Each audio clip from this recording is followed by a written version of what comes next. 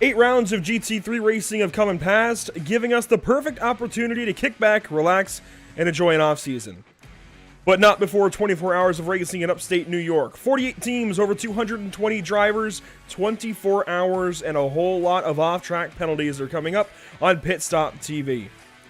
Hi, welcome to Pit Stop TV for NARL Cash Days in the virtual Watkins Glen International. I'm Andrew Cardinale IV with JP Costa alongside, and it's good to have you here nice and early on this Saturday afternoon, JP, and we're ready for some endurance racing. Yeah, absolutely. It's a pleasure to be here, Andrew. Obviously, I love endurance racing. It's one of the reasons I actually joined iRacing in the first place. So being able to cover actually a 24-hour race for the first time in my life, it's going to be an absolute pleasure. And I mean, what better way to do it than, well, with the NARL crew, a bunch of pro drivers, a bunch of pro-am drivers, a bunch of amateur drivers, great people that we know, and some people that I'm eager to know as well. Yeah, we're going to meet a whole lot of drivers today. We're used to maybe 100 throughout the course of a season. We've got over 220 signed up, and, many of these names are going to be new to us, but I'm very, very excited. There's certain feelings you get when you go to a racetrack, be it for the first time or not, for an endurance race, and I've been lucky enough to do so over the course of my life a few times. And there's always some kind of feeling, especially going to VIR, for example, a special feeling when you're riding up there and you're going to get to see this place throughout the course of a whole day of racing. You're going to get to see morning, day, afternoon, evening, nighttime, all these different kinds of ambiances around the racetrack. I'm going to be honest, I had that same kind of feeling driving back to the house earlier from getting McDonald's for breakfast. It's so cool to think we're going to have 24 hours of racing here on Pit Stop TV, or at least most of 24 hours of racing, and 24 hours certainly at Watkins Glen for the North American Racing League. It's just got a cool feeling about it. The 4-hour in September was a lot of fun at Long Beach, but this is a whole lot of different with 24 hours of racing here. This is the track map today presented by Whiplash Media Sim Cams. You can see Watkins Glen International, JP, we know it, we love it. It's not all that complicated as far as a track map, but you get more complicated when you get out of the carousel. I think when you get through turn 5 and head down the chute to the laces of the boot, that's where things really get treacherous, and you can see that we do have the boot there with turn 6, 7, 8, and 9 in our layout. It seems like, JP, those corners get so much more complicated because of the difference in elevation change going through turn in, apex, and turn out, turn exit. Turn 6 is that way, turn 7 is that way, turn 8 isn't quite that way. The heel, I think, is the most simplified corner in that bunch, but turn 9, right back to it. Yeah, you're coming up a crest, right at apex, right at turn in, and it just tends to throw the car sideways. So we're going to watch those corners, I think, in specific, really give these guys trouble today. Yeah, absolutely. I think that's the corner where we see the most difference in lap times in drivers is just so difficult, actually, especially as you mentioned with the elevation changes. Personally, that's where I suffered when I was driving Watkins Glen, just getting laces, the toe, and obviously the heel sometimes, right? But obviously turn 9 injury, especially on the first few laps of the race where tires are not up to temperature, the car is really heavy on fuel, we could see some difficulties there. And then obviously turns 10 and 11, drivers are used to turns 1 as well. But it's just such a fun track. It looks simple, but as you mentioned, it's far from it when you're actually driving. Got a good look there for a moment at pit lane as drivers and teams are getting out there for practice. 30 minutes of practice to start the day here at Watkins Glen. 10 minutes, rather, of qualifying here in just a few more moments, about 17 minutes away. And then 20 minutes of warm-up after qualifying for these guys to get things dialed back in. And I think that's going to help with drivers and teams sometimes forgetting to put race fuel back in the car, JP. We shouldn't have any of those problems today. With 20 minutes of warm-up, there shouldn't be any reason to not unload on the grid with race fuel. But let's take a look at our standings from our most recent season of GT3 racing. We do want to talk about this. We, of course, saw what happened to Interlagos last Thursday, 2 Thursdays ago, and we saw how it affected the championship and everything else. And Gustavo Ariel did walk away with that championship, and as this is a GT3 race, it kind of fits right into that category. Let's talk about the GT3 points. Absolutely, and it was a good, interesting race, wasn't it? In Brazil, it was kind of fitting for a finale, as Brazil, I guess, kind of is used to. But it was just so much fun. Obviously, Gustavo ended up beating Juan by just 2 points at the end of the championship. Did everything he needed to do. Juan obviously struggled quite a bit, being the I guess, the lone star against a group of, I guess, a whole team actually of full-time esports drivers. Obviously, Andre Melchers unfortunately did not participate. Obviously, he was a strong contender from the get-go, wasn't he, Andrew? But unfortunately, those router resets and the time he was racing really didn't favor him. Fabio Zimperlini did well to finish in 4th ahead of Bryce Rodriguez. And obviously, on the Pro-Am side, Paulo Godoy won. So we had both Brazilians championship on both classes. And speaking on Fabio Zamperlini and Bryce Rodriguez, Fabio actually took that spot away from Bryce in the final race, and then you had a great battle that we didn't see a whole lot of, actually, because of everything going on in Pro, all the drama, but John Sedlak, Scott Kimbrough, Reed Gibson, all very close in the standings, and even Mike Galbraith and Blake Scott. Blake Scott dropped 2 or 3 spots in the last race alone, so a lot changed, even in the Pro-Am side, and I think as well on the amateur side, as we look at the amateur standings after 8 races of 8, Rob Rodriguez Jr. coming away with that championship. Diego there in 2nd. Ilya Speaker 3rd. Just hanging on over Brent King Cup by 3 points in the final round. We saw a lot of drama out there for Ilya in Brazil. And you have some more great battles like Nicholas Sykes, Kerry Corcoran, Dominic Angelicchio, and Mike Braun, all within a few points right there. In fact, Kerry, Dominic, and Mike all separated by 1 point each. Yeah, it's crazy how, close these drivers are, especially on an A-round championship. You can see there's Scott Angelo tied with John Kroom, actually, for 19th place, and Adolfo Perez just 1 point ahead of them. It's just crazy how, little margins it came to Andrew in Interlagos. And that's what we love about a championship, having those positions decided on the last race, not having everything guaranteed on you up until the last moment of the race. That's what we loved. And it was certainly a fantastic championship. It kind of sets, obviously we don't have every driver that participated tonight, but those that are here, they know how their fellow competitors are going to race. And obviously seeing those familiar faces, I guess, it lights up this field a little bit more for us. Like I say tonight, we're going to be saying today, tonight, in the morning, a whole lot. We're going around the clock, of course, here at Watkins Glen. You saw practice is already underway. In fact, Andre Melchers, championship contender both in the Porsche Cup season and the GT3 season this past go-around with NARL. Fastest so far for R8G Esports. Of course, Roman Grosjean's team. And Andre is clear by nearly a 10th currently over Urano Esports and Alexei Netsov, it looks like. We're going to have trouble with some of these names. Excuse us, and by all means, feel free to correct us as needed. Here's Biela Racing Team Euronics 1, and that, I tell you what, that is a good-looking livery.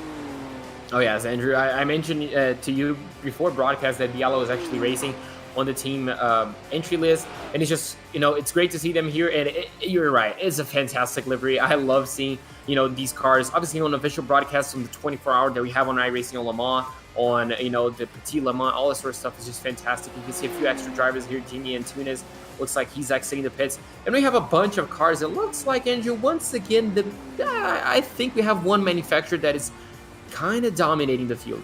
We will see a lot of BMWs throughout the course of this event, but we'll see some variety, I think. We are going to see mostly BMWs out there. You see one here with GermanSimRacing.de by ACV. You got Biela Racing Team Euronics 2 with Connor Karnick behind the wheel currently. Schala Racing. So we got Radix Racing, and RD Simsport joining the field as well. Of course, we see a lot of RD Simsport on Thursdays with BSRTC. Scott Kimbrough for Empire Racing, 11th on the board so far. Really good effort out of them, actually, in practice. So we could see Car 25 be one of the top Pro-Am competitors. I'd say that as Vendaval Sim Racing White and Spencer Kosowitz go to 3rd on the board, and Pure Sims Esports now going up to 9th. So some big moves in the standings. Let's drop down the order a little bit, see some teams that are just unloading onto the track for the first time, including, here we go, Mark Luke, I'm going to assume there, in Car 41 with M1 LF7 Tucumlu Racing. We're going to go with Tucumlu, I think is a little more easier to say throughout the course of 24 hours.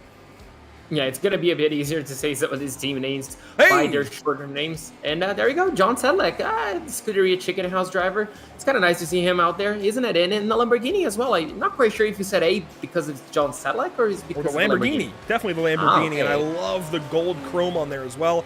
Now, for anyone wondering about driver classifications, it's not so much driver classifications, but team classifications. So it's an average of the team's I rating. So you will see some drivers that with higher up or even lower down I ratings potentially into a category that you might not expect because of the rest of their team. So you might have an alien driver with a few guys that definitely match Pro-Am or even Am potentially, and they would average out into Pro-Am. So that might be why Damian Harris, you currently see Janny in Pro-Am when he's got 7.5 thousand I rating.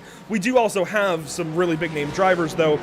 There is a 10,000, 5-digit driver in this race. So it's a stacked field, a very stacked field towards the top. Here's Tristan Iglesias, currently in car number 12 for T3 Motorsport, pulling off. And hey, they're in a Mercedes. And a Porsche now for Parabit.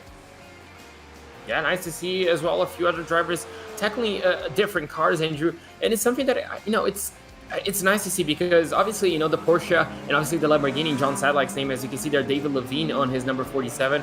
I know that it's guy. Nice. Yeah, I know that too. I was like, that's a familiar name. And then I remember where I know that guy from. But yeah, it's nice to see drivers, trying different cars because obviously it's a 24-hour race. It's not a quick 45 minutes, 50-minute race that you kind of, okay, I'm not used to the car, but it's overall the fastest. It's nice to see drivers going with a car that is, I guess, more familiar, they're faster, they're more confident with, because at the end of the day, Andrew, to finish first, you first need to finish, right? Yeah, and admittedly, most teams definitely went with the BOP choice of the BMW, but here you go. Quality Control Racing in a Lamborghini. Good to see them out here. And Triple Peaks Endurance in an Audi. I did not expect to see many Audis today, so to at least see one for Triple Peaks is very nice. And the other good news to this event, JP, is there will be spills, there will be accidents, there will be some crashes, and I would imagine we'll see a few even on lap number 1, but they do have 3 fast repairs. So 4 cars, technically, if you make one last 6 hours, you're already ahead of the curve. So if you can make each car last at least 6 hours of racing, you're doing okay. Yeah, absolutely. And those 3 fast repairs will give the teams 3 lifelines, essentially, throughout the race. Obviously, if you crash, even lap 1, we know that's probably going to happen. It's a race. But, even if you crash during the night, lapped cars, even if you have hardware issues, Andrew, which is sometimes the thing that kind of sets driver back over on 24-hour race, it's good to have that lifeline back. Yes, you're going to lose a few minutes due to the tow and everything, but it's nice to be able to rejoin the racetrack with a brand new car, not I guess a messed up suspension, the car that is not driving well, that's not up to pace. It's nice to have those lifelines. And there you go. Another driver we're familiar with, Diego Arias. But in a BMW that we've never seen from them before. Usually when we see Diego on track, or at least GPVA as a whole, it's in an Audi or a McLaren, especially as he ran all last season, or all this past season anyways, in season number 3. But going for the BMW today, and again, teams mostly going for the BOP. It seems like the BOP just slightly favors the BMW. I'm not surprised by that, though. The BMW is just a little better right now on iRacing, at least, and teams seem to favor it, for sure. Yeah, absolutely. And I kind of want to retouch that point since you mentioned, about drivers choosing the car that they're more comfortable with. Obviously, if you have a car that is, it's going to be faster overall and you feel safe driving, which is the case of the BMW. It's a safe car to drive. It's not, I guess, like the Audi, like the Lamborghini, for example. It's going to be overall faster. You're going to get a few seconds over maybe just a stint, or over the 24 hours. You might get a few minutes ahead just on raw pace. So obviously, it tends to favor the drivers to choose those cars. But it's good, Andrew, sometimes to have even the same cars, because then you can see the difference in setups that the teams have chosen, and obviously that's going to apply to their driving styles. On board here with a Pro-Am car of German Sim Racing Red is, I see car 450 going a bit faster. Luca Kita behind the wheel definitely makes a lot of sense for them to go to the top of the board. If we can get Yellow Racing, there we go. Yellow Racing, excuse me, Euronics 1 with car 450. Tempest Esport here today. They've got a couple of beautiful looking cars. Here's one of their BMWs, car number 111. Apex Tech Racing out there in a BMW as well. Pure Sims Esports here today in a BMW. We're going to be saying that a lot. Yeah, we're going to be talking about quite a few BMWs throughout the night, throughout the 24 hours, and I'm pretty sure that's going to be 90% of our talking point. And obviously, you can see there Antunes on his number 6. And yeah, with only 7 minutes left in practice, Andrew, we can kind of see the pace of the drivers. Obviously, drivers could be running qualifying times. Drivers could be running full race times. It's going to be difficult. In 7 minutes, we're kind of going to get an answer to that. Drivers are going to be obviously going to qualify fuel pace, only 10 minutes, a few laps. And yeah, it's going to be fun. That's already going to set up quite a bit of what we should expect throughout the 24 hours. I love that this team name is our NARL competition, and they've got Eau Rouge on the side of their car. I just want to point that out. I for some reason, I really like that. But our NARL competition, the team, of course, that we saw Nicolas Rubelar compete under this past season in NARL, here today with a full team.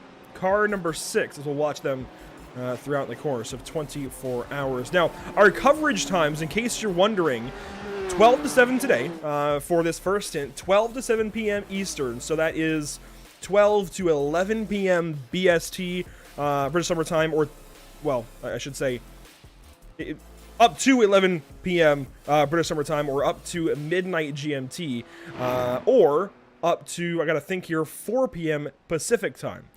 Now, this might get a little confusing, so write it down, or you can check the YouTube pinned comment that we left a little while ago. The second bit of coverage that we'll have will start at 9 Eastern tonight and run through 3 a.m. Sunday morning. And that would be, let's see, 1 a.m. British Summer Time through 7 a.m. British Summer Time. You can kind of extrapolate from there for GMT and everywhere else. And then our third piece of coverage will begin at 9 a.m. Eastern or 11 a.m. No, sorry, or 1 p.m. There we go, British Summer Time. To 2 p.m. Eastern or 6 p.m. British Summer Time. And again, you can extrapolate from there for Pacific or Central or GMT, what have you, across the world. So that should give you kind of a decent idea of when we're going to be streaming. Again, that pinned comment is over on YouTube. I can go ahead and put it in Twitch if need be. I know there's a few of you guys watching over there. We want to make sure you guys know when we're broadcasting this event. We're not covering all 24 hours. That would be a lot for us. We're still one of the smaller channels around here, but we are covering as much as we can. In fact, it's 16 total hours of race coverage with 1 hour of pre-race, 1 hour of post-race. And 4 of those hours will be Sounds of the Sim, as we're calling it, JP, where we just kind of sit back, enjoy what we've got here at Watkins Glen, and just watch these guys race. I mean, what's wrong with that? And we won't be commentating for those 4 hours, but we'll have 1 hour of that coverage within this first pocket, 1 hour later tonight, and then 2 hours in the morning to get us started. So definitely looking forward to all of that. But as practice wraps up, rather, let's check out our weather for the first time, JP. We haven't taken a look just yet, and the track, 110 degrees Fahrenheit, that's warm. And I like that, Andrew. That's going to bring a nice challenge to these drivers. You know, it's not going to be 24 hours straight up on 65 Fahrenheit that we're kind of used to, aren't we? Seeing those low track temperatures, it's kind of nice to see, you know, the track temperature really high up. Should bring a bit of tire degradation. Could be another factor for these drivers to take in mind, especially on the pit stop. So it could be very, very interesting. Yes, 67 degrees in the air, but 111 now on track. That's warm. So we're going to see these guys, I think, go through some big swings today. This is an open setup event. Now, of course, the league is usually fixed setup with GT3 cars, but this is an open setup race. There were base setups provided by VRS, Virtual Racing School, and a big thank you to them for everything they've done this season at NARL, be it with the Porsche Cup Series or today for this 24-hour race. A big thank you to VRS. But these guys do have the opportunity, the ability to completely tune these cars as they need or want to, and they have over the course of weeks and gotten ready for this race and worked with VRS and the BOP. VRS also set that BOP, trying to get these cars as even as possible. And I really think we're going to see some big swings in these cars. There aren't many adjustments they can make throughout the race, JP, but they can do a lot up until the start of the race. So as they chase these track temps, they know it's going to cool down overnight, which we will have an overnight portion. They know it's going to cool down overnight. They know that the temps are going to drop wildly and the track is going to completely change, especially as more rubber is put down. They're going to be chasing the track and the car a lot today. Yeah, absolutely. And that's one of the tricky things about setting up a car for 24 hours. You have to set up a car which is going to be comfortable in the high track temperatures that you're going to have. Sometimes in the start of the race, you're going to have to set the car up to be nice and comfortable on, you know, obviously those lower track temperatures that you're going to have over the night. And obviously when the track heats up, so the car needs to be ready for all those circumstances, it is going to be really interesting, Andrew, to see, you know, the work that the drivers have put in. And obviously, you know, we're going to see how the drivers react to those situations as well. We know that normally in Le Mans, the golden hour when the sun is coming up, the track is heating up, that's when the track is at its fastest. We're going to have to wait and see when is going to be that stage on this race. I think somewhere between the evening tonight and the morning tomorrow is when these guys will really set down some heaters. When the track gets real cool, there isn't a whole lot of speed in it. When it's right in between, when it's starting to cool off, and especially like you said, in the morning when the sun is coming back up, that's when the track gets real fast, because it's a cool track, but it's gaining temperature as opposed to a hot track losing temperature. So when it's that cold track gaining a bit of temperature, these guys go out on new tires maybe and get maybe 10 or so laps in and be able to really break into those tires. The track gets really good. The track gets really fast. And these guys will be able to set down some heaters. We won't see too much of the morning coverage. We'll try and get as much as we can out on social media as well. But we'll be kind of following things as is best, I guess, doable for us here in the Eastern time zone. So anyways, 67 degrees on track, 111 on, well, sorry, 67 in the air, 111 on track. It's warm. Now back to our practice times with a minute and change to go. Biella Racing Team is still on top, and they're even on track once again. Luca Kita still behind the wheel. And most of our top 10 has actually parked it for this practice session. R8G, Urano, German Sim Racing, Vendaval, Valkyrie, they're all in the garage. BL Racing Team Euronics 2, though, is on track. And here is Connor behind the wheel. Lunatic Racing in the pits. Our Knowledge Competition in the pits, but Pure Sims Esports back on track. Yeah, so these drivers looks like they're taking the last few laps. They could be practicing, obviously, for qualifying, Andrew. We're not quite sure, obviously, which driver is going to be taking qualifying, but most likely the driver that has been, practicing quite a bit is going to be the driver that's going to be responsible to qualify the car. And sometimes, Andrew, when you're on your own, it's a bit less of a pressure, but especially when you're in a 24-hour race and you're representing, obviously, a team with more drivers, qualifying can be quite nerve-wracking. Yeah, these drivers want to make sure they can get the best out of qualifying, want to start further up in the field. That said, we may see some teams lean back here in qualifying. That's an often, I guess, a frequent strategy that's pulled, a popular strategy in endurance racing, at least on the sim, is to not qualify at all, start at the back, and actually just work your way through the field, especially because you do often see some lap 1 mishaps. And if we get through turn 1 safely, JP, I think this bus stop is going to be a place to watch on lap 1 for some chaos. Oh, it was, remember, what was, yeah, it was, BSR recently. BSR, yeah, I was going to mention that. At BSR, we had quite a bit of action on the S's, so drivers should be, obviously taking care of their, obviously, it's a 24-hour race. There's no point in risking everything. You're not going to win the race on lap number 1. You can definitely lose it, though, on lap number 1. So, yeah, it's going to be interesting. First thing first, Andrew, qualifying time. And our weather has not changed at all. So still 111 degrees on track. Now, I wonder, with fewer cars on track and qualifying, at least at the beginning, if some teams might be able to wait later in this session and get a cooler track, but then you're sacrificing laps at that point, right? So do you want to get on track right away, or do you want to wait? I don't think the track temperature will drastically change throughout the session. It's only a 10-minute session. Obviously, it could, but it's going to be a big gamble. I don't think we might see, obviously, Andre usually leaves for the final few minutes to qualifying. We know that, but I don't know. I feel like some of these drivers might as well take the laps out. You can see their anality. But yeah, it's going to be interesting to see what each team does it for their qualifying strategy. So we'll go through most of these liveries as these guys get out for qualifying. Here's Aerokinetics on track. Car 22 in a BMW. Maradness Green out here today in a BMW as well. Car 53. Nicholas Michel currently behind the wheel.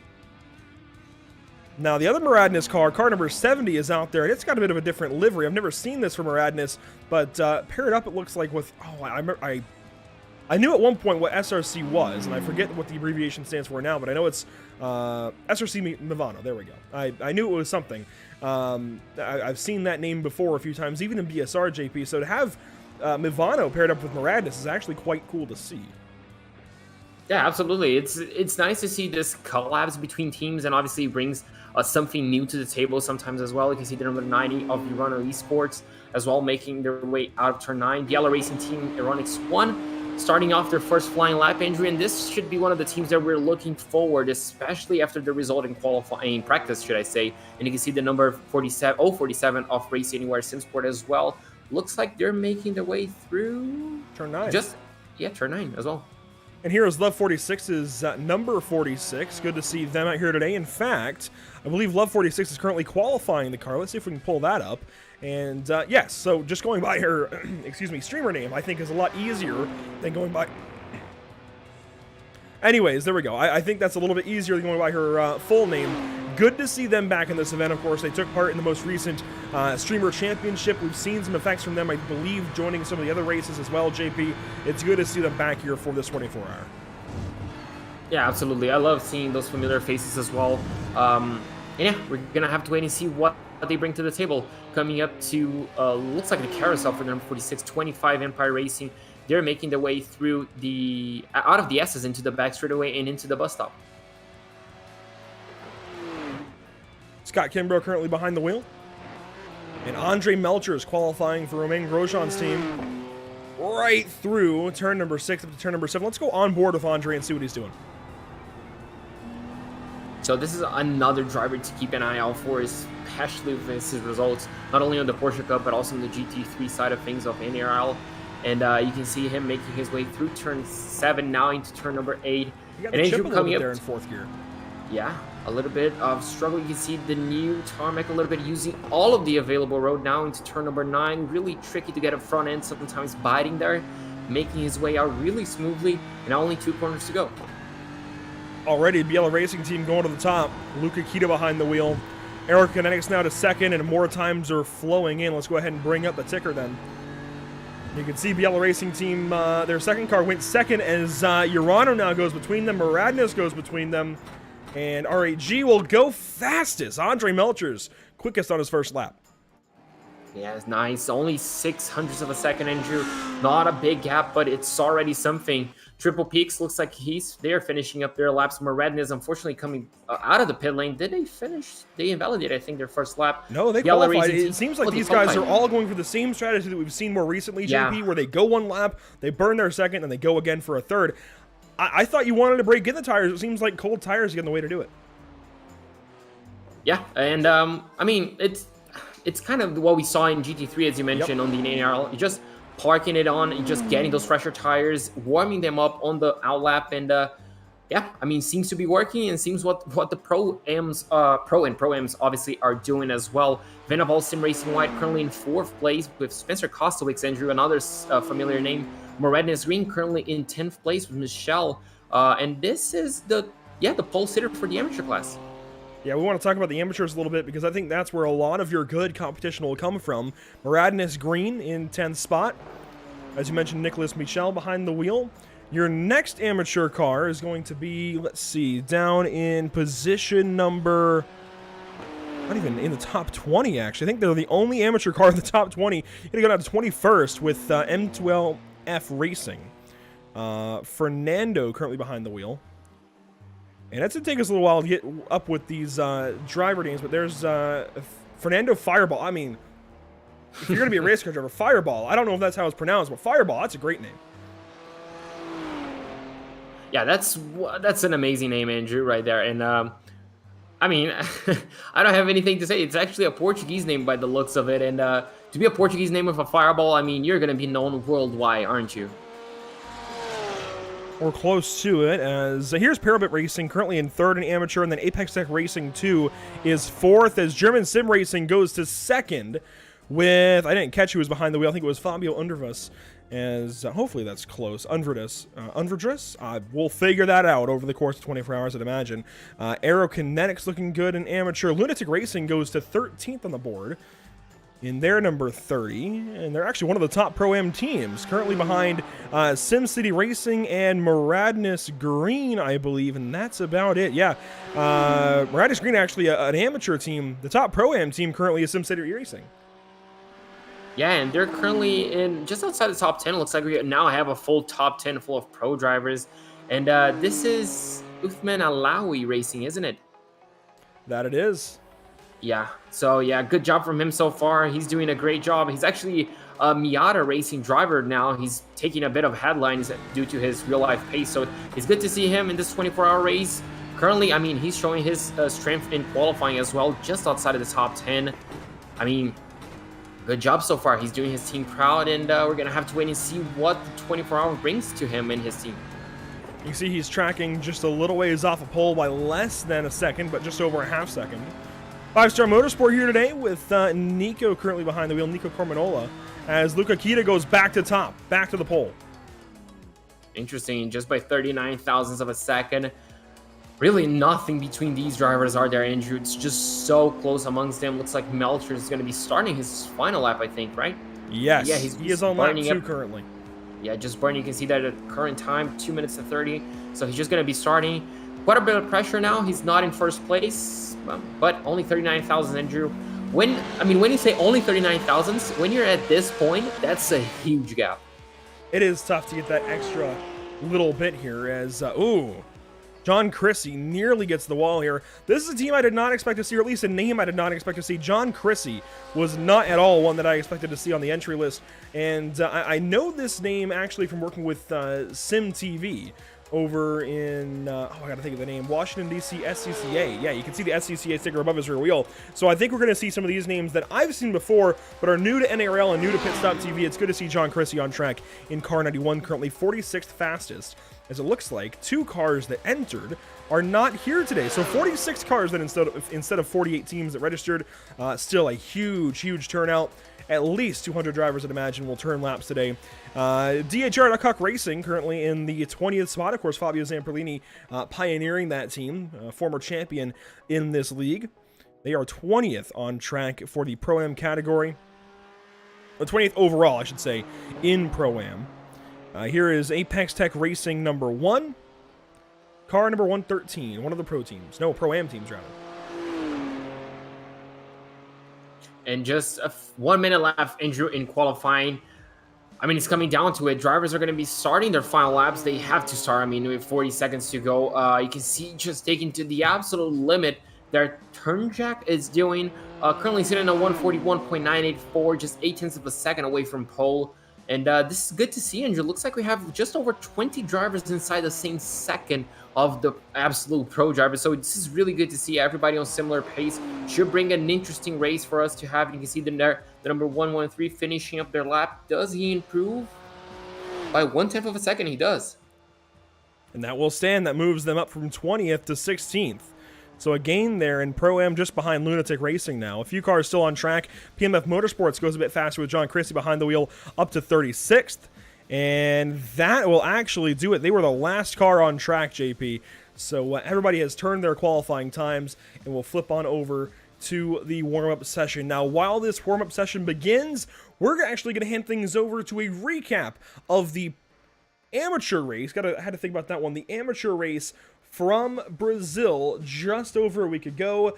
This is a recap again of the NARL Amateur Championship round from Interlagos. As I just got to mention. Yeah, okay. So we do have that recap for you. This is, again, a recap of the final round of racing in the GT3 season for the amateur class. Not the pros or pro-ams, the amateur class. We'll have the pro-am recap later on in the day. Go ahead and take a look at this. From Brazil, as the field comes down to the start-finish line, comes down to the start-finish straight anyways, the green flag will fly, and we're racing at Interlagos.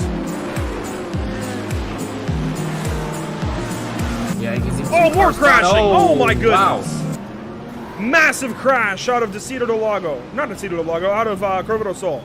You see our leaders around turn 15, headed back to the start-finish line. This will wrap up lap number 1. We'll allow the entire field to come up by the start-finish line, and then we'll go back and get a view as to what happened on lap number 1. You can see 3 wide action. Diego Area, you can see darting on the inside. He goes quite well. There, yeah. Right now, we're going to try to take a look to find out what happened. You can see 4 or 5 wide right there, Andrew. Oh, they just stacked up, I think. Yeah. Joshua Lyon might have been at the center of the start of it. Yeah. Wow. I thought he got turned around worse. So there's the initial crash. Oh, he gets hit. And Mike Braun turns him around, and Joshua, I guess, is able to get going. But that's not so for the rest of these guys. Wow. Here's your leaders, though. Top 5 all in a row here, JP. This is not what we're used to seeing. No, definitely not. But it's certainly good to see something like this. You can see now Bobby Flack. This is the view from the guy in 5th place. Ahead of him is the number 6 of Speaker, who, Andrew, started the race on pole, and unfortunately looks like it's falling back just a tiny little bit. And, well, just ahead is the number 66, the championship leader, Rob Rodriguez, doing a fantastic race. 3 positions ahead of his closest competitor. Yeah, they look pretty orderly. Maybe we're going to have a battle between Speaker and Bobby Flack. But other than that, I'm pretty sure they're all fuel saving, just biding their own time. And I love that shot, seeing how low the McLaren is, Andrew. And how big it... Oh, Bobby Flack goes for a big move. Whoa, and gets... And how important... You know what would you say? Oh! Oh, no. I was just gonna around. say, he lined up that move perfectly.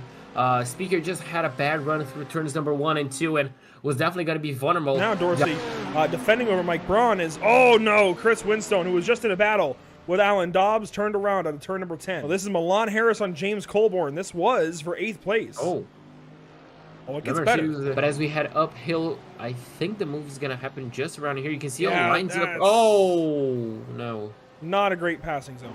Let's now come to a side-by-side battle for 2nd place. Brent Kingcott and Rob Rodriguez Jr.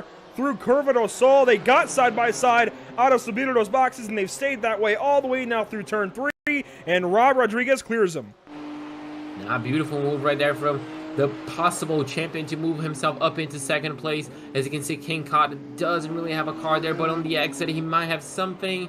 Looks like not quite. Bobby Flagg, Andrew, behind them. Sonny Brown was that car that was involved in that lap 1 mishap with Louvier. Is Brown now working on Austin Hodel. This is for 11th position. Brown on the left side. And we'll have the inside for turn number 1. How do you reckon this one goes? Oh, with some contact. I wasn't expecting that one. Austin Hodel, hang on. He does. Oh, not in front of traffic, right in front of Sean Patterson, and Alan Dobbs goes by. Now there's a stack up. Zachariah Rosar's in it, and there goes Ilya Speaker. No! This the pass the lead. Oh, Garcia in the pit lane. And Garcia is forced to pit early. Diego Arias is gonna follow him. Interesting. Actually, Billy Barriman hasn't pitted, so he is in for the first time. So here we go. Our leaders are finally in. There we go. Now this is going to be a battle on the pit lane between these two. And you're going to have to see anyone gambles, Andrew. I expect Bobby to gamble. I don't see Rob, I mean, with any reason whatsoever to gamble on fuel. And I think Rob is actually going to come out on the lead with quite a gap. It looks like it. Marco Garcia is behind Brent Kingcott. A longer stop for Marco. Kingcott, a much shorter stop, 8.1 seconds. And Rodriguez Jr. with the execution on and off the pit lane. 8.3 seconds.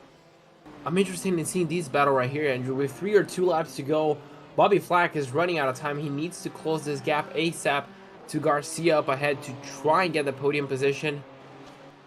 Once again, Marco led so much of this race, 18 laps out of the projected 26. Just a slower pit stop. Took a little more fuel. Maybe a little bit slower on pit exit. And has put himself in a position to lose this race, unfortunately. And he will have just 2 laps to go at Interlagos to claim a series championship in the North American Racing League. Fantastic runs all season long here. For this guy right here, it's just a few extra laps for you to unfortunately come so close to a championship after doing such a good run. But it's not going to be enough, unfortunately.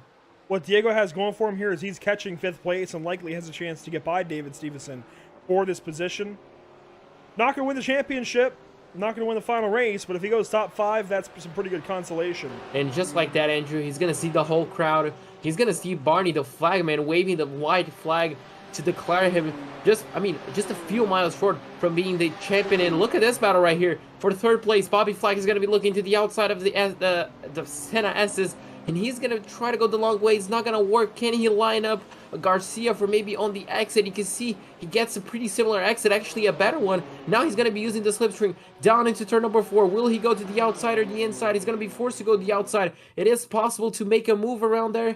We have a bit of a blank, looks like. And Bobby Flagg goes to the outside. Side by side between those two. No contact whatsoever. The 105 gets the position. Maybe not. It's not over just yet. Side by side up to turn number 6. Marco Garcia around the outside, hangs on, restricts the exit there for Bobby Flagg just enough to make this a battle all the way up to turn number 8. And now I think finally Bobby Flagg takes the position. Yes, he does. Rob Rodriguez Jr. will be a champion as long as he makes it back to the start-finish line. What a drive he had so far, Andrew. Just a few more corners. No Timo Glock to spoil his party right here. But the number 66 crosses the finish line to be this season amateur champion. Congratulations to Rob Rodriguez Jr. A season well done. Entire season, Rob Rodriguez best of them all. And Rob is able to go and claim yet another race win. And Rob, it didn't always look like you were the best car out there. In fact, for much of tonight's race, it looked like it was Marco Garcia. What happened there at the pit stops? Yeah, I don't know. I knew that it was really tight up front, and I was struggling a little bit. I have actually, to be honest, I have a cold. I came down with a cold, so have kind of a slight headache, but no excuse. I just really was trying to keep it tight up front and not lose too much time. And when it was time for the pit stops, I just thought, okay, I got to really nail the entrance here because it's a fast entrance, so it's easy to overshoot it. And then just get out. And I had practiced the pit exit because, the pit exit here is long and windy, and I had practiced really trying to get the best lines through there. And, I don't know. I think by that point, I think I had a pretty good gap, so maybe it was going in. But yeah, it worked out. It worked out great.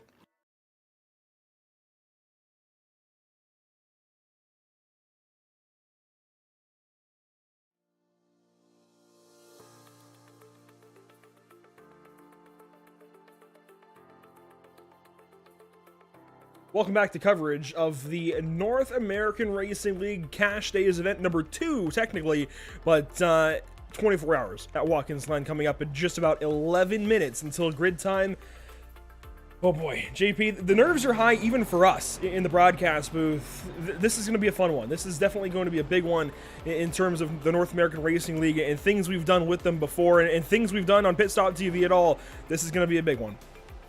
Oh, absolutely. I cannot wait. I'm really excited.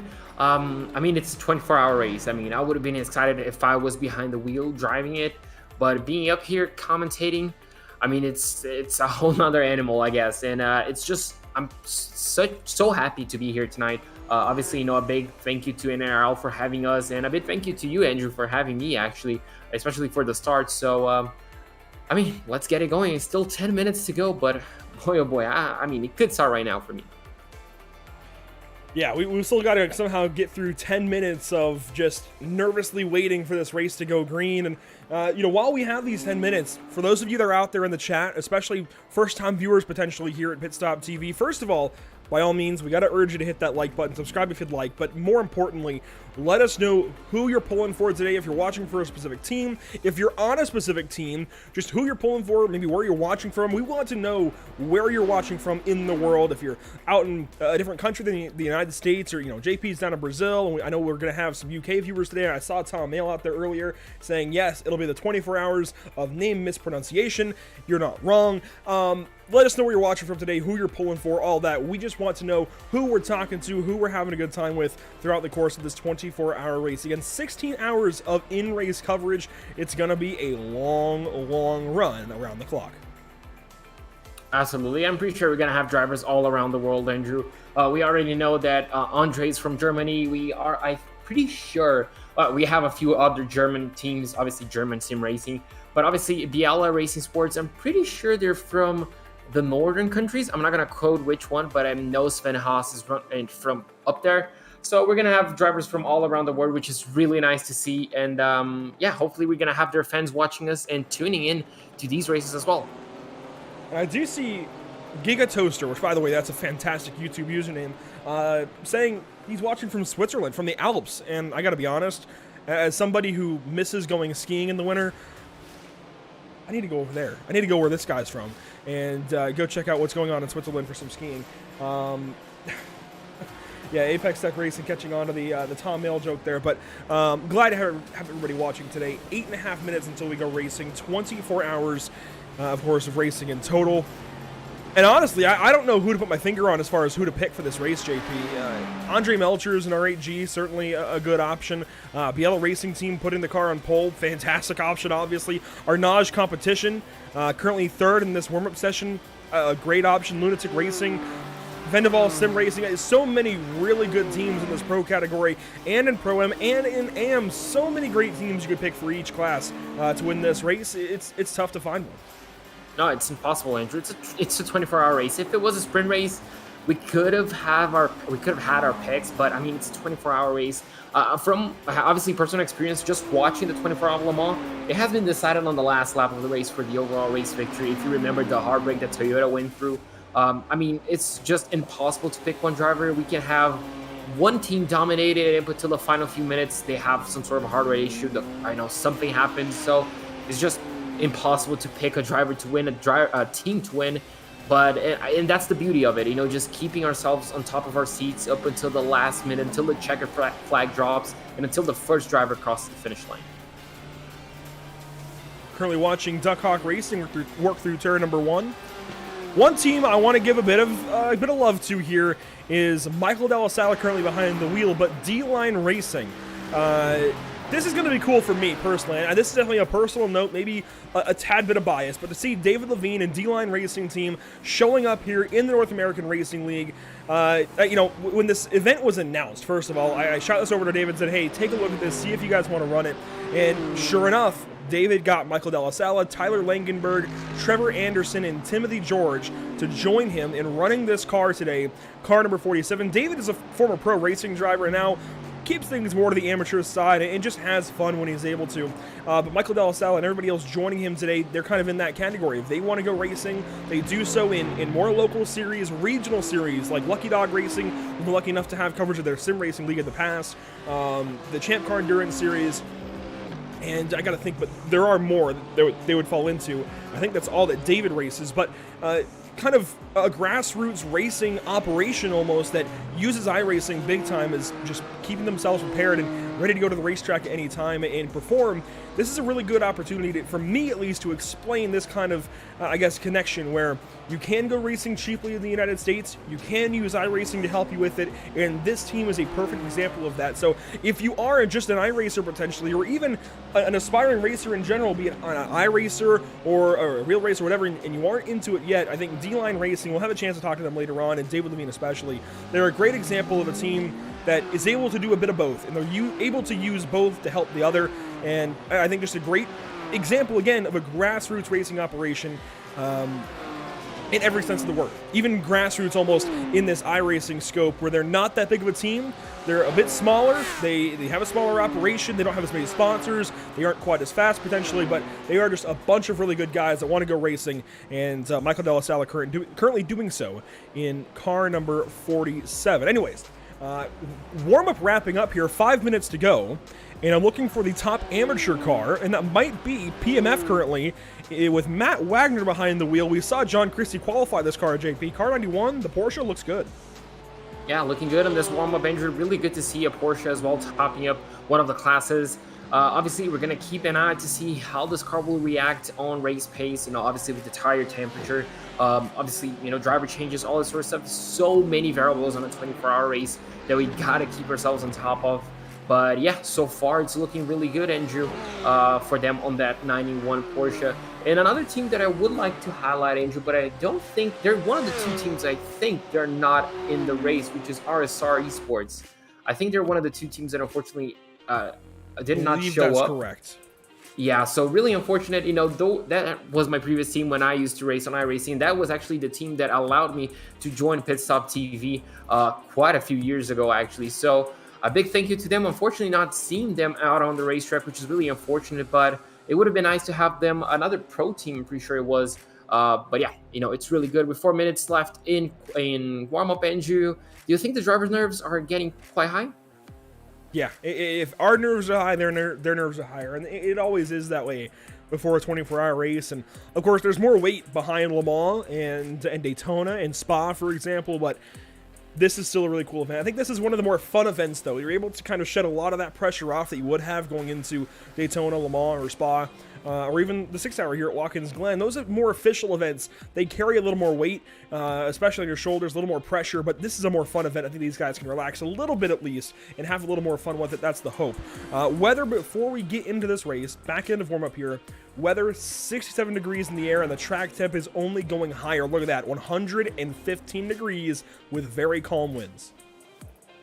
I mean, track temperature getting higher, Andrew. I'm not gonna lie, I'm liking what I'm seeing. It obviously the drivers won't, but I like that challenge. You know, I was quite afraid to see the session take over and we somehow have the track temperature down into 60 degrees Fahrenheit. But having it up here is gonna bring a huge challenge to the drivers. It's gonna be incredible actually to see if every single team can keep their tires on a working window and not having them fall off the cliff essentially. And yeah, looks like we have quite a few cars left on the pit lane. Once again, taking a look at the track map, which corner stands out to you, Andrew, as one of the most difficult around Watkins Glen? For lap 1, it's going to be turn 1. Then you get down to the bus stop. I think that's your most complicated section. I guess your most densely complicated section on the racetrack, only because it is such a small area and you're turning right, left, right very quickly.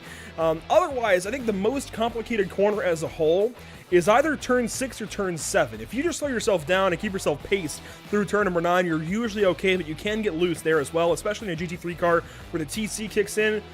But I took some laps here in the Lamborghini last night on a cooler track temp, got the tires up temp and everything. Every time I went down into turn 6, the nose pointed and the rear was all over the place. I don't know how it's going to work for the BMWs, and of course that was on a stock setup. These guys have a chance to tune their cars, but the Lamborghini felt very, very pointy in turn 6, and I know it's only the Lambo, not the BMW, but I really think turn 6, turn 7 are going to be the problem spots, at least for car handling, throughout the course of this race. I think turn 9 as well, Andrew, especially on lap number 1. We're going to have quite a few cars going side by side up until that moment. And seeing how difficult sometimes it is to have the front tires essentially grip on turn number 9, because it's so easy to take a little bit of extra speed. And obviously on the exit, how many times have we seen a car doing that corner perfectly just to dip one of the rear wheels onto the grass and having it spun out? So it could be another corner to look out for, but it looked, as we mentioned, time and time again, it looks simple, but once you trickle down, once you really, I guess, dissect the track, it can really get quite difficult. Yeah, each and every corner has its own little particularities, if you will. The S is about flat out in these GT3 cars. You might have to lift a little bit on old tires and in traffic, but really should be flat out in these cars. And turn 1 is a somewhat standard, about 90, maybe 95 degree right-hander with a lot of natural banking to help you through the corner. The bus stop, obviously a flat chicane that they added in for safety back in the 90s, and I think is going to add a lot to this race especially. I think there's going to be a lot of passing opportunities created there instead of just flying into the carousel. And the carousel itself is going to be tough for a lot of these cars, especially the front engine car is going to push a little more than maybe the Lamborghinis and the Porsches and the Audi that we see in the field. So watch the carousel to be a little bit interesting, and certainly, again, everything in the boot seems to be difficult with these GT3 cars and is going to challenge the handling of these cars, certainly. Absolutely. And yeah, I mean, it could be all speculation, Andrew. Obviously, our experience tells us something, but in a few seconds, we're going to get the answer that we're waiting for. I'm pretty sure these guys are waiting for as well. Time has officially ticked over, only a few seconds left before the session ticks over. And the one question remains, Andrew, are you ready for it? Maybe. Maybe. If you want to be ready for this, if you want to check into our social media coverage, we certainly invite you and urge you to do so. Facebook, Twitter, Instagram, we'll have live updates throughout the course of the race, at least in pockets of time. And starting and ending the broadcast, certainly with social media updates on Facebook, Instagram, and Twitter. Those links there on the bottom of your screen. We're, of course, broadcasting to Facebook, Twitter, YouTube, and Twitch. The Twitch and Instagram username are the exact same. pit_stop_TV. Otherwise, you see the other 3 usernames there. Facebook.com/pitstoptv, Twitter.com/pitstoptv_, and YouTube.com/C/pitstoptv1. With that out of the way, though, JP, let's go ahead and roll down our grid for the NARL, there we go, Cash Days event at Watkins Glen. 24 hours of racing beginning here very, very soon.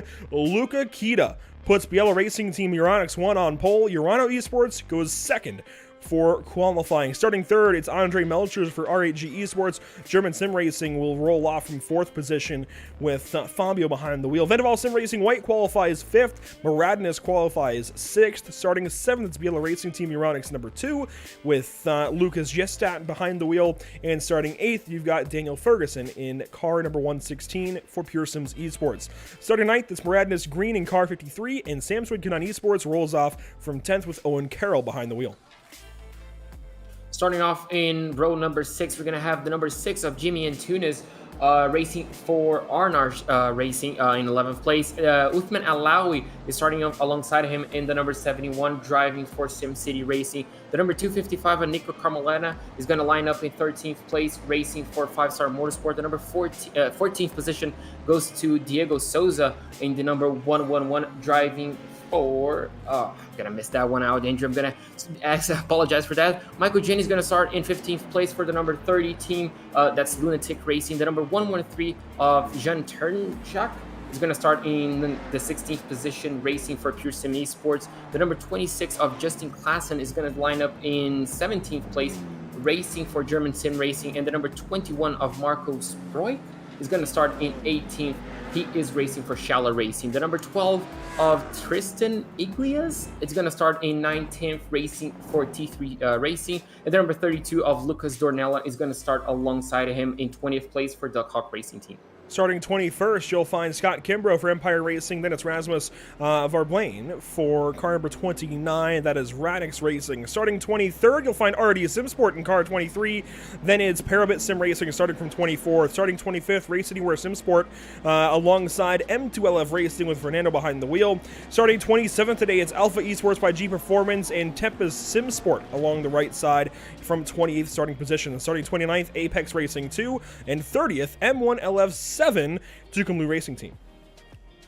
Starting off in 31st place, we're going to have Reed Gibson on the number 33 racing for Scuderia Chicken House. The number 22 of Daniel Dennison racing for Aerokinetics is going to start in 32nd place. 33rd is going to go to number 31 of Marcel Mueller racing for Schaller Racing. And the number 46 of Love 46, I'm pretty sure that's their team name as well, Andrew, is going to start in 34th position. 35th, we're going to have Austin Powell in the number 44 for Big Crumble Motorsports. And the number 91 of John I.V. is going to start in 36 for PMF Motorsports. 37th position, we're going to have Joseph Hoggard racing for Yellow Stripe Motorsport, and the number 27 of Ben Warren lining up alongside him in 38 for Parabellum Racing. Diego Era in the number 77 is going to start in 39th place racing for GPVA Racing Team, and the number 69 of Mitchell Bott is going to start in 40th place racing for Koala TY.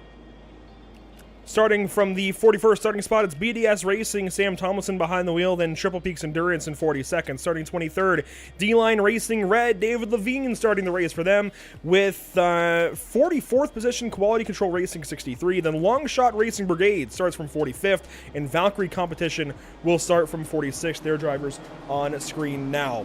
46 teams ready to go racing from Watkins Glen, and we're about to get things kicked off.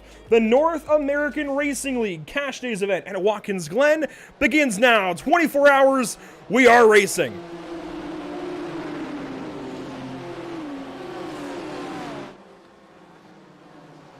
Already a crash in turn one. I see the Arnage car spinning, another car broadside, more crashing in turn one. The Triple Peaks car goes wide and crashes. Oh my goodness, a massive crash. I see the Duck Hawk car, the PMF car. Big crash. Wow, so many cars involved. Already in lap one, and you can see the ticker, 23 hours, 59 minutes still to go.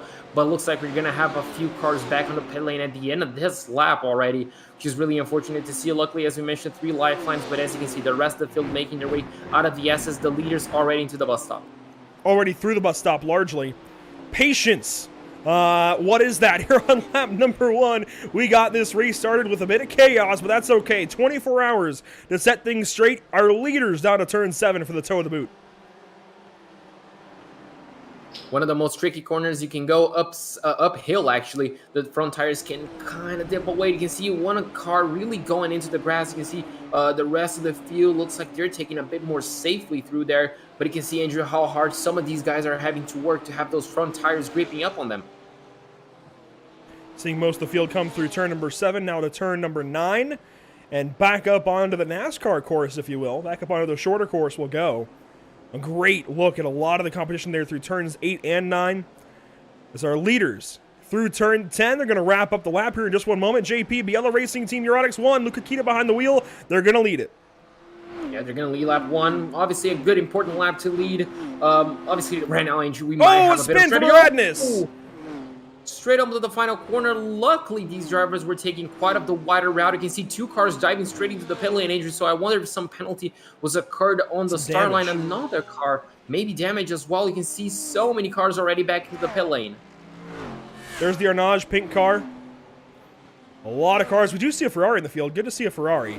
A lot of cars down to the safety of pit lane, and even a few extras. We'll let these guys get through most of lap 2, then go back and try and catch what happened on lap number 1. 24 hours beginning rather hectically.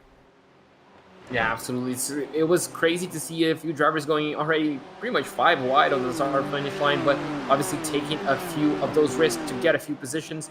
Didn't work out for some of them, definitely did work out for others. But yeah, Andrew, our leaders already kind of breaking away from that 1 second margin already pretty much halfway through lap number 2. It's a good pace that Kita is showing this early in the race. Luca Kita very quick off of lap 1. Urano Esports in second. Andre Melcher is currently in the third spot for R8G. Let's go on board with Andre. Oh, it's a problem here for the German sim racing number 4. Oh, facing the wrong way on the exit of 7, is that it? Yeah, that's always scary to try and get back rolling out of turn 7. Out of any narrow track, or any part of the track where it's a bit more narrow and you got to try and drive through the field almost to get back going. They jump in front of PMF Motorsports, fighting for that position to turn number 8. And they will hang on to now 22nd, right behind Parabellum Racing Team. Just sticking on behind these guys now for the time being. As you can see there, that's the number 90 of Nazov for Urano. And you can see there Kita once again, Andrew, putting up the early pace. Not something we usually see at endurance racings, do we? Normally we see drivers taking a bit easier on the first few laps to save a bit of fuel, to make sure they know the car, everything's all right. Oh, that doesn't seem to be the case for Biella Racing Team or 1x1. RD Simsport in the pit lane. Pinto behind the wheel. You see a couple of cars with a lot of damage in the pits, but RD comes in. This looks like it might be for a penalty as they're not taking a pit stop. Hard to imagine they got a penalty from just off tracks this early in the race, so wonder what that might have been for, but regardless, let's try and go back and see what happened there on lap 1, JP. There was a lot of action, of course, into turn 1 as we would have expected, but man, things got hectic quick. Yeah, absolutely. I was quite surprised seeing that much aggression, you can say, from some of these drivers, especially on the start. And that sometimes is due to just pretty much having another car sleeping on the start sequence. But as you can see, the drivers were already head to toe on the beginning of, at the end actually, of the formation lap. And yeah, on the exit of turn number, on the final corner actually, we're going to have quite a bit of action already. See what happens here to the drivers up front. Now I saw, beginning with the Arnage car, and I got to find them in the standings real quick and go back and see this. Car number 6 was one of the first cars that I saw broadside. Let's see what happens out of turn 1. A lot of trees there in the final corner, but this should show us. You see a lot of the field swinging left, right, and everywhere in between. 4 wide to turn 1 is always going to have its issues. And yeah, just some squeezing there with the Muradness car and the SimCity Racing car, and I think even the Apex Tech car. And just cars sliding at that point. I mean, it's really tough once you get a few cars out of whack. And oh my goodness, look at that big hit for Tempest. That was a massive hit, Andrew. Just unfortunate to see some of these drivers obviously some of them taking a bit easier, but you know just how narrow that exit of turn 1 is. Sometimes that's just gonna happen, but that was a big early hit. This is a view from further back in the field. You'll see a lot of chaos going on here. So you can see this is on board David Levine, the number 47. You can see just Whoa. a big puff of smoke. You can see taking evasive action, just trying to avoid any sort of incidents, really being cautious, not trying to get any damage. Oh, I guess just hit it a little bit, but it's just so difficult, Andrew, when you're pretty much on the back of the grid, just watching it all unfold and trying to react as everything happens.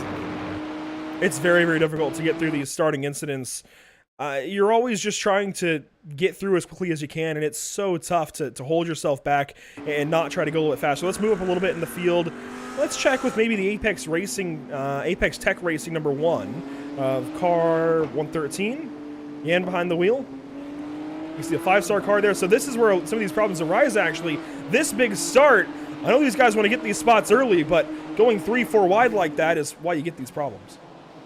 Yeah, absolutely. Obviously, sometimes just guessing when the start is going to happen, sometimes that's going to cause that because, as you saw, we went nearly 4 wide, 5 wide at one point. Wow. And, I mean, there isn't enough space to get 5 GT cars on turn number 1, which is unfortunate when it all happens. And, yeah, you can see big damage there to Paulo Fonseca, his number 24. But it's just unfortunate. Some of these drivers obviously taking the chances as they appear, just like racing drivers do. But unfortunately, sometimes it just really does backfire. Back to our leaders here. 23 hours and 52 minutes to go. First time I've ever said that one in my life.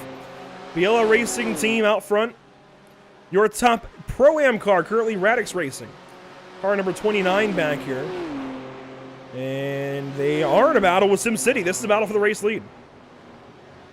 for the Pro-Am lead, I think. Yeah, Pro-Am lead. And yeah, they're going to go side by side through the bus stop. And, well, Alawi's going to get the position for the number 71.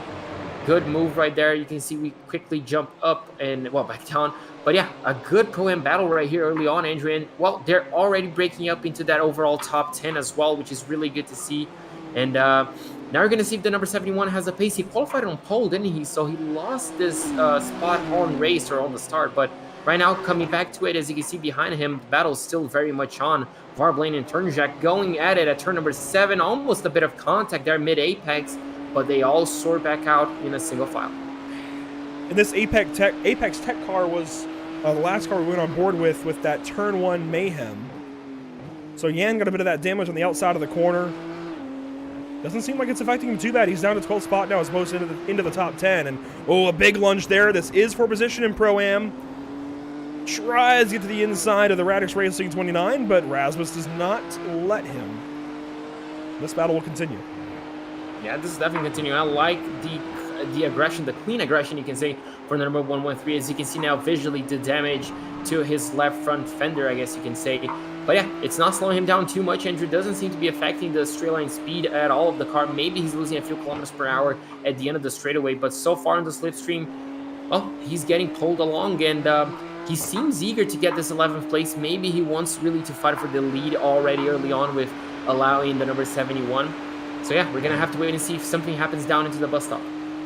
The top AM car currently, let's see here, 13, Apex Tech Racing 2. The two of their cars in the field, and this one being driven currently by James Ebram. I was waiting on that graphic to pop up. Just ahead of one of the Pro-Am cars, the Shala Racing 42. It's actually car number 21.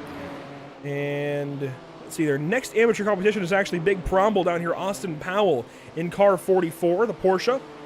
Ahead of Radness Green, Nicholas Michel, and that BMW we saw spin on lap number 1 in turn 11.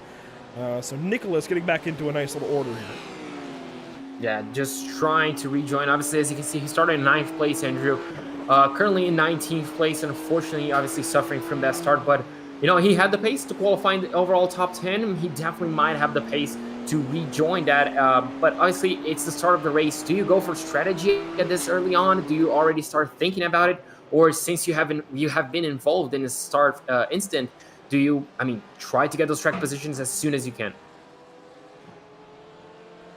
Really, you just got to play this whole thing by ear. We know how 24-hour races go, and well, obviously there's 24 hours of racing, an entire day. This session will be green flag for an entire day. Think about that. I know a lot of us are probably used to 24-hour races. We're used to that concept, but for those of you that might not be, an entire day.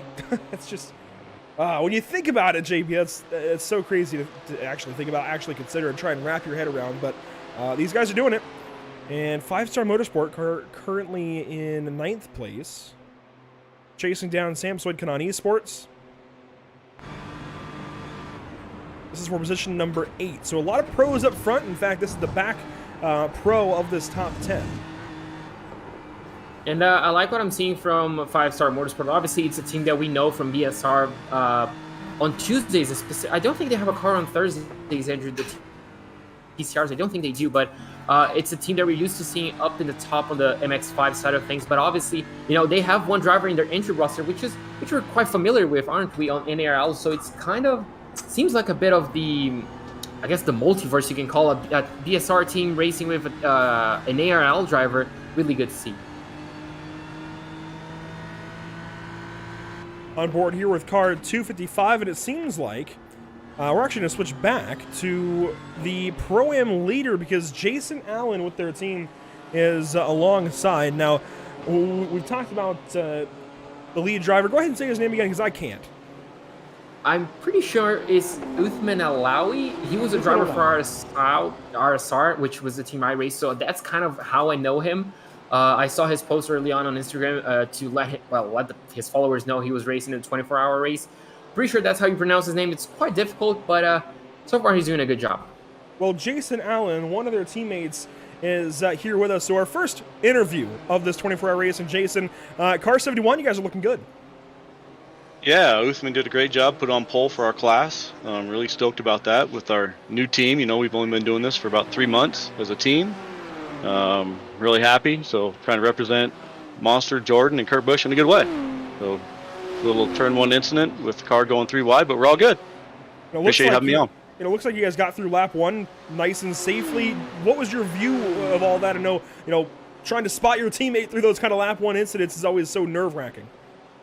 Yeah, that's the tough part, right? So, we started 12th, P1 in class, and then, basically just past start finish line, the car went 3 wide on us and kind of jammed everything up. But, long race, 24 hours, I don't know where some people are going, but we're all good. Little damage, but he says the car is really good right now, so we're stoked. We're happy to be here. Thanks for putting it on.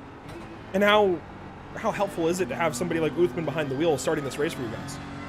Man, he's got a ton of experience, not only in sim, but also in real life, and we're very lucky to have him for this race. He's helped our team quite a bit. Like I said, brand new team, just 2 months in as a team, and we're very thankful for him. We've got a good crew. Well, Jason, thanks so much for your time. We'll let you get back to it. And, hey, thanks for being an entry on this list. We appreciate it. Thanks, guys. You guys have a great day. It's Jason Allen with SimCity Racing. Notch that one in as our first interview of the day. We're going to have a lot of them throughout the course of this race, and teams that might be watching, drivers that might be watching. If you do want an interview, check out the NARL Discord.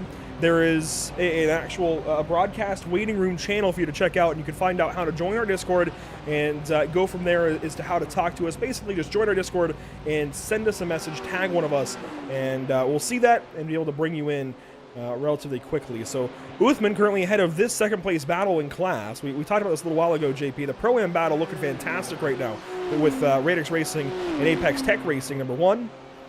They're still close. Yeah, it's really nice to see, these battles like this, and seeing obviously drivers are going to be taking a bit of, trying to go the fuel mileage, already setting their strategies up for the whole 24-hour race, which, they have practiced for maybe months, weeks definitely, and but seeing, some drivers taking a bit of, I guess, freedom to attack a bit more, trying to get that early track position, really keeps up on our seat, and obviously is going to keep the driver ahead as well on their toes.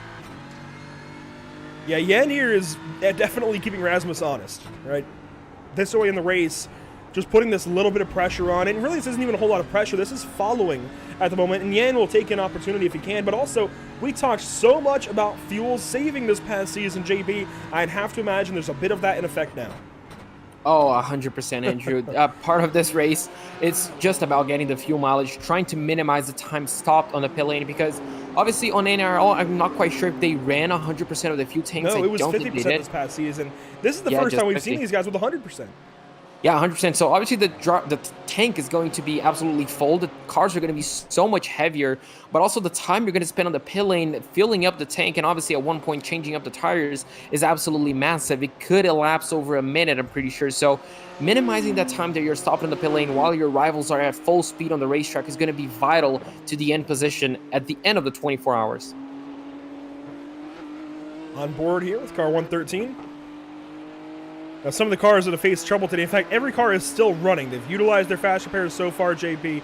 Every car is running, but last currently is Aerokinetics, car 22, as they're in 46th position. But hey, that's better than the 48th they could have been if all 48 teams had shown. But hey, they at least grabbed 2 spots at the start of this race, and it's always a really rough feeling when you start the day absolutely dead last at the very bottom of the leaderboard, JP. But there's 24 hours to go, right? There's 23 hours and 43 minutes. Still plenty of time to turn this race around. Oh, absolutely, Andrew. It's such an unpredictable race. Anything can happen to any car so far. So it's just a matter of keeping your head up, and that's where the part of the mental game is also going to come in strong for them. Obviously they're 1 lap down, less than 20 minutes into the race, but there's still so much more that can happen on this race that is just, at the end of the race, they could finish inside the top 10. Who knows what can happen? It's just, it's going to be a matter of just getting your head together, not letting that affect everything, and just keep yourself on your target. These drivers are going to have a target number of laps they need to run, a target pace they're going to have to run. So that's just going to be a motivator. This is also the number 17 Alpha Esports by G Performance. They were involved as well, and they're the other cars that are a lap down. But, they qualify in 32nd and 27th for the number 17. So they have a good pace, Andrew, at least on qualifying. On race, they could be much faster. Car 17 working through turn number 6. And that car piloted by Jordi Spetkins. We're going to work on these names throughout the course of the day, by all means. But let's see. Fernando Fireball is Fierball. Your guess is as good as mine on this one, JP. But currently in position 44. Car number 40. This is the other car that's one lap down. I was going to mention, this name is, I'm pretty sure it's either Portuguese or Brazilian. Either way, it's from the Portuguese language or Spanish. And I mean, now I cannot stop looking at the surname, and I cannot find a way to pronounce it in Portuguese. For me, it's just Fireball at this point.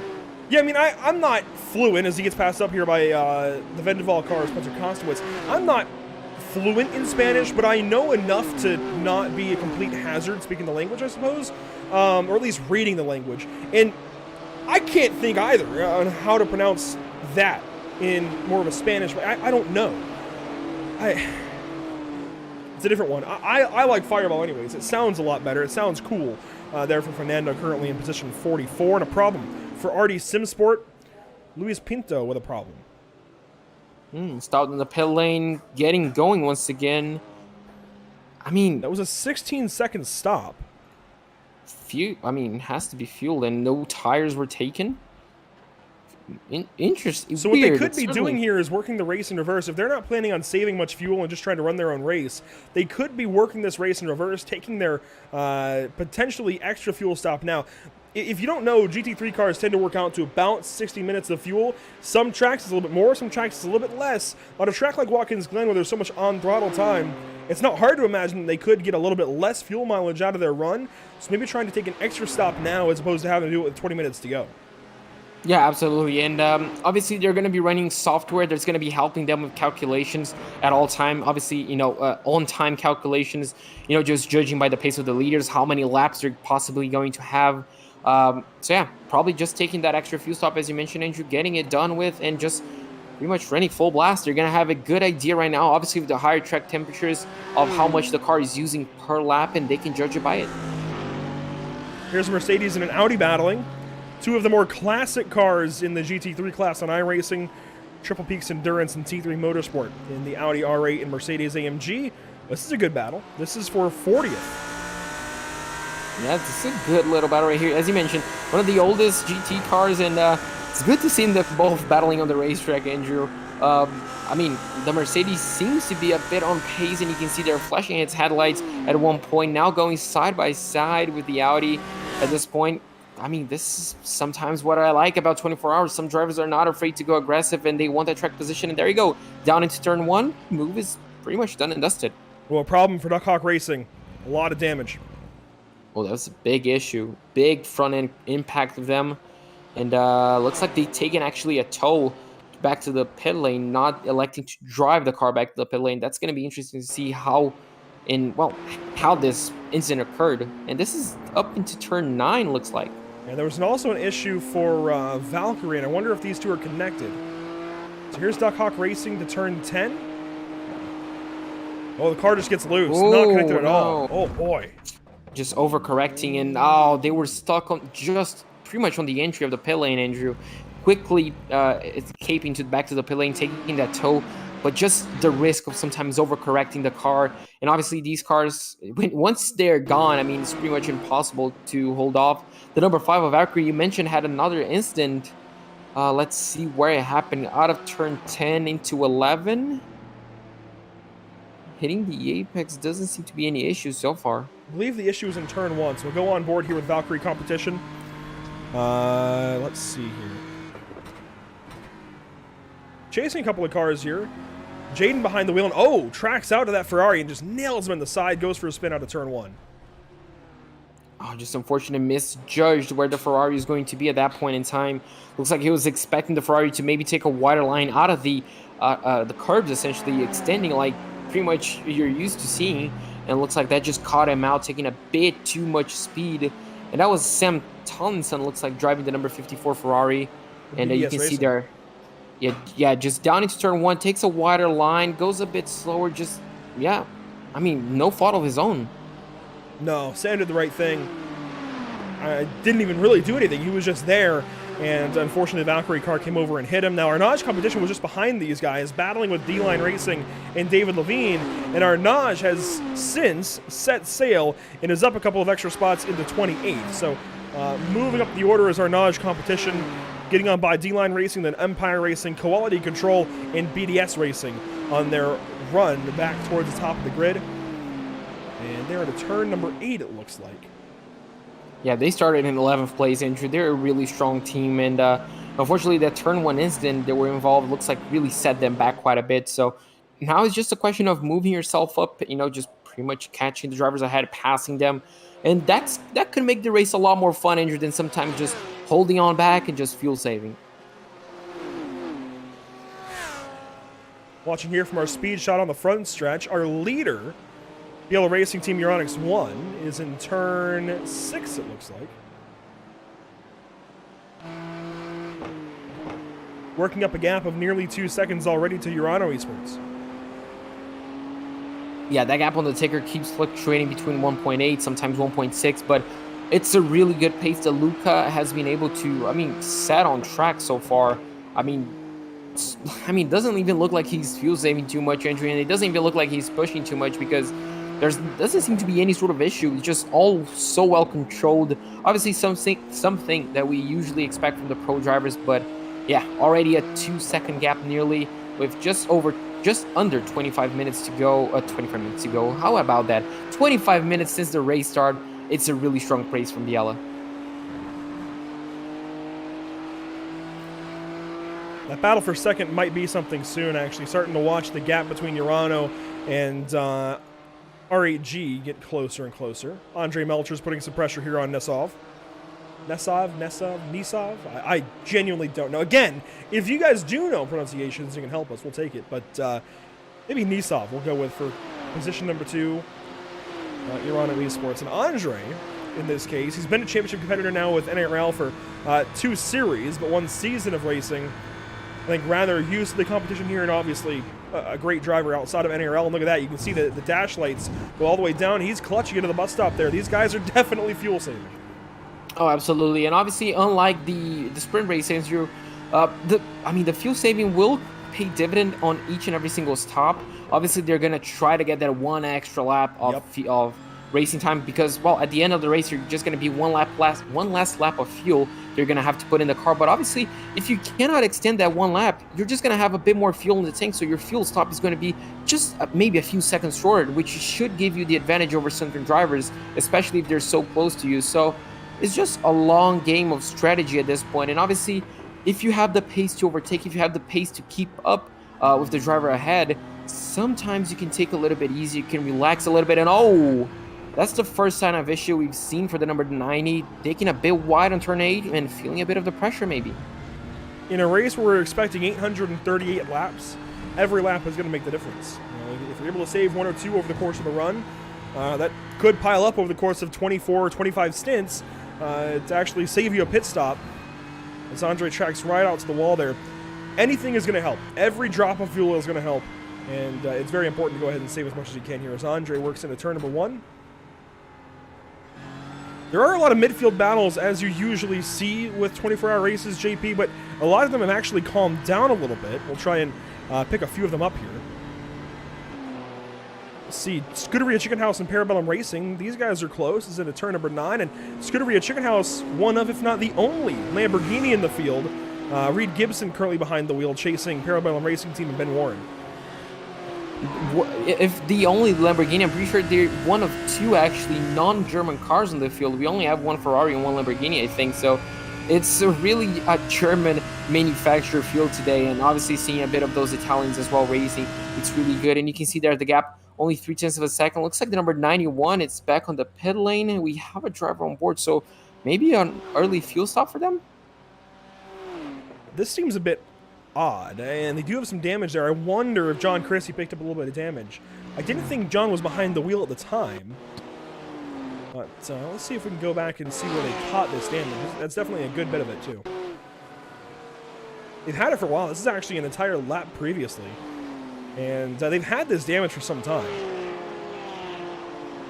This is a really odd pit stop. They are still in the pit lane, stopped, have not moved. Really odd pit stop for them. Yeah, really, really odd. Were they running second place in their class at one point? They were up there. Yeah, they were certainly in the top of their class. So yeah, you can see quite a bit of front end damage over there, and it is John Racing, isn't it? Yeah, John Christie behind the wheel, it looks like. I wonder if it's going to update. I don't think it's going to update with us back to that point in time, but John Christie now in the car as they will leave the pit lane. We'll come back to live picture. Looks like no issue for them. Might have been just coming in, like you said, for fuel. I'm really surprised by this. I wonder if maybe a driver had an issue and it wasn't John Christie in at the time, and maybe they've come in, they've pitted the car to put John in. That's kind of an emergency And they didn't move. take the fast repair, did they? No. No. Saving those fast repairs. Weird. Not a bad move. If you don't have to take them, I wouldn't. Even if you have a little bit of damage, the damage they have on the nose shouldn't hurt them terribly badly. Especially in the AM class. It shouldn't really end their day or anything.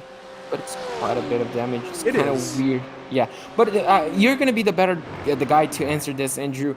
I know the fast repairs are... well, they're not the fast repairs. The repairs themselves are allowed to be discounted, but I don't remember if it's during the fuel or during the tires. So usually, if a car is fueling, other team members are not allowed over the wall. I actually don't recall if GT3 in iRacing follows that same logic. I believe you have to take damage during tires. Okay, so only during tires we're going to see a bit of takeover time on that optional repairs tab, but yeah, looks like they decided not to take the fast repairs already. Interesting, but well, we're gonna have to wait and see if it pays off. Currently, the Scuderia Chicken House Lamborghini, do they have a bit of front end damage as well? I'm not sure, but they just got it. They do a little bit on the left front, but they just got by Parabellum Racing Team and Ben Warren, so moved them up into 23rd. While here's a good battle inside of, well, actually, AM and Pro-Am. This is between two different class cars. The AM car here of Tucson Blue Racing chasing Lunatic after Lunatic just passed them. Now Lunatic up to 21st, and there's a lot of AM cars just ahead. Baradness Green, Big Promble, and GPVA. Here's Big Promble with Austin Powell driving currently. And Diego just behind for GPVA. Yeah, leading this 4-car line essentially all the way up to 19th place. So a good few positions, nearly a handful of positions to be grabbed up here by some of these drivers, especially if you're in the back of this train. But yeah, Diego just trailing that Porsche up ahead of him. He might be on the slipstream. I think he is, just around a second behind. So yeah, he will be benefiting from that. It's going to help him defend and obviously attack a little bit. Arnage competition, a problem in the pit lane. We might be seeing more teams trying to work this race in reverse and take more fuel in this first stint. I'm very surprised by it, honestly. I'm actually shocked as to how many cars we've seen pit already. For seemingly no reason other than fuel. Yeah, it's just maybe early strategy, Andrew.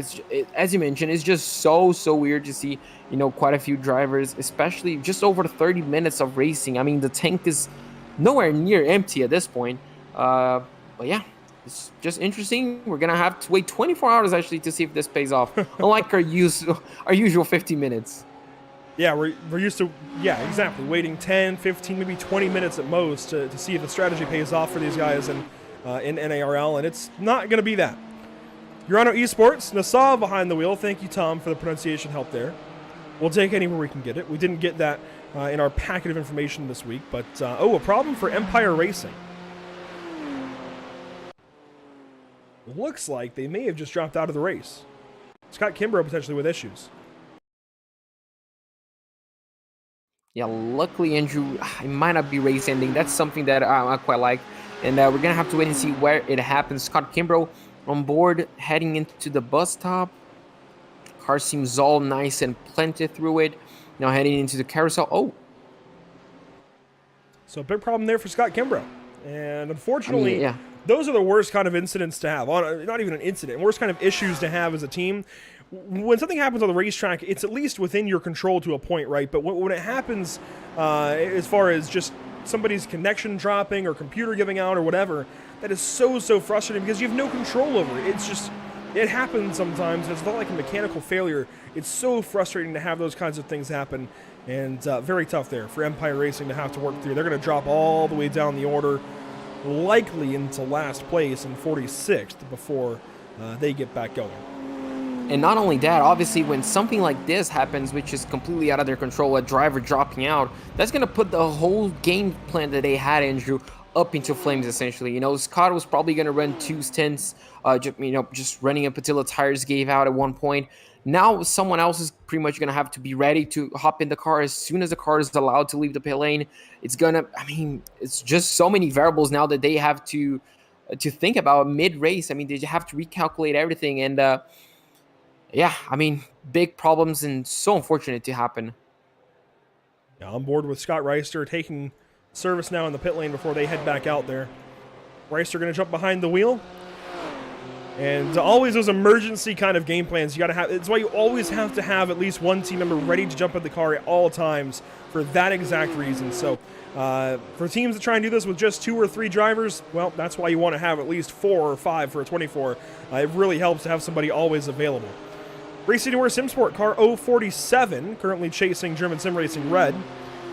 2 Pro-Am cars. They are battling for, it looks like, 4th and 5th in class. Racing Anywhere currently in that 5th spot.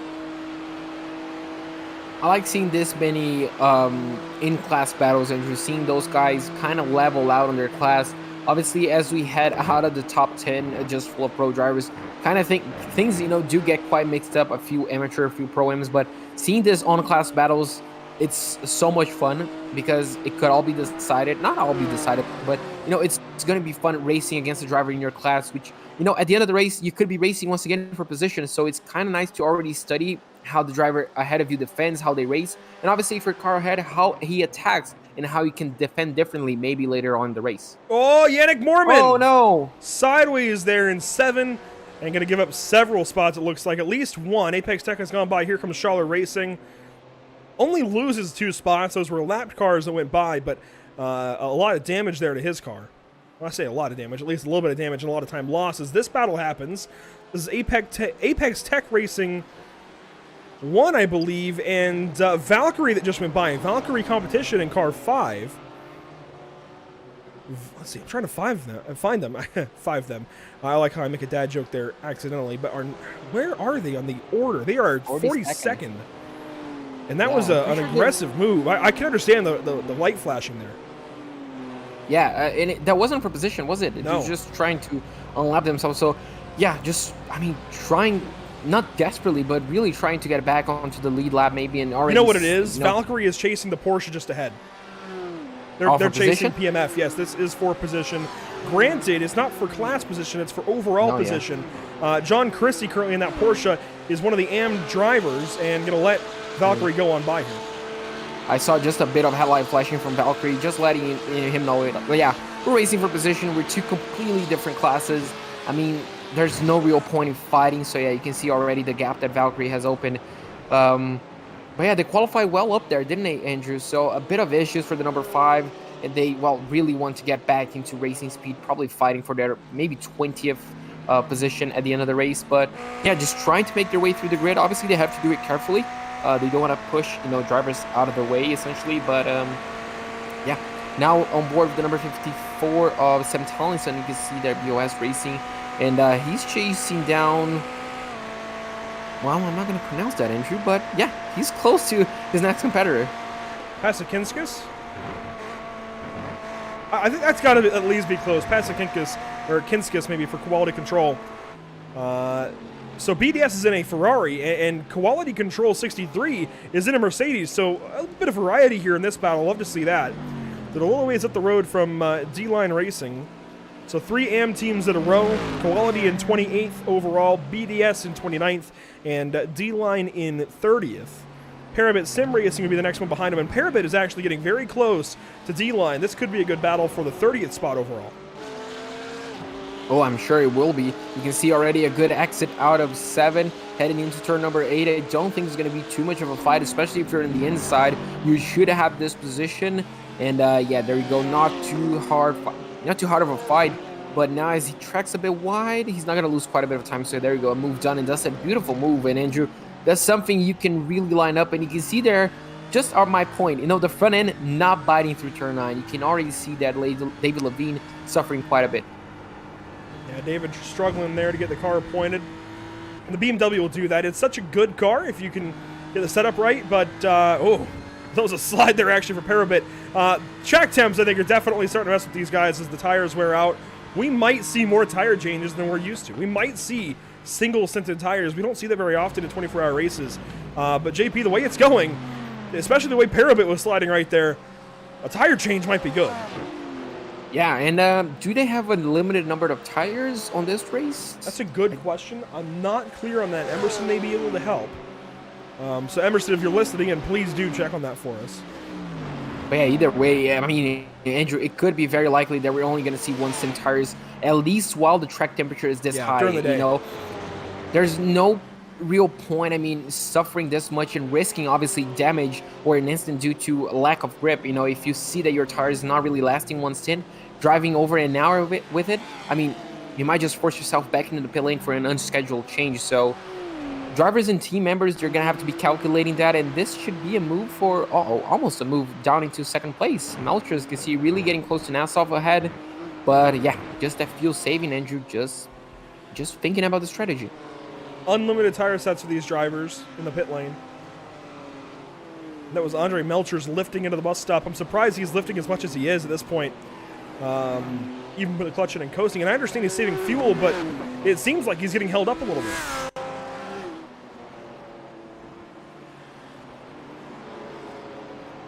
I mean, it's just strategy. I'm surprised about the runs he's getting, Andrew.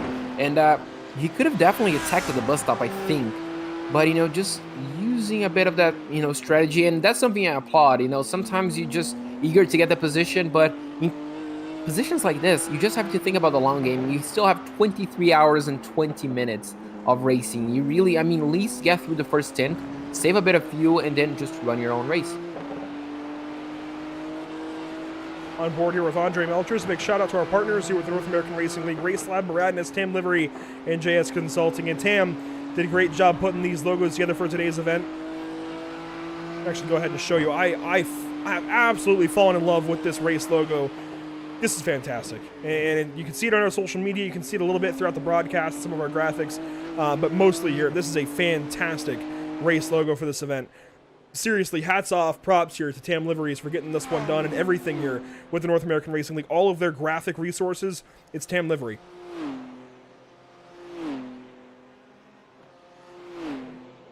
Those drivers go on by our start-finish line camera. This could be rather useful later in the day, JP, later in the, tomorrow at about 1 o'clock p.m. Eastern.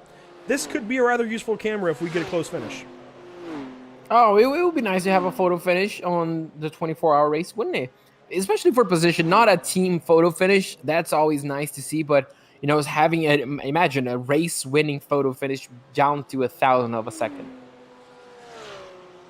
We've seen crazier things happen here on Pit Stop TV, especially when DSR came here. So I would not rule it out at all. We talked about some problem corners for these drivers throughout our pre-race, and this is one of them. Turn 6, JP, we've already seen to be an issue for some handling, but not as big of an issue as Turn 7 has been so far. We've seen some problems down here. In fact, Yannick Mormon looped the car a little while ago. Yeah, this is a tricky corner because obviously you're going uphill.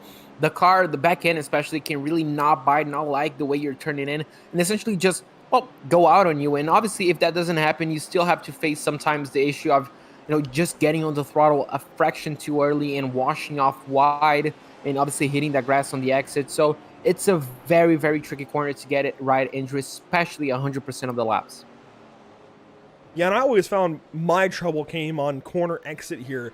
Just something with the way the car unloads out of the track coming up out of the corner, and especially if you track out too wide. Of course, if you hit the grass at a turn 7, you're going to spin. That's almost guaranteed. But sometimes just the way the car unloads as well, it picks up that right rear and you know, transfers all of its weight onto the left side of the car, and it just gets a little bit sketchy. The other problem spot, at least within the boot, has been turn 9, certainly. And this is not surprising to me, JP.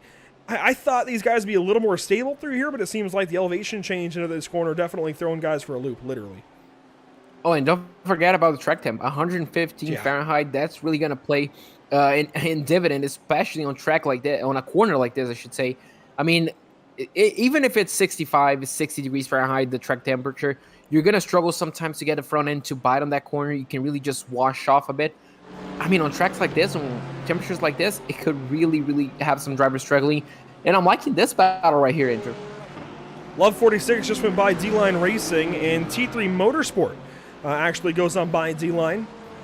A pro and a pro-am team, as now D-Line going to have to face Tempest Esport, or Tempest Simsport rather, 2, with a BMW just behind, and D-Line starting to fall through the order a little bit. They used the start. David Levine did a fantastic job missing most of those crashes and just getting a little bit of dings to the nose. Used the start to get several spots, and now this is the effect. And we were seeing this for multiple teams out there. The drivers, the teams that had gotten sorted back out of the crashes on lap 1 started to come back to the field to pick up those spots once again. Yeah, and that's due to qualifying. You know, most of the drivers that have qualified are the drivers that are starting the race, as we have now these two going side by side with the S's, getting quite close, but keeping it quite clean. But yeah, Andrew, when you have a car qualifying and obviously that driver starting, you know a bit of the pace that that driver is going to have. And well, if you have some of the pro drivers that, well, started inside the top 10 in some cases, dropping all the way back, they're going to fight through the field, and obviously they're going to have a bit more pace than their fellow competitors. Obviously, that's all could be denied once we have the second road of drivers coming in. Parabit Sim Racing, BDS Racing close here as well. This is just inside the top 30. Parabit 30th, BDS 29th, and Quality Control right there, 28th. There's a pass there. Parabit to the inside in turn 7.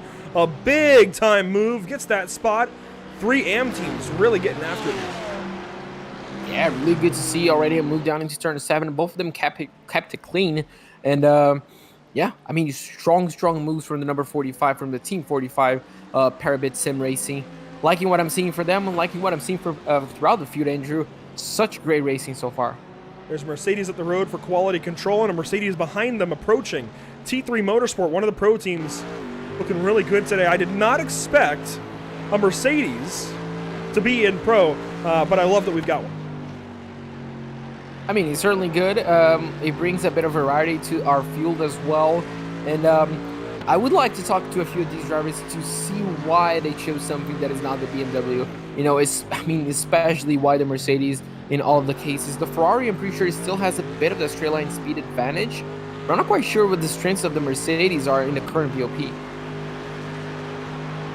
I would think the straightaways, but I don't know. I think really it comes down to, if you're not in one of the top BMWs, I think it's going to come down a lot more to setup. I think we're going to see the setups really shine through the midfield, probably from position 15 down to the back end of the field.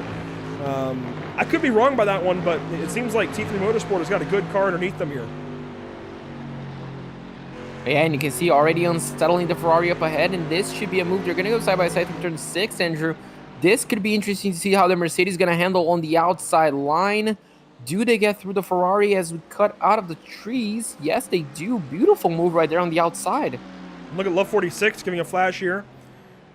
Love 46, one of the Pro-Am teams, catching up to BDS Racing and Amateur. And they're not in panic mode right now, but yeah, you can see the flashing there. That the blue light flashing is the high beams. She's definitely flashing these cars, trying to get by them as quickly as possible. They know how much time they lost off the start and how much time they need to gain. This is not panic mode, but close. Yeah, absolutely not. You know, at this point in time, you know, you just want to try to make that spot back. And you can see how much they're fighting the car. Yeah, she's swatting flies in there right now. Wow, I mean, the car was not happy to turn in on turn number 9 there. But yeah, at this point, he's just trying to get back on pretty much where you started. You know, there's no point in losing quite a bit of time on battles. You definitely don't want to feel safe, especially since you're not pretty much where you qualified, and not with the cars that technically have your pace. You're a bit faster than these guys, so you really just want to get through them as quickly as possible. And yeah, so far they have been doing this quite excellently, actually. So Love 46 behind the wheel currently for her own car, starting the race, and we'll see if she ends the race potentially for them as well later on.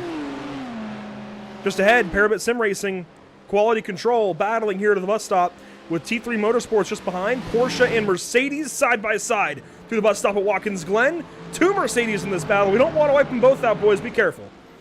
Yeah, we don't have quite a few of those cars on the race, but yeah, it looks like the Porsche ends up losing the position. Now he's in the middle of a Mercedes sandwich, Andrew. Don't think I expected to say this. And now the other Mercedes, well, he's going to go down inside of turn number 7. Oh, so, the Parabit car is sideways.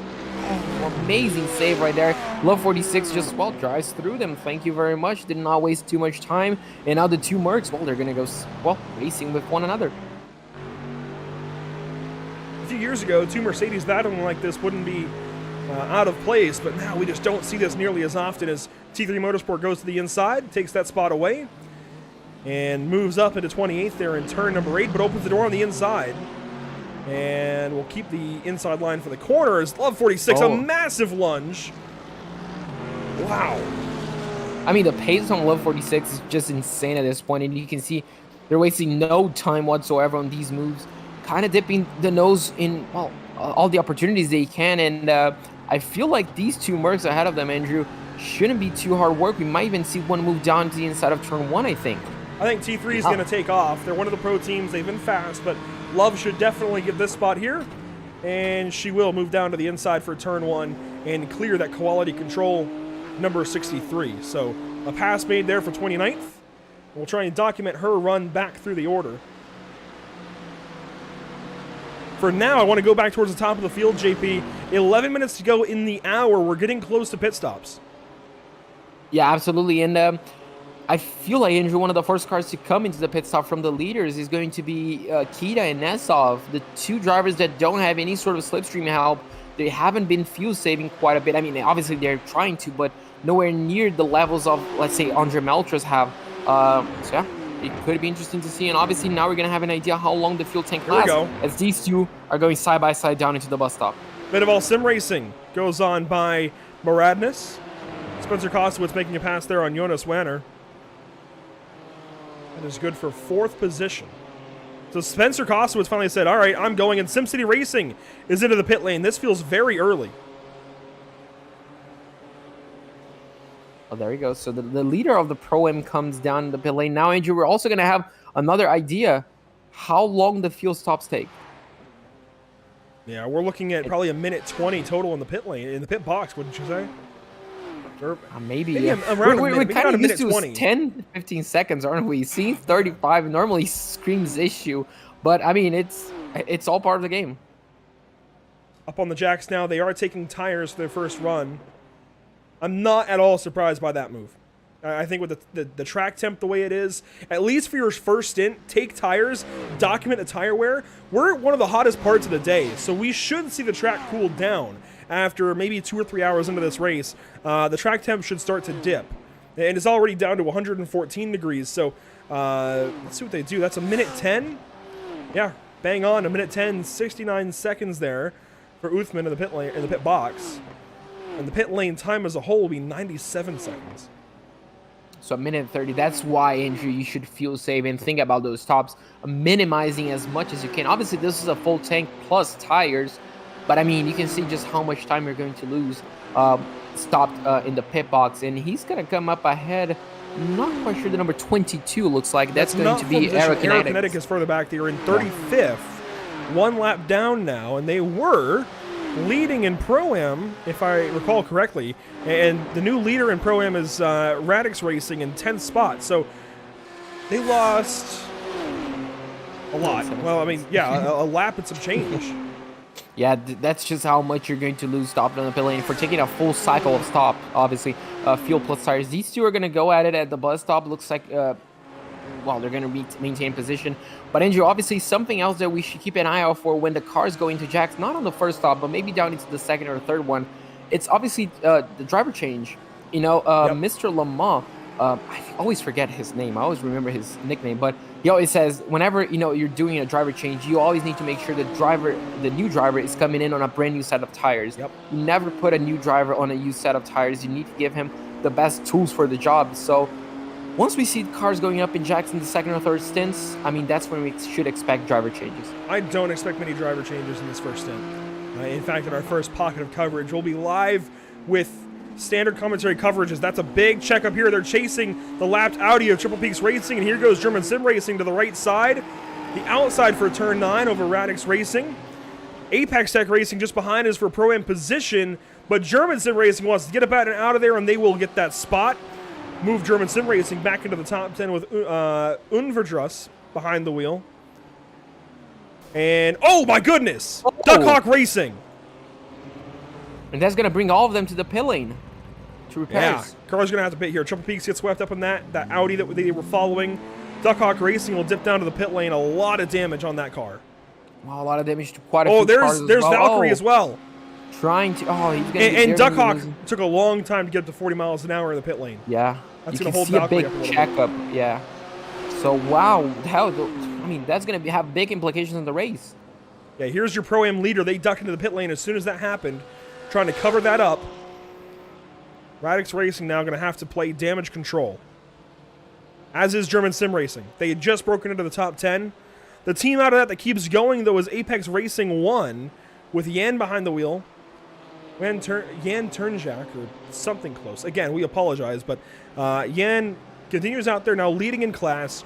German Sim Racing Red is the next Pro-Am car, and they're out of the carousel now. So the shoot and a little bit extra is the gap right now in the Pro-Am lead.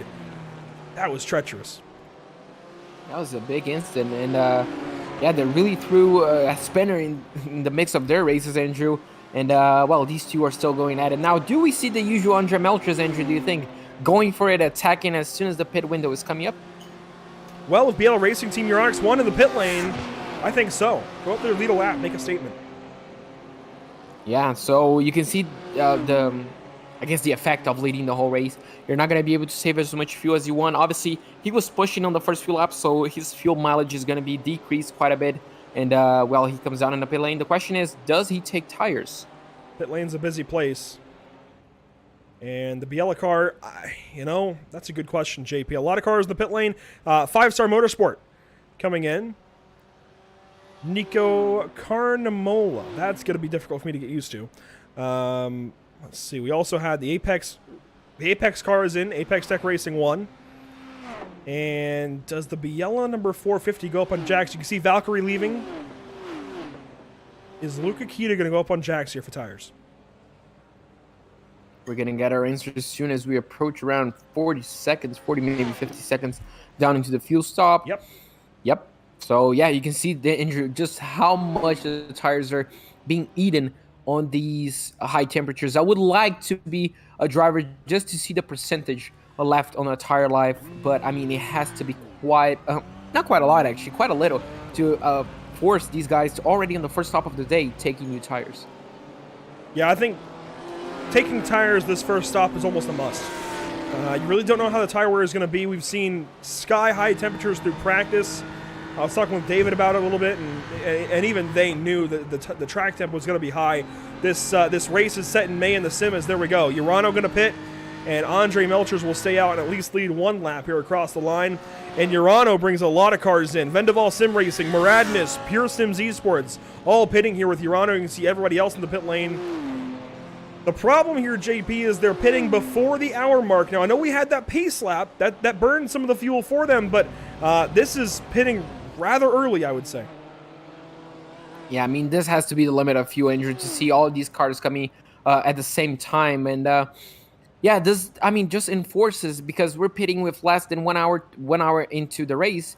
That means all of these guys are going to have to do at least one more stop. I mean, they're not going to be able to run. Yellow 2 just took a fast repair there. Oh, so yeah, that's one last for them. You can see there Ferguson as well. But yeah, this means we're going to have at least 25 stops? 24 stops for these guys at the end of the race if everything goes well. Oh, look at all this. Wow. All of these cars in the pit lane at once. Yeah, I'm pretty sure just Andre and Carol haven't pitted it. Correct. At least on your ticker, those are the only cars that have not pitted yet. Actually, no. Here goes Tucumlu Racing on by the start-finish line to stay out. And they're joined by Tempest Simsport here in car 111. So a couple of teams staying out as we're waiting on Urano to leave the pit lane. Urano up on Jax. Up on Jax, you can see there Kita rejoined the race. But not everybody. A few teams going by without taking tires. Oh, that's going to be huge. We're going to have to wait and see another hour, Andrew, pretty much to see if it pays off. Wait, no, Urano was just in here for a long time. Those teams took tires. Urano... No, they took... I don't know. I throw in my towel at this point, JP. I don't know who took tires and who didn't. All right, so... So that right, seems like a long stop. Yeah, no, but it's normal. It's the same stop that Uthman had, 69 seconds. But what I'm looking at is you can see Kita rejoined in 5th place and Nassov rejoined all the way down in 10th. There's, what, We're seeing 5 teams cars? take 2. That's what I was confused. I would never take 2 tires in a GT3 car, at least never think to. Never. But yeah, it looks like some teams took 2 tires, and you can change just front and rears. I think that's what we've seen here. Wow, that's going to be interesting. And obviously now, Andrew, we're going to have a few cars to essentially judge how this is going to work out. You can see there, we're going to have the number 70, the number 116, the number 12, and the number 451 that probably either took, I mean, they had to be taken to only 2 tires to see how the drop-off is going to be and how the balance of the car is going to be affected as well. I'm worried about the balance of the car. Andre Melchers, it looks like, going to be one of the few cars to actually hit the hour mark. Tucson Racing is going to give it a shot, potentially, if they stay out this lap. They come through turn 11, and they're pitting. So they are not going to give it a shot. The only car going for the full hour mark, it looks like, is going to be R8G with Andre Melchers behind the wheel.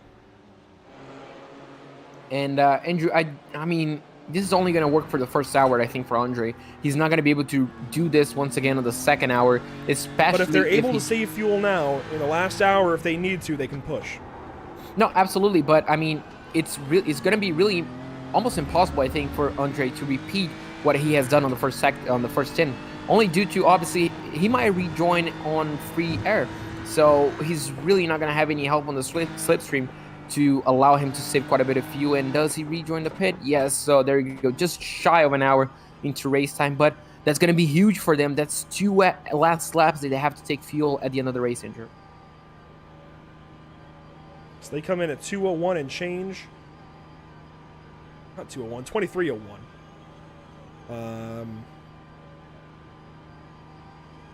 Yeah, I mean, I'm very surprised we saw so few teams go to the hour mark, and even more teams coming in this lap. Tempest Sim Sport 2, Parabit Sim Racing, and several others, as Andre Melchers has a 47-second gap, and that's dropping, of course, as teams continue to lap the circuit. As Valkyrie just came to a stop at pit entry. They're 5 laps down now. Oh, no. And they've towed back to their pit box. Very concerning there for Valkyrie. But you can see other teams coming in. Tempest leaving. Arnage in behind these guys. I see T3 up on the jacks further back in the Mercedes. Biella Racing Team are out of turn 9. Moradness is just out of turn 9 as well. So these guys are all coming by to try and go on by Andre Melchers. We'll see what the delta is. Andre up on jacks. Does he leave on 2 or 4? The gap was 112 between him and Kita when they were both on the racetrack. You can see that Kita Kita took 2. Team, yeah. Andre. 2 only? Oh, yeah, 55. Yeah, only 2 tires. Andre's taking 4. Yeah, it's going to be 69-second stop. We're going to have to wait and see how he rejoins in comparison to the number 90. Andre with 4 there. You can see Arnage in the background up on the jacks. 1 second slower. On the 1 second faster, I should say, on the pit lane, and he's going to rejoin ahead of Urano. Urano with some traffic here. Vendaval Sim Racing White just behind. So that's our first taste of pit stops here with Cash Days at Watkins Glen. A 24-hour race. Urano to the right side trying to pass his Ferrari on the backstretch. BDS Racing, one of the amateur teams, that passes Maine. Now Vendaval Sim Racing White going to have to do it. That's Spencer Kostowitz behind the wheel. Look here on board from Kostowitz's machine, and he will go on by. Yeah, you can see the lap car not putting too much of a fight, allowing the faster drivers, the lead drivers, to go on through, and really good to see. And now we essentially have Melchers, Nassau, and Kostowitz, all of them pretty much in a line. You can see quite a bit of separation between them, but now we're going to be judging their speed on this second stint, Andrew. And did Kostowitz only take 2 tires as well? Kostowitz took 4. Your 4 teams that took 2 are your top 4. Biella Racing Team Euronics 1 with Luca Kita behind the wheel. Then Jonas Wanner for Moradness. Then Daniel Ferguson for Pure Sims. And Lucas for Biella Racing Team Euronics 2. So the 2 Biella cars, the Moradness car with Movano, and Pure Sims Esport, all taking just 2 tires. I'd imagine rear tires. We saw these guys getting loose, but front tires would, of course, help you turn in. I'm actually curious to see if these guys took fronts or rears. I'm going to judge by fronts, Andrew. I feel like the fronts were the tire that were struggling, especially when you consider it's also a front-wheel drive. It's used to the touring cars. It's a front-engine car. But yeah, I feel like those tires, they have been struggling quite a bit. We saw quite a few cars. Obviously, remember Love 46, how much they were fighting the front-end tires on turn 9. So it could be we haven't seen too many cars struggling on the rears. We saw 1 car spinning out on turn 7, but I'm pretty sure that was it. So yeah, I mean, I mean, I would really love to be a team member Apparently to they're see taking lefts. exactly. Left sides. You are turning right most of the time. Apparently they're taking lefts. Never would have thought of that one. Genuinely never would have thought to take just lefts at Watkins Glen. Let's go on board, though, with your leader, Luca Kita, behind the wheel currently. Apparently they took lefts, the top 4. Wow, that is definitely interesting. I'm not really sure how the car reacts to that, but well, I mean, I'm not the one leading the race, so they surely know better than we do, Andrew. But wow, that is certainly one strategy right there.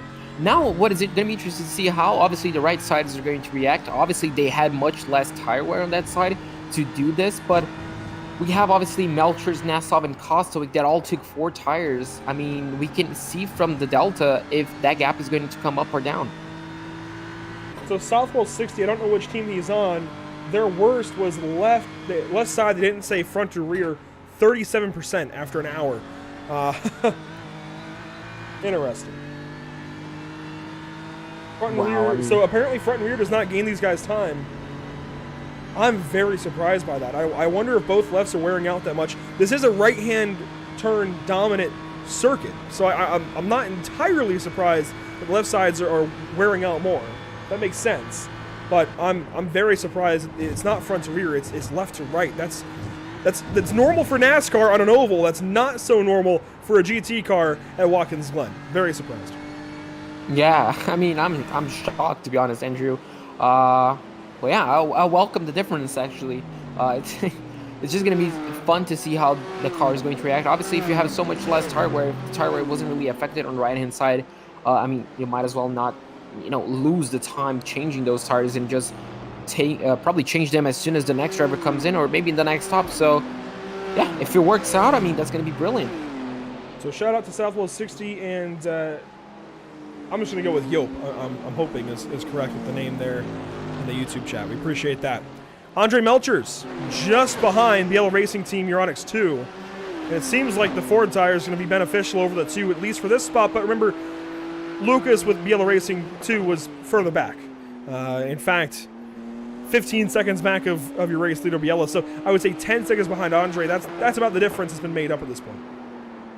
Yeah, I think so. And yeah, the pace of Andre it was superior on the first stint in comparison to the Yellow Racing Team Euronics 2 driver. I'm not gonna say he's gonna be easy pickings. He's definitely gonna have to fight for it. But the gap we should be, I guess, looking at is gonna be between Melchers and Kita. If that gap comes down or up, obviously Andre now is gonna be fighting a little bit, so that gap is certainly gonna come up a little bit. But yeah, now it's gonna be a good little battle for position. It's a difference of 15 seconds between the pit stops between Andre and Kita. And Andre's only 16 seconds behind. He's made up at least 4 seconds, I think, of the gap that he had previously, just by being on 4 tires as opposed to 2. I gotta be honest, I think the 4-tire strategy might be the way to go here. I know you're gonna lose time immediately, but you'll gain time over the course of the run as Andre gives the lights a flash down into the bus stop, signaling that he wants by. Yeah, you can see he's not fuel saving down at the bus stop, is he? He's just going for it at this moment in time. That's what we like to see. And at this point, he's just flashing, just probably telling the driver ahead, look, we're not on the same strategy. There's no real point in fighting me. Obviously, your teammates with the leader, you might be in your best interest to try and hold me up a little bit. But yeah, I mean, we're not in the same strategy. There's no point in risking. But I don't think Jørstad is going to be giving him the position too lightly. Oh no, they get really close. You can see the 451 taking a bit of a wider line. Is going to get a better exit, but it's going to be a good little battle right here, Andrew. David Levine is just behind, or just ahead of these guys, rather. D-Line also took 2 tires. Again, a curious strategy. D-Line is that red and blue car. Now BL2 giving them a flash up into turn 9. Knowing David, he's going to wait until turn 1 likely. These are kind of one-line corners. It's tough to go side by side in 11 and 10. And Andre looked left for a second. So David's likely going to... Oh! The Biella car! No. Hard in the wall! Loose on his own accord. I don't think it was loose. Maybe he got tagged a little bit, Andrew. No, that was the rear of the car is fine. He did not get tagged. That was all loose. Oh, either way, that was a big hit, but visually, he seems okay. The tire barrier, they're doing a fantastic job for them, but I wouldn't be surprised if there's some internal damage there on car 451, and they will come into the pit lane and assess it. You can see the hood is dented up too. as you would expect.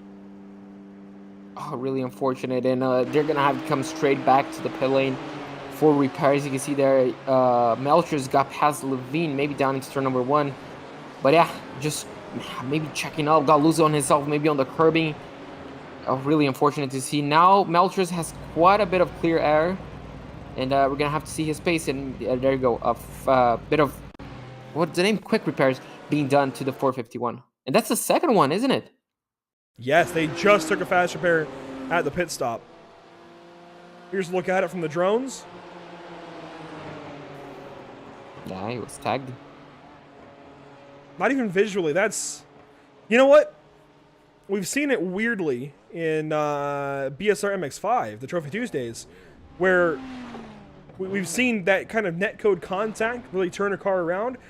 I think that's what that is. I mean, there was no contact visually. There was a bit of netcode, and it really just whipped the 451 around. Let's watch this from the rear bumper of the Biella car, and you'll see Andre doesn't even get that close. I mean, he gets close, but I mean,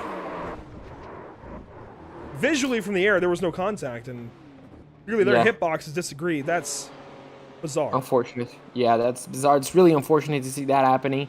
And yeah, it really costed the 451 quite a bit of time. Obviously, that incident really going to throw them off pace. I mean, on the strategy. Just unfortunate. Cutting back, Andrew. Looks like we have 2 Porsches going at it. John Chrissy chasing Austin Powell through the carousel here.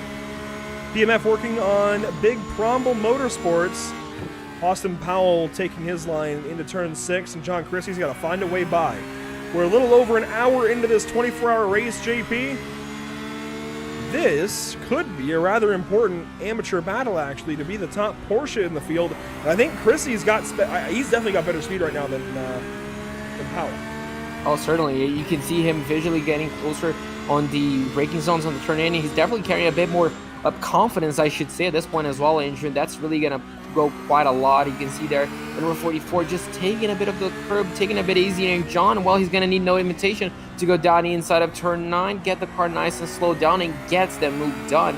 And yeah, now he has a bit of clear air just to focus ahead, but a really good pace from him so far. So gets ahead of Austin Powell for the 23rd position on track. Your first car 1 lap down. That is no longer Diego Eda behind the wheel. Diego has given the car over to his teammate. This being Sebastian Eres. Almost similar last names there. Sebastian now behind the wheel. Took over at the pit stop, and they are 26th. Kind of curious to see a driver change this early in the race, JP, but when you're just trying to get these guys fair share, sometimes that's not the worst call.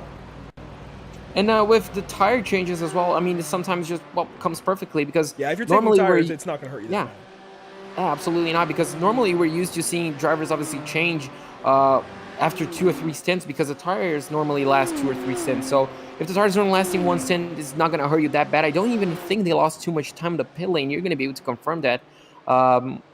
But yeah, I mean, stopped changing fuels and tires, and obviously the driver mid-stop as well, as Spencer Kostowicz comes back into the pit lane, and quite extensive damage there, Andrew.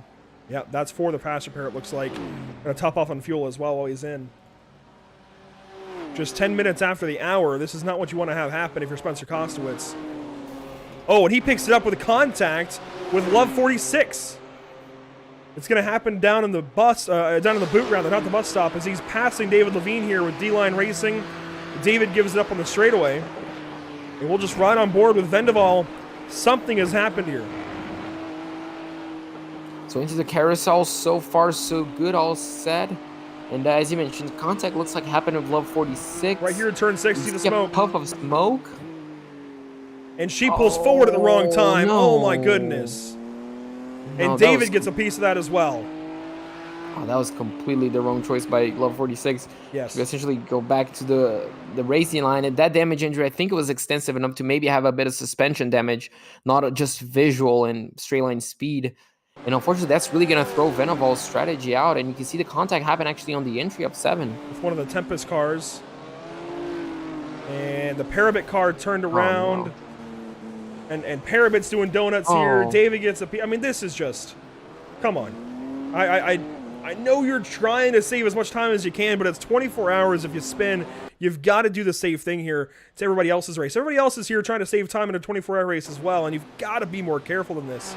But there's also 24 hours to reflect on this and think about what could have been done differently.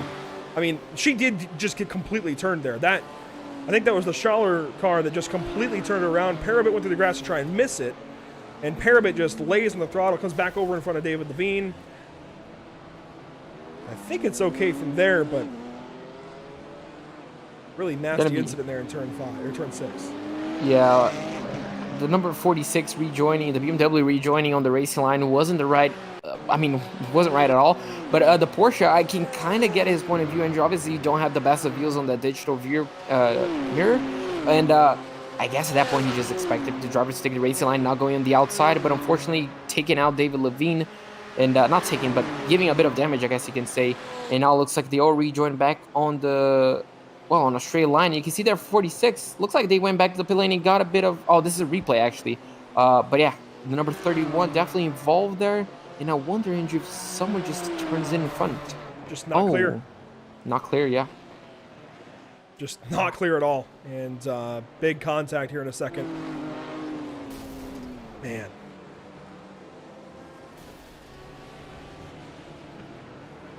It's very unfortunate because I've been there where you get turned around like that and you panic all of a sudden. You're just trying to get back going, and you think you're going to be able to be clear to get back on the track, and well, unfortunately, you're not. The problem is though that it impacts the drivers' races, and that's what's unfortunate to see. It's never I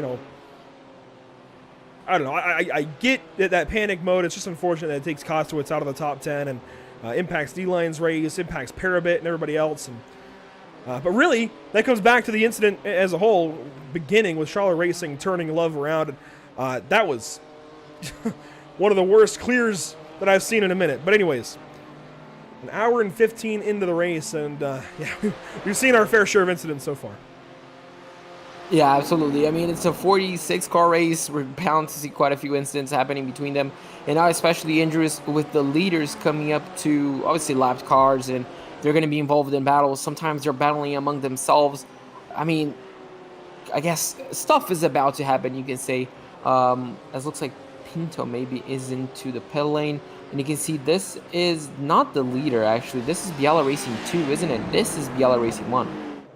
You mentioned the 23 car for RD Simsport into the pit lane. That they are. And if you recall, they pitted off sequence in the first stint as well. So this, if anything, matching what they did earlier, but their pit timer, it seems, is frozen up. Yeah, I was worried for a second. I was trying to look for a helmet. Looks like I can see a helmet in the side of the racing car. So someone definitely changed it, and now it's Mello, looks like, into the car. And I think it sometimes freezes on driver changes, and okay, that might be what it is. So a driver change here for RD Simsport. Mello now behind the wheel. You hear him going through the gears, revving the car up, and yeah. So the pit timer is just frozen there at the driver change. But it's good to know that, well, they're still going to be racing. You can see their tire changes now as well. So this is their scheduled stop, I guess you could say, Andrew. This is where they're going to be in relation to the rest of the field. And, well, away they go. They're off-schedule, scheduled stop, yes. I would never be able to say that. A close gap here, GPVA and Parabellum. Parabellum takes a spot into the bus stop. And Sebastian Aris has to take evasive action. The Parabellum car, Ben Warren behind the wheel currently in car 27, position 25. Scuderia Chicken House, big prom bowl. A big gaggle of cars here. Is that our race leader? That's our race leader just behind, Luca Kita. And he's going to be going down the inside of a few of these guys. And, I mean, yeah, at this point, Andrew, you're such in a difficult position because you're so close to the driver ahead, which, I mean, you're battling position in, but the leader is coming, so you need to let him go. And at this point, it's just lining yourself up for the best opportunity to see where your competitor is going to let the leader go, because now he's going to let them go on the straightaway. If it's down to turn number 1, you're going to minimize quite a bit of speed loss. But if he does this after turn number 1, could really, hurt him. Kind of want to see NARL do at some point. I don't think it's going to happen, but clutch in, saving fuel here behind Austin Powell. But what I would love to see is us being able to cover some Le Mans racing, proper Le Mans racing at Le Mans. You know, LMP1, LMP2, GTE. That would be fantastic. These onboards, something speaks to me about onboards in an endurance race, just watching onboards, seeing what the driver's doing, especially down the Mulsanne Straight. We have a straightaway here, at least, the backstretch of Watkins Glen, but it does not do it justice. The Mulsanne Straight would be fantastic with these onboards, just watching these guys, especially the prototypes, dip in and out of traffic. I don't know that we'll ever see that here on Pit Stop TV, but it would certainly be welcomed, as we got a little taste of that there with Luca Kita going on by Austin Powell. Can I be honest, Andrew? If we ever have Le Mans actual, LMP1s, LMP2s, and GT cars around Le Mans, I might have to pull a double duty driving the LMP1s and coming back to commentate, because honestly, driving the LMP1s is something that I used to love on iRacing, especially on Le Mans. It just feels it is at home, actually. And, well, I would just drive a few stints, come back here to commentate, and drive a few more. On board here with our race leader. Oh, he just took an extra gear up. That was a little odd. There is a battle forming behind these guys, actually, for the 4th position. Urano is all over Andre Melchers now. These are 2 cars that took 4 tires and 2 cars that were nose to tail earlier in the day. Andre isn't close to anybody other than the lap traffic. I think he's been held up in this lap traffic as this race has gone on.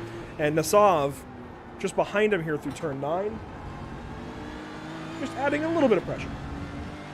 And I'm going to be honest, Andrew, so far the 4 tires in comparison to the 2 tires, at least in comparison to Kita, it hasn't really paid off too much.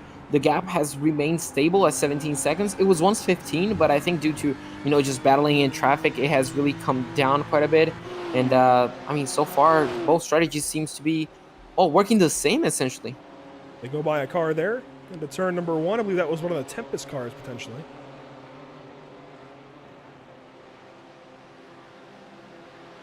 "22 hours and 40 minutes to go. The weather has not wavered, although track temp is dropping just a little bit, JP.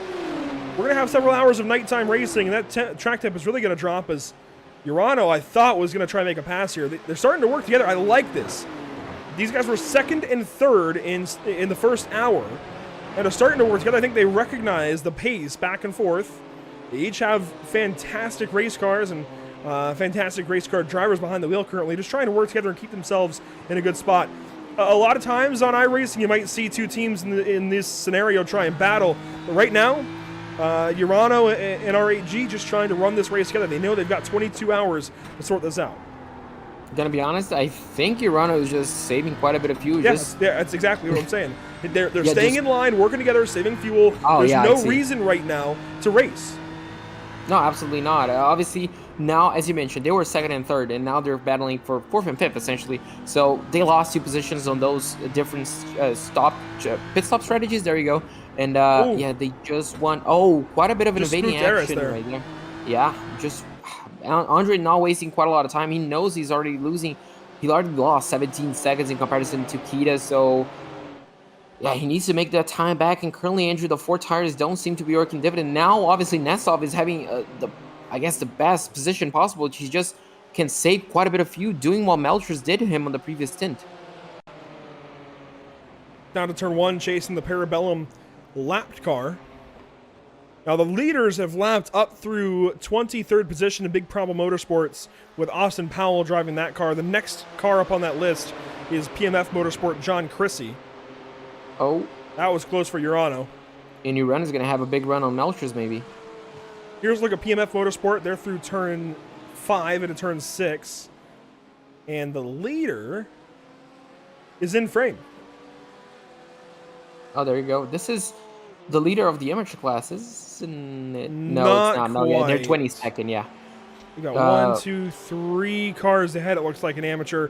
The amateur leader currently, Maradness Green, Nicholas Michel behind the wheel, chasing down Shala Racing here.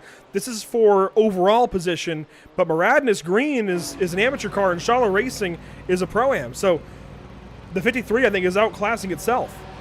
Yeah, look who's behind the 53. Look who's behind yeah, Biela too. Yeah, that BMW is gonna be flying in a few minutes. I mean, flying on pace, or what I mean. Yeah, this is gonna be a good battle for here. I mean, the amateur leader, Andrew, in 15th position out of 46. It's a really strong pace for them. And they will go on by and collect 14th spot here in a second, it looks like. Definitely faster right now than Schaller. Comes over, and oh, that was scary. You don't want to make too many of those moves coming across the racetrack like that into a braking zone, but it works out that time. As Biela 2 will now have a look at Schaller Racing's 21 car.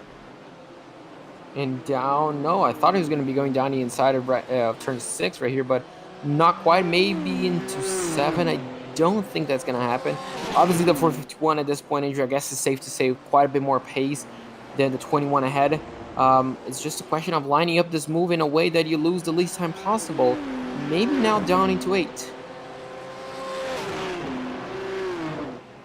Lucas takes a look flashing. and thinks better of it. As much as Lucas wants to go by, I think they know that they've had a couple of issues in this race already. They're 16th. These guys want their positions too, and it's very, very early. You know, there's still so much racing to go. I know it's felt like a while here on the broadcast already, but there's still so much time to race. Absolutely, and you can see just the runs that he's getting, obviously being very safe to do so. To do the move on a perfect scenario, and down here, maybe into turn 1, this is going to be the spot. You can see already looking down the inside. I don't think there's going to be too much battling around here, and yeah, there you go. Clears him and already moves up into 15 for the time being. Only behind Michelle ahead, and Drew, that's going to be for 14. So, I mean, considering how big the hit was, it could definitely be worse. Only down into 14th position. I mean, they could be looking at a possible top 10, I feel like, and that's looking at a safe option. Pure Sims Esports, meanwhile, working on Muradness. There's Muradness car 70 and Muradness green that we were just taking a look at, leading in amateur. Muradness themselves, car 70, is currently in second place. Jonas Wanner behind the wheel. Into turn number 1, SRC Movano featured on that car as well. So a collaboration there. In the second spot, just 1 second back to Pure Sims. And a problem for PMF. They're in the pit lane. Actually, maybe not a problem. Remember, they were off sequence as well. So they come in, get damage fixed. And John Chrissy will stay behind the wheel, it looks like. Gonna be honest, Andrew, now it makes a lot more sense why they didn't take the fast repair on the first stop. Yeah. And just electing to take it now. And you can see there the car is looking brand new. And now the pigs should be a bit better. They had quite a bit of extensive damage on the front end, on the front bumper. On both sides, actually. Just the Fuel middle only. was... Oh, yeah, no tires. Interesting. Wow. That's very interesting. Maybe the Porsche is not as tire hungry as the BMW. Is that maybe where the BOP comes in over the course of 24 hours, is not having to take tires? I'm going to be honest, I would doubt that. Tires on Porsches always seem necessary. Porsches just, they are what they are. They're usually pretty tough to drive, but maybe. Interesting. If this is the case, if they can save 30 seconds, Andrew, every 2 stops, I mean, That's huge. even if, yeah, that's huge. I mean, think about it. If you have at least 20 stops, that's quite a few minutes that you're going to save. I'm not going to do the math right here because I'm not going to embarrass myself. Maybe 10 minutes. If you're saving a half minute every 2 stops. There you go. Well, I guess 5 minutes probably that you're saving, because it's only 10 stops you'd be saving on around there. So 5-6 minutes that you could potentially save. And that's laps here. A lap at Watkins Glen is around a 143 currently. Times have dropped off a little bit. The best race laps have been 142s. Best qualifying laps in the 141s. But 143s right now in race pace, maybe low or high 142s. That's 3 minutes you're saving. Yeah, or 3 laps you're saving, yeah. Yeah, 3 laps. So obviously, you know, as soon as the night drops, you know, if this story is true, if the Porsche is just so much easier on the tires, they could maybe stretch it to 3 fuel tanks. Who knows? And well, that's just gonna save them a bit more. But yeah, I mean, it could be a big game plan for the Porsche if they're so much more efficient, so less tire hungry than a BMW. I must say, looking now at the S's here at Watkins Glen, I'm impressed so far. We haven't seen a single incident here, aside from maybe on lap 1, small things, just small, you know, accordion effects from turn 1, JP, on the first lap. We have not seen problems here through the S's, and it's not that these cars are difficult to drive up the S's like NASCAR stock cars or something, but with all the battles we've seen side by side, lap cars, whatever, we have not seen an issue yet in the S's, at least not that we've seen, and that's impressive. Yeah, absolutely, and we saw drivers going side by side through the S's. We saw drivers lapping others on the S's as well. But yeah, obviously, I guess the downforce as well of the GT cars, Andrew, being able to take it flat out, and obviously taking the tighter line if you have to. It's also helping these drivers not to wash off too wide and come into contact with other drivers. Certainly hope you'll follow our social media coverage throughout the course of this race. And, well, just as a whole on Pit Stop TV. Facebook, Twitter, Instagram. We broadcast to Facebook, Twitter, YouTube, and Twitch. The Twitch username the same as Instagram. And do you see what I'm seeing, JP? The track has suddenly gotten just a little bit darker. We're starting to get some clouds building up. And that's going to help actually with the track temperature. Oh yeah, you can see shade there in turn 10. Yeah, so it's going to bring those track temperatures a bit down. It's going to make the tires wear a bit less. And you can see just, well, a big jump, Andrew. We were seeing 1 Fahrenheit jumps, and now we just saw, well, pretty much a 4, I think it was. It was 112, 113 at one point. So, yeah, the clouds helping a bit of the BMWs, maybe. I think going to be helping everybody, really. We saw the Parabit Porsche real sideways earlier on in the first hour. That's why I'm really surprised by PMF not taking tires that last stop. But, yeah, down to 109 degrees in the, in the air. Wouldn't that be something? 100 degrees in the track, 109 degrees in the track. Still very calm winds out of the southwest and still a 67, 68 degree day. I do wonder, we'll have time for temps to come back up in the morning tomorrow to run to the end. This race starting at, I believe, 12 in the sim. Maybe 1, as I just heard crashing somewhere. I don't see a car off pace, but there will be time for the temps to come back up in the morning, JP. How high do you think those temps come? Could they get higher than 115, maybe? We could see anything in the morning. We really don't know. And, the sim treats weather just like real life, where we'll wake up in the morning and have a brand new day in the sim. The weather could be completely different. Clouds could build overnight, and we could see things change. As actually a pit stop here for R8G. Oh, interesting. Maybe realizing they are on the strategy they thought they were on. I don't see any damage. A penalty, maybe? Could certainly be, but he's coming back to his pit lane, so I don't think it is. Andrew, obviously could be something related to a driver change, just filling up on fuel, trying something different. Interesting to say the least. And to answer your question about how high the tires, the temperature is going to go, I guess I can kind of say, Andrew, I'm excited to see OS Ferguson massive problems. The Pure Sims eSport car is destroyed. And he was third. Where is he? This team was third. Pure Sims is... He's on the bus top. Man. He was on the bus top. Wow. You can see it's not going to make it back. It's not going to make it back like that. Yeah, tow. It's just safer to tow, I think. And, wow. So big issues here for car 116. In the pro class, they were third. This is going to be a big issue for him. So I wonder if something ahead or someone behind that caused the contact. Oh boy. What happened? Car just got loose over the curbs. That's a really big impact to that wall, too. I know it's safer barrier over there, but that's not negating the fact that you're coming into that corner at, 160 miles an hour? Let's watch it again here.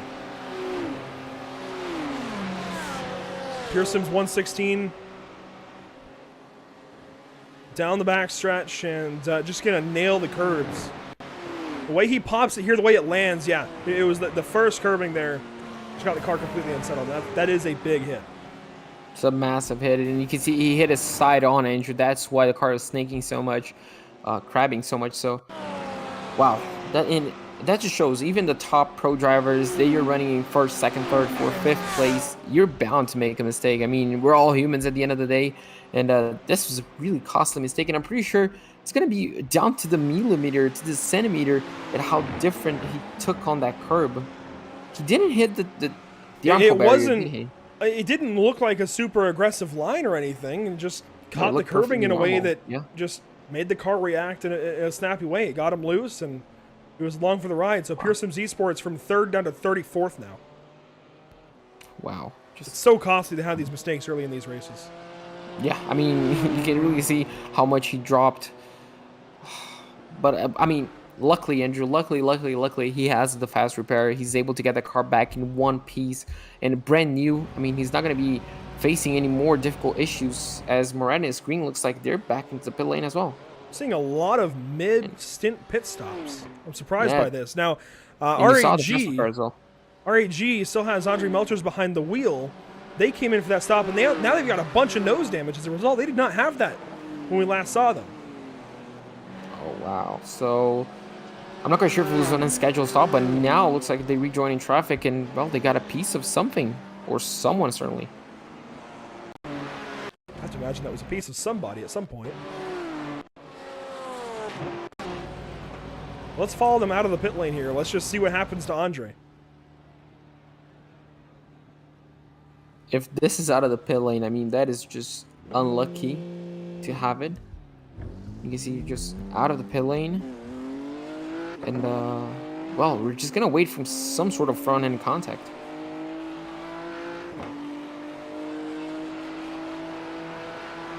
Cold tires maybe up the yeses. They took just fuel, it looks like. So it shouldn't have been cold tires at all. He does have the 30 just behind, and that is Lunatic Racing. But they are still in that order now. The curbs, maybe? Oh, hello. Well, that answers that. That does answer that. The aerokinetic machine of Daniel Dennison in trouble there in the bus stop. Wow. Oh, and there's why the Moradis Green car came in. Wow, so there you go. Wow. So a lot going on in the bus stop that way. Let's a minute to look at it for Daniel Dennison. That was a big hit for Andre. I'm not quite sure how he was able to continue with that car at that point. The same issue for Dennison. Yeah, takes the same curb, and you can see their big hit. And then Moranis, somehow Moranis finds himself way off. That's a big hit for them. Yeah, that's why they came back to the pit lane. I saw them taking a fast repair as well, so yeah, maybe the temperature's dropping, the tire pressure changing somehow, affecting the right side of the car. I'm not quite sure what could possibly be happening, but that's the second time we saw someone struggling on that car. Scott Angelo is now in this car, but it was still Nicholas Michel behind the wheel. Let's ride on board here with the Moradis Green 53. Now into 31st position after starting 9th. Inside the top 10 as an AM team. Caught some damage there. Oh, it faked out. Oh, the PMF car was around. Okay. Makes a lot more sense. Well, now we're getting quite a few answers to our questions, Andrew. I'm quite loving it. And you can see there the car, the suspension, not the suspension, I guess the toe of the car is just broken. The car was just not pointing in the right direction. And that's what forced him to come back into the pit lane. And, working to find the PMF machine. Here we go. It was no longer John Chrissy in the car, I don't think. Once Matt again, Wagner now. Once again, that curb, and I'm not quite sure what's happening. And recall, they did not take tires. Yeah, but, I mean, the tires, I mean, they did not play a part, I don't think. It was just that entry curb once again. That made the car jump on all four wheels. That car was flying at one point. So a problem there for PMF Motorsport. They go around. And everything just kind of stacks out. Now Tempest Esport 2 has a problem. Also out of the bus stop. Wow, and that's a big rear end hit. You can see there the boot of the BMW showing up. Well, no, he's into the boot now. No, but the boot is open. Okay. Dad joke moment there one. Oh. Let's go back and see what happened here. Would you like to guess? Does he jump out of the curb? Yes. All right, so I mean, a very common problem suddenly. The curbing in the bus stop here catching a lot of drivers out. Well, we have our fixed camera at one point. I mean, that's more aggressive than we have seen. And another driver ahead of him had the same issue. Chaos in the bus stop suddenly. This is insane. We can't have 24-hour coverage of the bus stop at this point. You know what? If we had to set up a camera and just watch the bus stop, I would do it. Yeah, I mean, it seems to be the trouble point for these drivers. Oh! I think he got the fence a little bit. That Apex car that came through. This is a good look as to who might have had issues. Aha, Oh, there that's you go. the... Actually, Wow, not carbon sure who copy. that was. Car 29, that's the Radix car. Leader in Pro-Am, I believe. Second now. SimCity has taken the lead back. Third, actually. So, still one of the top Pro-Am teams having an issue there, but they caught it, so they keep going. No issues. They got the best possible outcome out of that instant. Yeah, for real.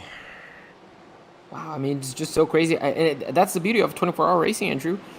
I mean, look at how many cars had the race changing. I mean, I'm not quite sure what happened, but you could see something on the track, something on the right side of the cars. Something definitely happened in this, I don't know, 15 minutes that definitely changed the complexity of the bus stop curb. Turn 8 we go, watching German sim racing following SimCity Racing. This is for 6th on the racetrack, but SimCity Racing with Uthman behind the wheel still in the lead for Pro-Am. Let me tell you, the pace that Uthman has... They could have I a mean, top 10 soon. Or top 5, rather. Top 5, yeah, certainly. I mean, just needs to keep the car pointing in the right direction, Andrew, and he could be on for a great result. And but if the pace that Uthman has, I mean, I don't think he's going to be phased whatsoever by the number 4 behind him. He's just going to be running his own race. And but yeah, the number 4, obviously, it's a pro car driver. It's a pro class driver. There we go. That's what I meant. This racing could get spicy. Now, if you're the number 4, do you save a bit of fuel? Do you attack? What do you do? I wish I had the answer to that question, JP, but honestly, I've been thrown for such a loop as, here we go, Uthman will let the pro car go on by. I'm not sure what to do anymore. What I thought you should do has been thrown out the window and adjusted certainly a few times so far today. At this point, hang on for your life, complete 24 hours as quickly as you can, and that's about all I got for you. We're expecting now 840 laps if pace keeps up. That number, of course, may come down with the advent of more pit stops. We're on lap 57 currently, and our race leader is Biela Racing Team Euronics 1. They are, here we go, out of turn number 1. A few lead changes today, 3 of them, and of course we expect no yellows throughout the course of this race, but hey, maybe we get them. Maybe. Yeah, could definitely happen. I doubt it. It would take a few cars flipping all at once, but it's a possibility. Absolutely. Certainly something that Biela does not want whatsoever. They have built a 12-second gap already, Andrew. All down on pace. I mean, it has been nothing short of excellent. And, oh, yeah, never mind. I was going to say I don't see the number 90 on the top 5, but he has jumped up to 3rd. But, I mean, what a fantastic pace they've had so far. Still less than 2 hours of racing, but if this continues, it's looking really good on paper. Joseph Hoggard for Yellow Stripe Motorsport started the race for these guys. Currently chasing Schaller Racing. It's the same car that turned Love 46 a little while ago. And Ben Warren behind the wheel. Actually, that's not correct. That's tracking to somebody else. So Schaller has just gone on by is why it's tracking to Warren. It is tracking to Stephen Peach, I believe. Peach, maybe. For Schaller Racing, and lost a lot of time in there on the bus stop. He clutched into the corner. Did Yellow Stripe with Hoggard behind the wheel, and then lost a lot of time on exit.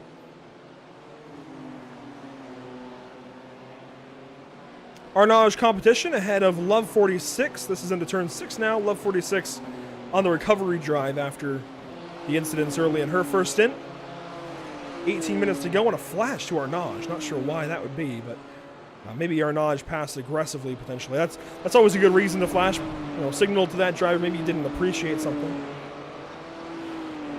And you can see from the rear wing of the number 46, you can see fast repairs were not taken after that instant down into turn number 6. Or they've taken more damage. Yeah, I mean, it could certainly be a point, but that's exactly the damage that they had after, I think it was David Levine that came into the back cover, but I'm not quite sure. But yeah, either way, trying to recover once again I mean, it has turned into a 24-hour sprint race for 46, hasn't it, Andrew? Strategy is, at this point, is just push, push, push. You mentioned David Levine. D-Line Racing will check in with car 47 just ahead of Andre Melchers. And Andre with his pit stop having to lap them again. Andre in car number 8 is down in 10th spot. Having to come back through some of the field. They lost about a minute with that pit stop they took, and now Andre going to go on by. David's taking a bit of damage over the course of the race. You can see the nose beaten up there, and we saw the incident with Love 46. That's likely the source of that damage for David. David goes wide here in turn 1. Allows Lunatic Racing to go on by as well. Lunatic Racing is 11th, and R8G is 10th.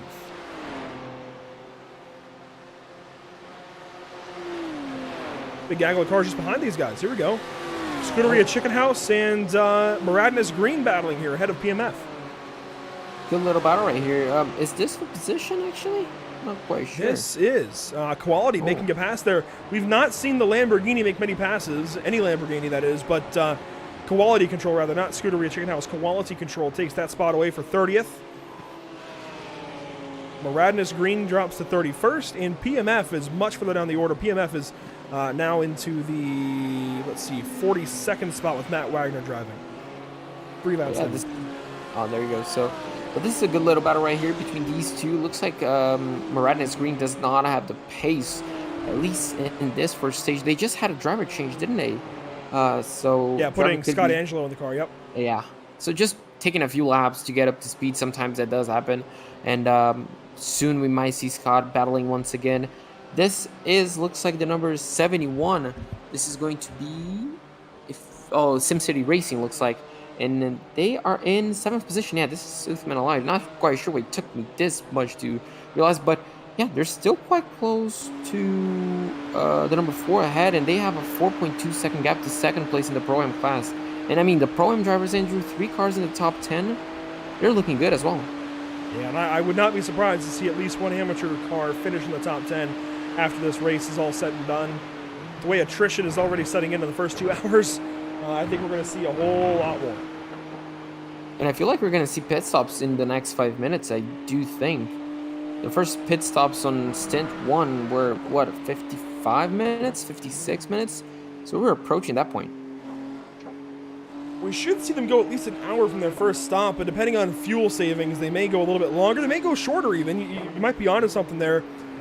I would always think to try and go longer. That was always the goal. I would always try and save fuel in my stints, but if they didn't make an hour their first run, that's probably 2 or 3 laps they need to save, and at that point, that's difficult to save. So if you can't get that number easily, it might be better to just go ahead and run all-out pace and worry about fuel later. Yeah, absolutely, because in GT cars, obviously, you're going to be saving quite a lot more fuel. If you're running behind someone, you can just lift way less. Obviously, you're going to be having a bit of tow, and look at this battle right here. I think it's for position as well. This is down into turn 7 right here. I quite like this. That 25 car is Scott Reister in 39th, gives way now to Race Anywhere SimSport. Yannick Mormon still behind the wheel. Yannick is chasing that 21 car just ahead for position as SimCity Racing comes into the pit lane. Uthman going to pit out of the lead, and they pitted earlier in the first and as well in the first hour. But Yannick is chasing Marcus Broik in car 21, the other Schaller Racing machine.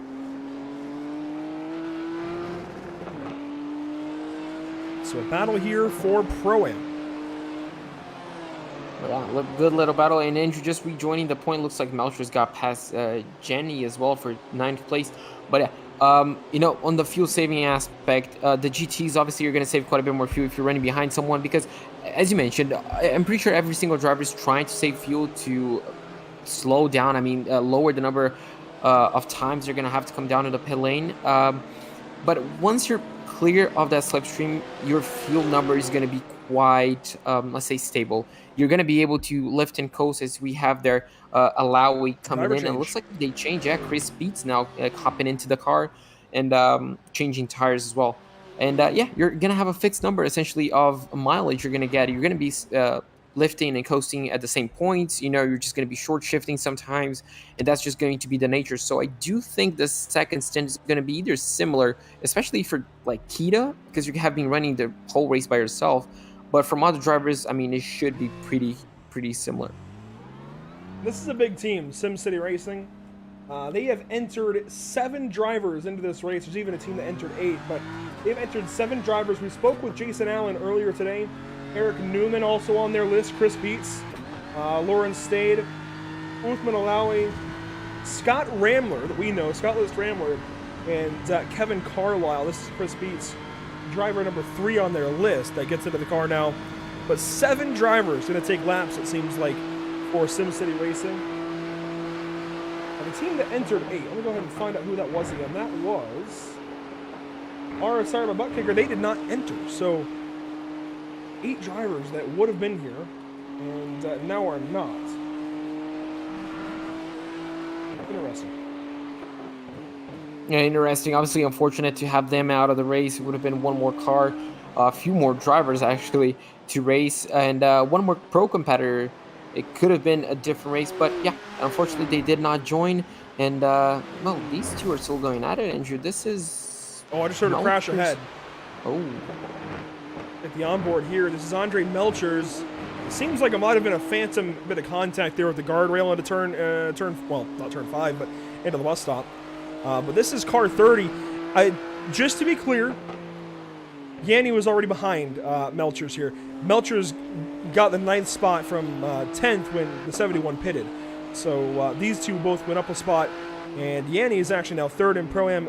They were 4th, and a bit loose there in turn 7. 11 minutes to go in the opening stint for a lot of these drivers.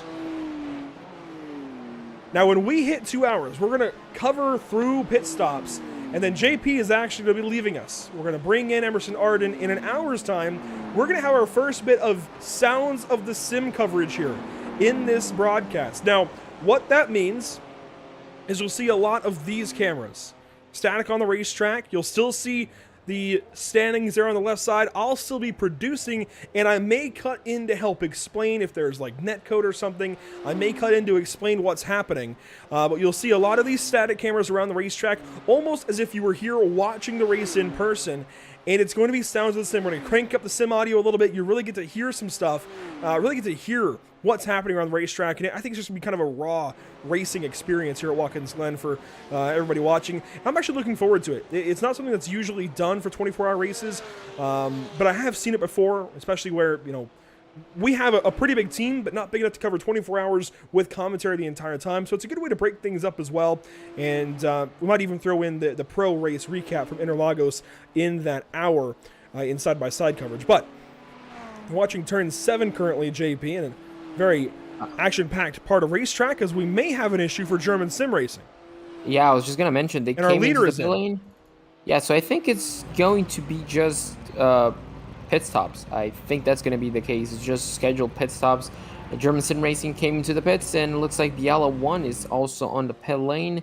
Do you have another driver coming in? So there is Christopher Hyman now for German Sim Racing. Apex Tech Racing 2 is waiting on, I guess it's a new spelling for Jose, to get in the car. And Biela Racing 1 has just come in, likely making a driver change. Yes, Patrick Heinrich now behind the wheel. Yeah, he's a fast driver as well. I've seen quite a few of his streams. I know what he's capable of. Obviously, he has big shoes to fit, Andrew. We've only seen, obviously, one driver from each team so far, apart from a few exceptions. So we kind of know the pace of the first few drivers. It's up to these guys, well, to keep up what they have done so far. A driver change for car 255, 5-Star Motorsport. Walter's now behind the wheel. At any time you see Benelux, or as I call it, Dayach, for the driver club, anytime you see one of those, JP, you know they're probably pretty good. Yeah, I mean, that region of the world produces quite a bit of amazing racing drivers. It's Deutschland, obviously, it's going to be Germany, it's Belgium, and I think there's another country right there, but I don't remember exactly which one it is. And sometimes when you see Finland as well, Andrew, those northern countries, they do produce quite a few special racing drivers, also in the real-life aspect, don't they? That they do. Here's Silver Tam out of Finland. And the Radix Racing 29 taking a pit stop. They've been fantastic so far in Pro-Am. Michael Yanni taking the Pro-Am lead, at least for a moment, in car 30, chasing Andre Melchers. And I mean, he's showing great pace, isn't he? Just keeping up with Andre for this. I mean, since he rejoined, obviously Andre has that bit of damage on his front end, but I mean, Yanni, I mean, it's not letting him go one bit. It's just saving a bit of fuel, just keeping up with Andre. Just such a good pace so far from the number 30.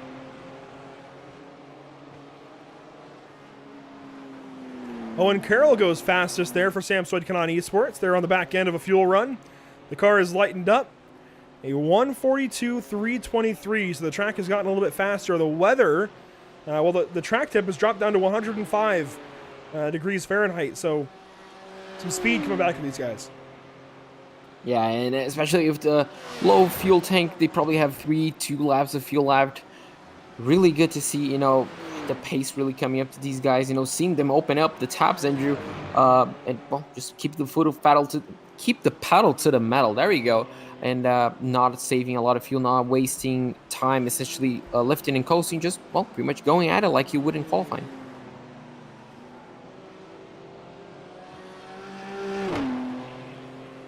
Seven minutes to go in this first 2 hours of coverage.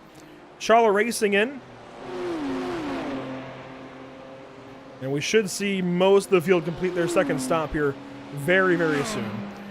Waiting on Maradness, who's now leading the race. Looks like they'll go one more lap at least, or they'll come in. Urano Esports will follow. Samsoid Kanan Esports, they go one more lap? I guess we'll find out. They're at a turn 9 now. Yeah, this is going to be the question mark. Will they come in? You can see the rest of the field. Warner is coming back to the pit lane now, probably for a driver switch. The number 70 led this few laps while Kita actually came to the pits, and obviously Patrick Heinrich retook the car. You can see the number 90 as well. You can see the Mercedes coming back to the pit lane. Looks like the 90 actually towed for a second. Driver change. Oh, okay. The car just blinks a little bit. Now in the car. Interesting. So now you can see now quite a few names, Andrew, just as we kind of got used to some of the names. Well, there you go. Now we have a few more. Yeah, I promise the hour of non-commentary coverage coming up is not a cop-out to get away from names, but we do see some interesting ones getting in the car now. Lunatic Racing sending a new driver out there, Ryan Patrick in car 30. And now we just wait for Samsoid Kanan Esports to come down the pit lane, and then the other dominoes should fall, and we'll see where we're at. We'll at least kind of set the stage for this next hour of racing before we hop off the mics here and we say goodbye to JP until tomorrow morning. But Owen Carroll still behind the wheel for Samsoid Kanan. They've got to pit soon. Yeah, they're going to pit on the next few laps, Andrew, and that's going to mean that actually Melcher is going to be taking over the provisional race lead. Especially with the way they pitted. Yeah, on that different strategy. They're going to be off by, I think, 8 laps. Don't quote me on that, but it's not going to be that much. They're going to be pitting quite soon, actually, I do think as well. But yeah, Owen Carroll so far doing a good job. Owner of the fast lap of the race. All this pit stop shuffle, actually, Andrew promoted Luke, the number 41, an amateur driver, to the overall top 10 as well. So kind of nice to see, even though that's only going to be provisional, that's only going to be for a few laps. It's nice to see a yellow number up there. And that's the Tucson Blue Racing team. We'll see if Owen Carroll pits here. He will. Tucson Blue Racing fielding a BMW, as you might expect. A blue and yellow machine. One of the simpler paint schemes in the field. Definitely a stark contrast to liveries for teams like Maradness and Samsoid Kanan. I think showing that there is definitely that kind of gap. And that's so cool to see in endurance racing. And in a field like this, where we have just 40-some GT3 cars, you see a wide array of paint schemes, a wide array of team experience like this. It's cool to see one of the smaller teams shining through here, currently in the top 10. Yeah, absolutely. It's just great to see them up there. And I mean, it's deserved. It's something we're used to seeing in NARL, aren't we, Andrew? Time and time again, we see a few of these guys. Oh, already the number 70. He just came into the car. He just got in the car. Rapucci already in a lot of trouble here. Maradness, unfortunately, is facing a long, long uphill climb from here. Wow, I'm shocked. I'm going to be perfectly honest. He just exited the pit lane. I mean, that was a big hit, and I wonder, Andrew, if there was something to do with the bus stop curb. Yeah, big shout out to Emerson Arden for the shout out on this incident. This was just ahead of BDS Racing. Looks like Urano and the car we were just looking at in the top 10, Tucson Blue Racing team. And this is what happens into the bus stop. Catches the curbs. I've seen that a time or two today. Wow, absolutely out of his control. I mean, there was no catching that car. It sounds like they've since taken a tow as well after rejoining here. Looks like maybe the car blows up in a few moments. You know, it's smoking here. It's not officially let go, but it sounds like it lets go in a moment. Yeah, it might just do that. Obviously, the car is going to be, I guess, choking a little bit. The car's just going to be puffing. It's not going to be good, and then we might just see a big puff of smoke at one point. But if they were able at least to drive the car back to the pit lane, Andrew, it would have been way less, I guess, terrible. Unfortunately for them, it was the worst case scenario. Developing issue here for R8G Esports. They've had to pit again. They've pit back on a cycle with these guys. They took an extra stop entirely. Well, follow this until Rapucci has to pull off. This is about where we picked it up. But Andre Melchers came in just moments ago, handed the car over now to, I gotta find him again, Vlad Kimichev, it looks like. And I'd imagine this is where the Muradis number 70 pulls off and tows in just 1 second out of turn 9. Yeah, you can see just barely any smoke at this point, just as soon as he comes into the throttle. And if it blows right here, Andrew, and it looks like it might just... Wow, just so close. Just to put extra salt into the wound. And so now Vlad behind the wheel of the number 8 for R8G Esports. This is very interesting. They've essentially taken themselves out of the fight for the race lead with that extra pit stop, and now your mind has to wonder as to why they had to make that pit stop. Your guess is going to be as good as mine there, buddy. It's just unfortunate. They were, I mean, I think they were going to be at one point effectively second place. Yeah. Two teams in the top 10 have not pitted. Those being, in the top 3 actually, those being Lucas Jestat here in car 451 for Biela 2, and car 9, Spencer Kostowitz for Vendaval Sim Racing White. Neither of these two cars have pitted yet, and you can see Spencer is actually hounding provisional race leader Patrick Heinrich. Oh yeah, just applying a bit of pressure right there to maybe just test out Heinrich a little bit, seeing, I mean, the strengths and weaknesses, differences in driving, maybe a little bit of corner, obviously saving a bit of fuel as well. You can see there the car dropped a bit, so just pulling in the clutch. But yeah, you can see there the number 90 MG of currently being driven by Laubish. I think that's how you pronounce it. Well, he's in 4th place, and as soon as these two drivers pit, as you mentioned, the 451 and the 9, he's going to be up there in 2nd place. He's going to be 24 seconds. Oh, no, actually, no. He's going to be only 9 seconds behind Heinrich. So, interesting. Some gaps closing up here as both of these two cars in the top 3 that have not pitted yet will continue on. Putting the clutch in even is Spencer Kostowitz. So, saving fuel even while being way off sequence here. Apex Tech Racing very close to Samsoid Kanan. This is for 6th. This is your Pro-Am leader. Yep, Pro-Am leader so far. Obviously, Chris Beats just looks like 15 seconds behind these guys. And, oh, you see a bit of front end sliding on the number 113. That definitely got the heart pumping a little bit. But, yeah, you can see just how much injured. Just let Kostowitz go. Maybe just for the better, actually. Different strategies, no point. Maybe a small mistake as well from Heinrich at one point.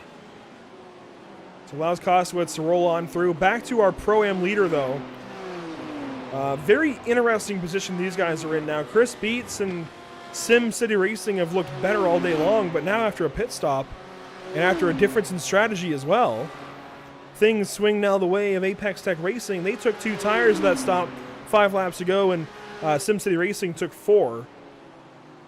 So a difference in pit stop gives a little bit of time here to the 113, but is that going to hold? Yeah, that's going to be the big question, Andrew.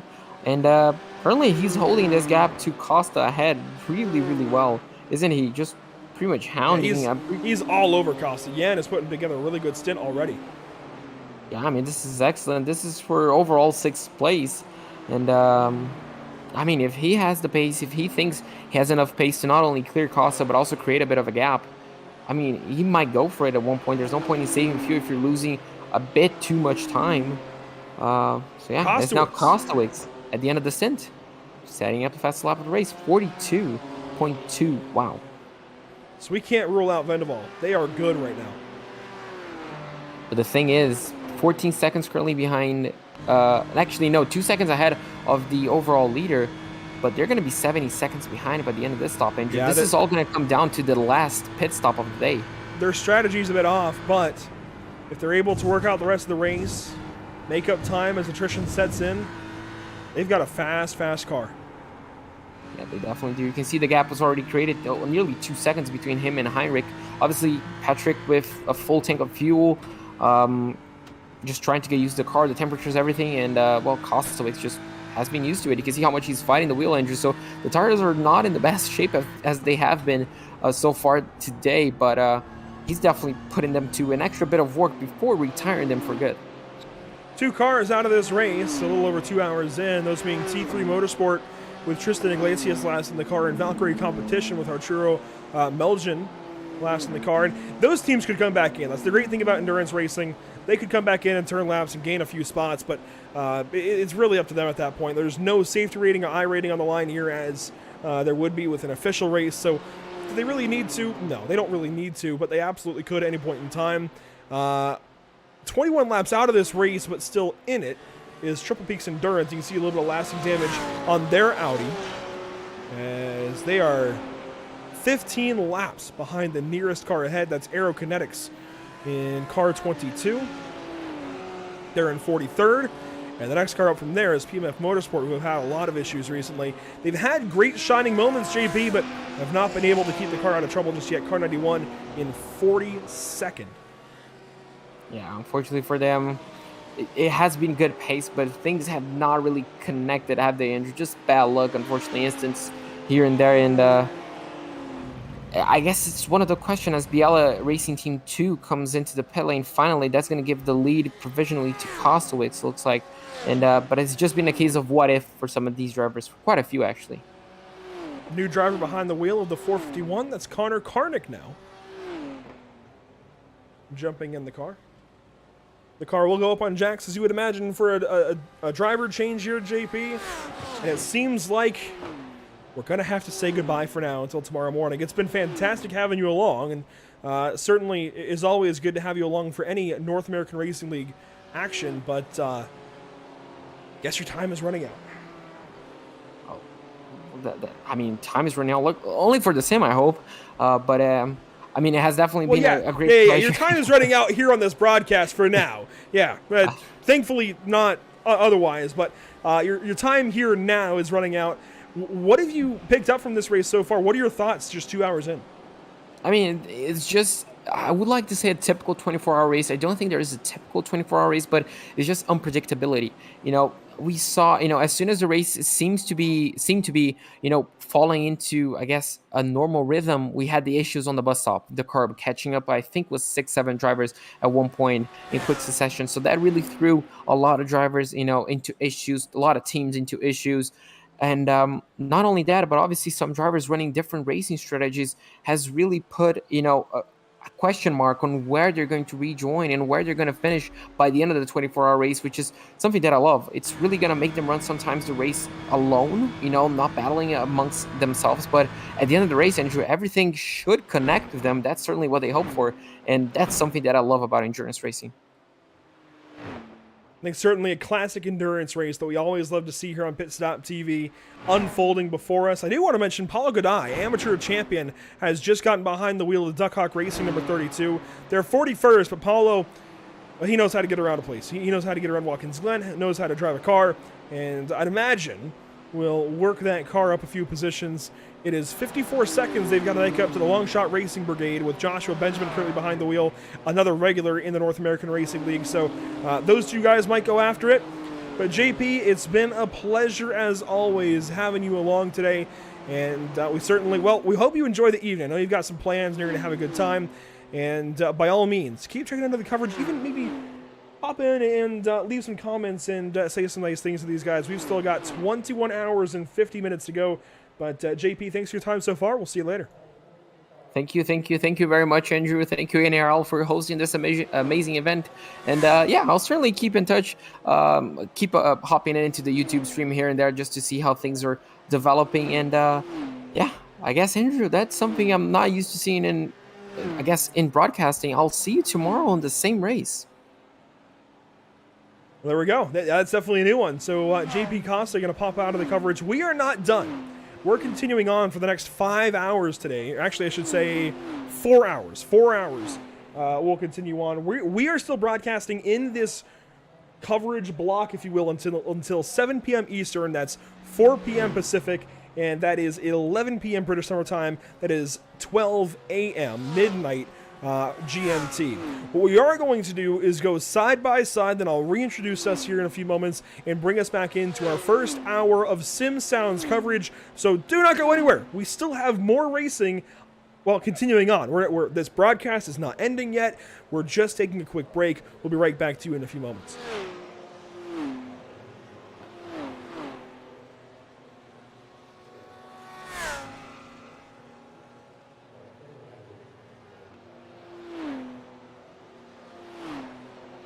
Sound Art introduces an entirely new way to listen to music in your home by combining the best of two products: a revolutionary high-fidelity, low-profile Bluetooth wireless speaker with beautiful artwork. Select from a library of artwork or upload your own photos to personalize your experience.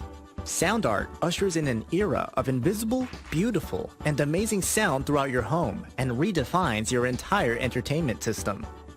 The need to reclaim your floor space and rid your home of unsightly speaker boxes that need to be bolted to the wall is now a thing of the past.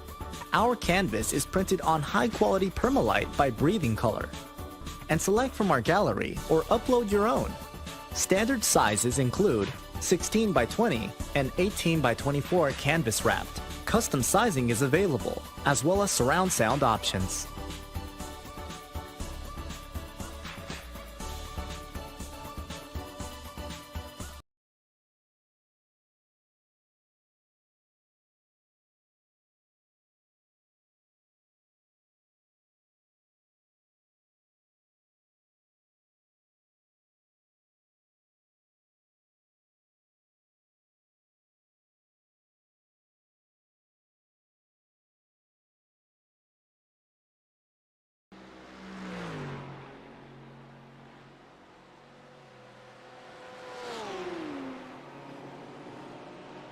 Just like that, welcome back to coverage. Just a quick break there as we come back to you with Cash Days at Watkins Glen coverage for the North American Racing League. We're not going anywhere just yet. We're going to stick around for a little while. We've still got some more racing. Of course, 21 hours and 50 minutes to go. Race leader is currently BL Racing Team, as they have been just about the entire day so far. Led most every lap, and currently in the car, Patrick Heinrich. He's led, well, the team has led 60 laps. He has not led all 60. In fact, just taking the lead back away from BL Racing Team 2 and Vendaval Sim Racing White, who Spencer Costos has done a fantastic job in that car, rallying them back into a good spot. Now Stephen Ash behind the wheel. Your Pro-Am leader is currently SimCity Racing. Chris Beats behind the wheel in car number 71.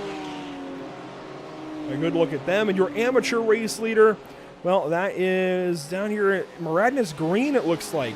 Back into amateur lead. They are 19th. Scott Angelo is behind the wheel of that car, and they are on the front stretch. So the race certainly taking form. And for this next hour, we're going to kick off what we're calling Sounds of the Sim coverage here with North American Racing League.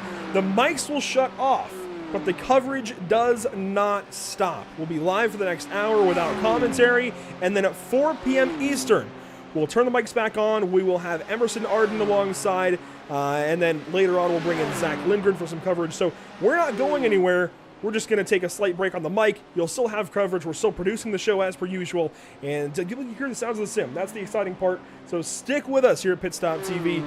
The racing isn't going anywhere.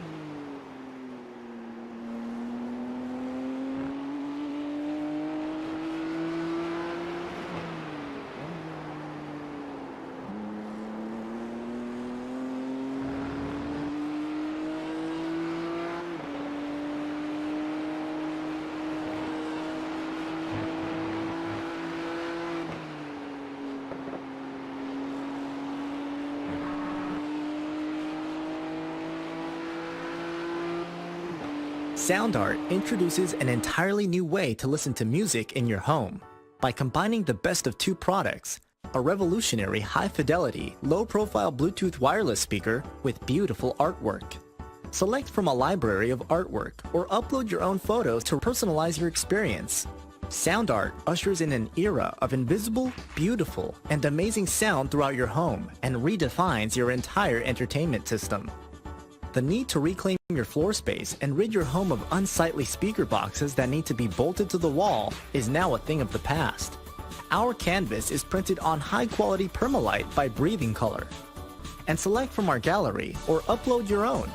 Standard sizes include 16 by 20 and 18 by 24 canvas wrapped. Custom sizing is available, as well as surround sound options.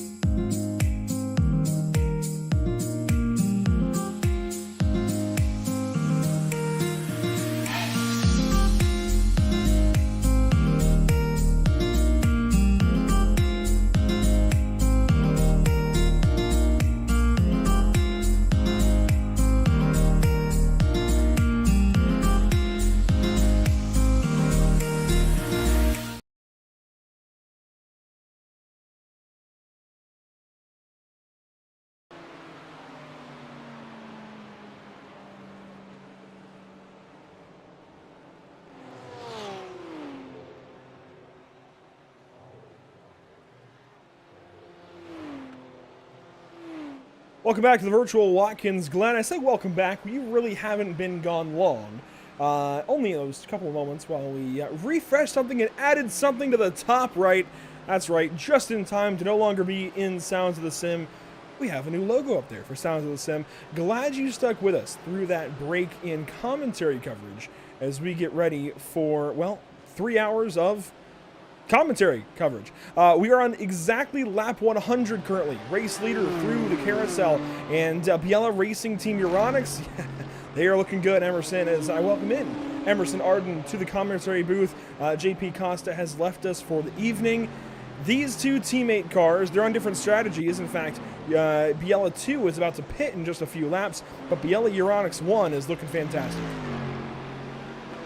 Yeah, absolutely. I mean, with this team having an average I rating of 9,200, we knew that they were going to be heavyweights coming into today's race, and they haven't disappointed. Again, that kid, Luca Kita, who put this thing on pole, he reached 9,000 I rating in 265 races. This kid is good. And then this Patrick Heinrich, I mean, he's just as good. He's maintaining this lead now, and he's keeping that 450 out in front and clean, and with a lot of racing to go, you know, this is definitely the favorite so far. Will anybody be able to dethrone them? I guess we'll have to wait and see. Pit stops underway for a lot of the field as we rejoin coverage just before the hour. Here's German Sim Racing by ACV in the pit lane, and now leaving with a new driver behind the wheel, it looks like. Christopher no, he was actually already in. Christopher Hyman now exiting the pit lane. Tempest Esports still out there. Moradness still has Pier Paolo Rapucci behind the wheel after his mishap as soon as he left the pit lane. Brought the car home after, well, a better stint from there on. But they have dropped down the order quite a ways. Now our top three are all in a row here, Emerson. That said, Urano Esports is the... Actually, we missed something while we were in Sounds of the Sim coverage, because Urano Esports is going to be all over Biella Euronics 1 here in a moment once Biella Euronics 2 pits. So right now, Biella 2 is basically just the cushion between the battle for the race lead, and then we will have a battle for the race lead between Biella 1 and Urano Esports. And this has been something we've been anticipating, you know, seeing if there's anybody who could get up there and get to that 450. I'd imagine there was some sort of mistake, or Urano just really turned up the pace. We saw they were leading there for a brief moment when the pit stops are happening, when the 450 came in the pit. But since then, I don't know if the overcut just did that many wonders. You see, using a little bit more of the track there, or being a little bit more gracious with the track limits there, but that's still going to be an incident point. That's something the Sharks have to worry about as you get on into the race. They have 80 incident points to play with before they'll get their first strike 3 penalty. And Vet is pretty strict after that. You only get 10 incident points after that before your next drive penalty, and you really don't want to be that liberal with the track limits. Scrubs the wall there in turn 11. And Laubish has been fantastic in this run. Pitted 3 laps ago. In fact, 3 laps later than Biella Euronics 1 did. Patrick Heinrich came in first. Now Tempest Z-Sport 2 on the pit lane. There's a lot to keep in order here. It looks like Longshot Racing Brigade also in the pit lane here in their Ferrari. Otherwise, looking down through the field, it looks like still only 3 cars out of this race. Triple Peaks has worked their way back in, as has Aerokinetics, but PMF Motorsports has officially called it a day, it looks like. They are now 18 laps down and on a 12-minute pit stop. Here's Aerokinetics in the 42nd spot. Triple Peaks Endurance still in the field, although their Audi is a little dented up, and 22 laps down. And Duckhawk Racing still in this field. Really, our attention, though, has to stay up front. We gave that little bit of recap, but our attention has to go right back up here. Love 46 being lapped through turn 7, giving way to our 3 race leaders. And so that was definitely a tire stop for both Euronics 1 and Urano, right? So yes, they came in for 2 tires each. It seems like we're used to teams double stinting tires. They're double stinting the right sides and single stinting the left. So they're taking 55-second pit stops. And that's what both Urano and Biella 1 did. And we're expecting Biella 2 to come in and, well, take either a 2-stop or a 2-tire stop or a 4-tire stop here in just one moment, likely within the next 2 laps. Or right now. Oh, right now, yep. I was going to say, if they really wanted to play the team game, they could have used them, especially if they were going to come in and pit. Maybe back up Urano for a lap. And, they did create a little bit of a gap, but still under a second. It's going to be tough, Absolutely. though. That run out of turn 1 and getting loose right there up over the curbing. Nicholas is going to lose a little bit of time. And that might be just enough to keep this from being a battle within this stint. I think if Nicholas can still just keep chipping away at this lead, eventually, through the advent of lap traffic, he should be able to get there at some point within the next hour. But only time will tell. Love this view in the bus stop. It's a beautiful, beautiful camera here. With we have the drones around the track. And I asked really about the tires because I wanted to know how much of a difference was it actually going to be with a 3-lap difference on tires. And if it's 2 tires, so be it. But still, those 3-lap fresher tires, if they played any role there early on, or if Euronics 1 was just slow to get, I guess, the tires up to temperature, I guess that was a huge factor there for what Urano was right there behind Euronics 2. We'll have to see if they can close on that gap, but these guys are so good that they have to be perfect every lap just to get any advantage. Wow, 93 degrees. It's dropped 22 degrees since the start of this race. 22. Huge. We went from overhead, the sun was overhead perfectly at noon for the start of this race to now being about 3 in the afternoon in Sim. I believe you can correct me if I'm wrong, it might be even 4. Yeah, it is 4. So we're working perfectly with Eastern time then. So the time it is in Eastern Standard Time, or Eastern Daylight Time, I guess it is the same time as it is in the Sim. That's good to know. So we're working at 4 o'clock. The shadows are starting to get a little bit longer. The sun is at a nicer angle to the track. We've gone from 115 degrees at the drop of the green to 93 on the track. And that's something these drivers have to be mindful of. And that could have maybe caught Heinrich out a little bit. Now he has been only in the car 4. Did you see in the hour that we had no commentary how many purple laps went up? Yeah, there was purple after purple after purple. So the track has changed for sure. And I wonder, how much of an impact that was on warming up tires. Was it, half a lap and, maybe a certain driving style doesn't, warm up the tires as quickly as another driving style. We fall back here, though. This is the battle. This is a pro driver working on a pro-am driver. Yeah, Samsung Canon Esports, Augusto Costa, rather, working on Chris Beats, who's done a fantastic job behind the wheel of the 71 car. Now, Sim City is no longer leading in Pro-Am. That honor has been handed off to Apex Tech Racing 1 in car 113. Jan Turnjak behind the wheel currently. Turnjak, he's done a great job keeping that team well within it. I mean, we've top 5 overall in a Pro-Am, or in the Pro-Am category. That is huge. Beats, of course, taking over that Sim Racing City machine. Sim City Racing, my apologies. Sim City Racing machine an hour ago or so. He's still kept it up here, second in class, still in the top 10 overall, but again, under heavy fire from Samsung Kanan Esports. Holding up great for the time being.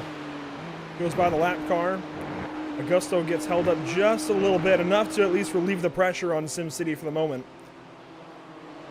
They've got to feel good about this day. And, when we had Jason Allen in towards the top of the day, the only interview we've had so far, and drivers and teams, if you're out there wanting an interview again, by all means, we'll take interviews throughout the entire race. But the only interview we've had so far talking about how they're a new team, only been around for a few months, but they've got some big names. Jason Allen, I've seen on iRacing plenty of times. Chris Beats as well, as one car's around. That is the Quality Control Lamborghini in turn 7. But more to SimCity Racing, they've got Scott List-Ramler. And Emerson, we cover the IRL IndyCar series. We know the name Scott List-Ramler. He's even run in North that we covered before, as Quality will take the tow with CJ White behind the wheel. But we know just how good Scott List-Ramler is. If Scott List-Ramler is in that crew with SimCity, then they're good.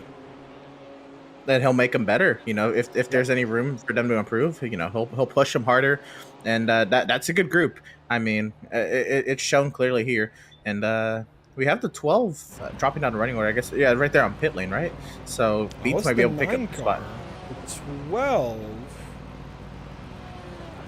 Okay, so I guess they registered under car number 12 or under car number 12. Yeah, for the actual entry list. They are scored as car number 9, so that's our one discrepancy that we've found so far. But they're in the sim as car number 9, scored on our ticker as car number 12, but this is Vendaval Sim Racing on the pit lane. And Stephen Ash staying behind the wheel. Spencer Kosowitz put together a fantastic first double stint. But they will drop now down to 9th position. Only 10 cars now on the lead lap as these laps wear on. We came back right at lap 100. So that gives you an idea of how many we've turned. 106 now of an expected 842. The pace has been fantastic from Heinrich and company.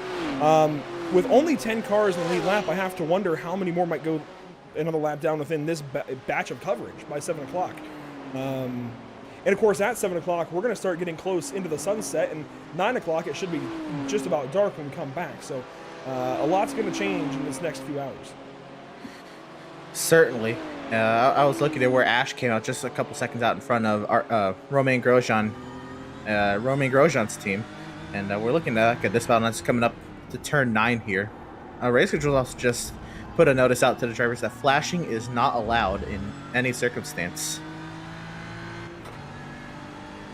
Yeah, so it's one of those things, the league rule. There are certain particularities about certain leagues, and the powers that be do not like headlight flashing. That's just as it is, and it's a very routine part of racing in road cars, sports cars like this on iRacing and in real life, and drivers just get used to it. When you bring in 40 some odd teams, and I'm sure at least 30 of them are foreign to the league, it's difficult to immediately get them to switch that thing off, that habit off, and get them not to use the headlight flashes.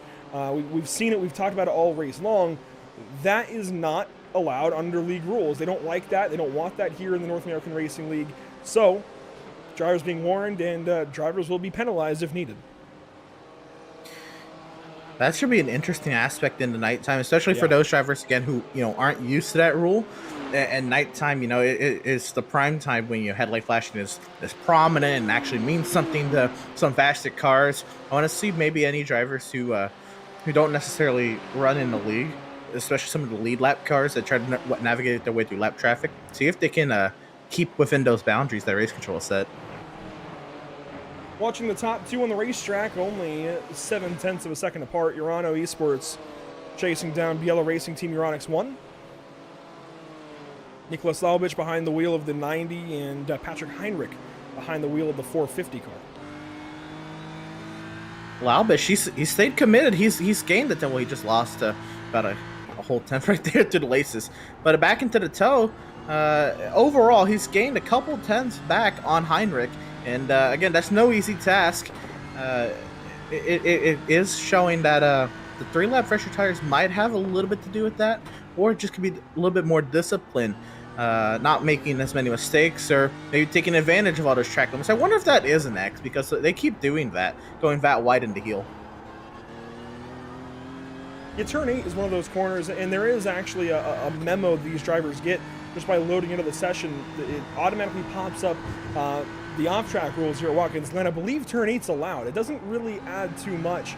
Obviously, it allows you to carry more speed through the corner, but it's something that I believe everybody can do, and you can run out wide there. And it really just comes down to working your way back onto the track without having an incident, without having contact. And if you go off track, it's your responsibility to get back on safely. That's just how it always is. Further down in the field, I do want to talk about this battle. A couple of Pro-Am teams. Race Anywhere Sim Sport with Morgan Short in the car currently, and German Sim Racing Red with, it looks like, Elias, I can't quite read that, Elias Sauer in the car.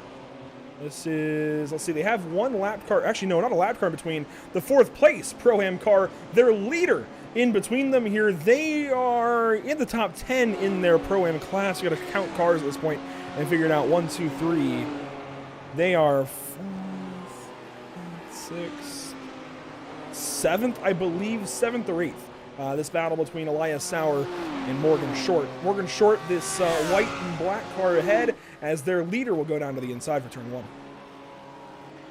So they just recently were lapped in class. That battle for position should continue on. Behind the leader, you see Morgan Short looking back at Sauer. Only half a second going up the S's. And again, right here, turn 3, how close you can put those left sides to that curbing. That is going to be all your on the Cup circuit anyway. That's all your lap time right there. Turn 3 of the S's. I guess you pair that with the laces in the toe here for the full course. But look at how much time they're getting down the back straightaway. Under 2/10 entering the bus stop. German Sim Racing Red starting to put some heat on here. And just checking into a bit of race control news, Emerson. You called some out from the sim. I'm going to call some out from Discord. Protest reviews are suspended until 3 a.m. Eastern when we actually end our coverage for the evening, at least for the evening portion. That's rather interesting. It sounds like there have been quite a few protests, maybe a few things for race control to have to catch up on, and we might see a series of penalties in the overnight. Absolutely, I guess. I mean, there was a lot of chaos in that opening stint. Let's not sell it short. There was a lot, and I think I could definitely see drivers, being a little angry about that. And I've ran one, not in NARL, but I've ran a couple endurance races hosted by other bodies that aren't iRacing. Limes a couple years ago. Yep, Limes. You and I both ran that. We won it, but oh yeah, you won it. We were 1-2 for a while there. And then that was fun. And then the majors 24 laps. Look at this, 4th position. German Sim Racing Red really putting a battle on here. Scooter via Chicken House gets their Lamborghini out of the way. Good move there. Appreciate that. That is the I gotta find them. The 33 car Blaine Sparling jumping out of the way, I believe. Here we go. Yeah, they were riding them, entering the S's. Now pulling out alongside. No slipstream here. Should be tough. Down to the bus stop, almost side by side. German Sim Racing Red stays behind. Elias Sauer thinking better of that opportunity. Teammates, of course, to the 4 car that's well up the order in 13th. Christopher Hyman has been very quick in that car, and they come out just behind D-Line Racing. Believe they've had a driver change. Yes, Michael De La Sala now behind the wheel for D-Line. De La Sala, about him. He's going to get lapped here by these guys again. They're going to drop right on down. Cold tires for him. He's trying to just wear those tires in and get back after it as these guys continue their battle for the... By the way, this is the 18th spot. I don't think we've mentioned that yet. This battle between these 2 Pro-Am cars we've been watching is for 18th. D-Line Racing, by the way, 36th currently, trying to play some attrition and work on by a few cars. And it is tough to get that far behind early on in these races.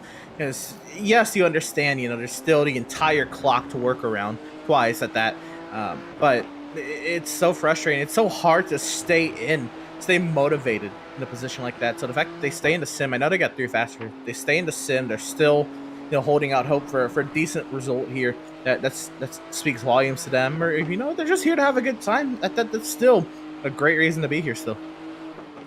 These two drivers just worked on by RD Simsport, currently in the pit lane. RD, one of the teams that we are very familiar with from BSRTC on Thursdays. And they are taking service, putting a new driver behind the wheel. Let's go ahead and find out who that is. Peter Sikdar. They are currently 21st spot, dropping down the order a little bit. They've been as high as 11th and as low as 42nd, and I feel like that's going to be the story of a lot of these teams today. Been into the teens at some point, maybe down into the 40s even, and just trying to find their spot in between. Sauer took the spot on the bus stop for a second, then he lost it right back in the carousel.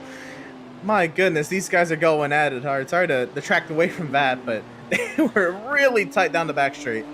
Close again. Sauer gets a run out of 6. Going to look left maybe. Raceanywhere.co.uk. There we go. All in front. And a big block there. This is fantastic stuff. Not even 4 hours in. Great racing. Good move from Sauer. Gets to the right side. Sitting on that right rear quarter panel down to the 8th corner. Down to the heel. And the 47 runs wide. I said that's a tough corner. It's downhill. Yeah. And I mean, so easy to run wide there. So easy. Absolutely. I think that's why iRacing tends to allow drivers to extend that track limit. Because, I mean, it's so easy to just miss your braking point by even a meter or so and just run wide. Is that a car off? Oh, gosh. Yeah, that was on the right. That is one of the front. That's Longshot. Longshot Racing Brigade. Oh. Jamie Southwell behind the car. And, oh, my goodness. Not much left in front of Jamie.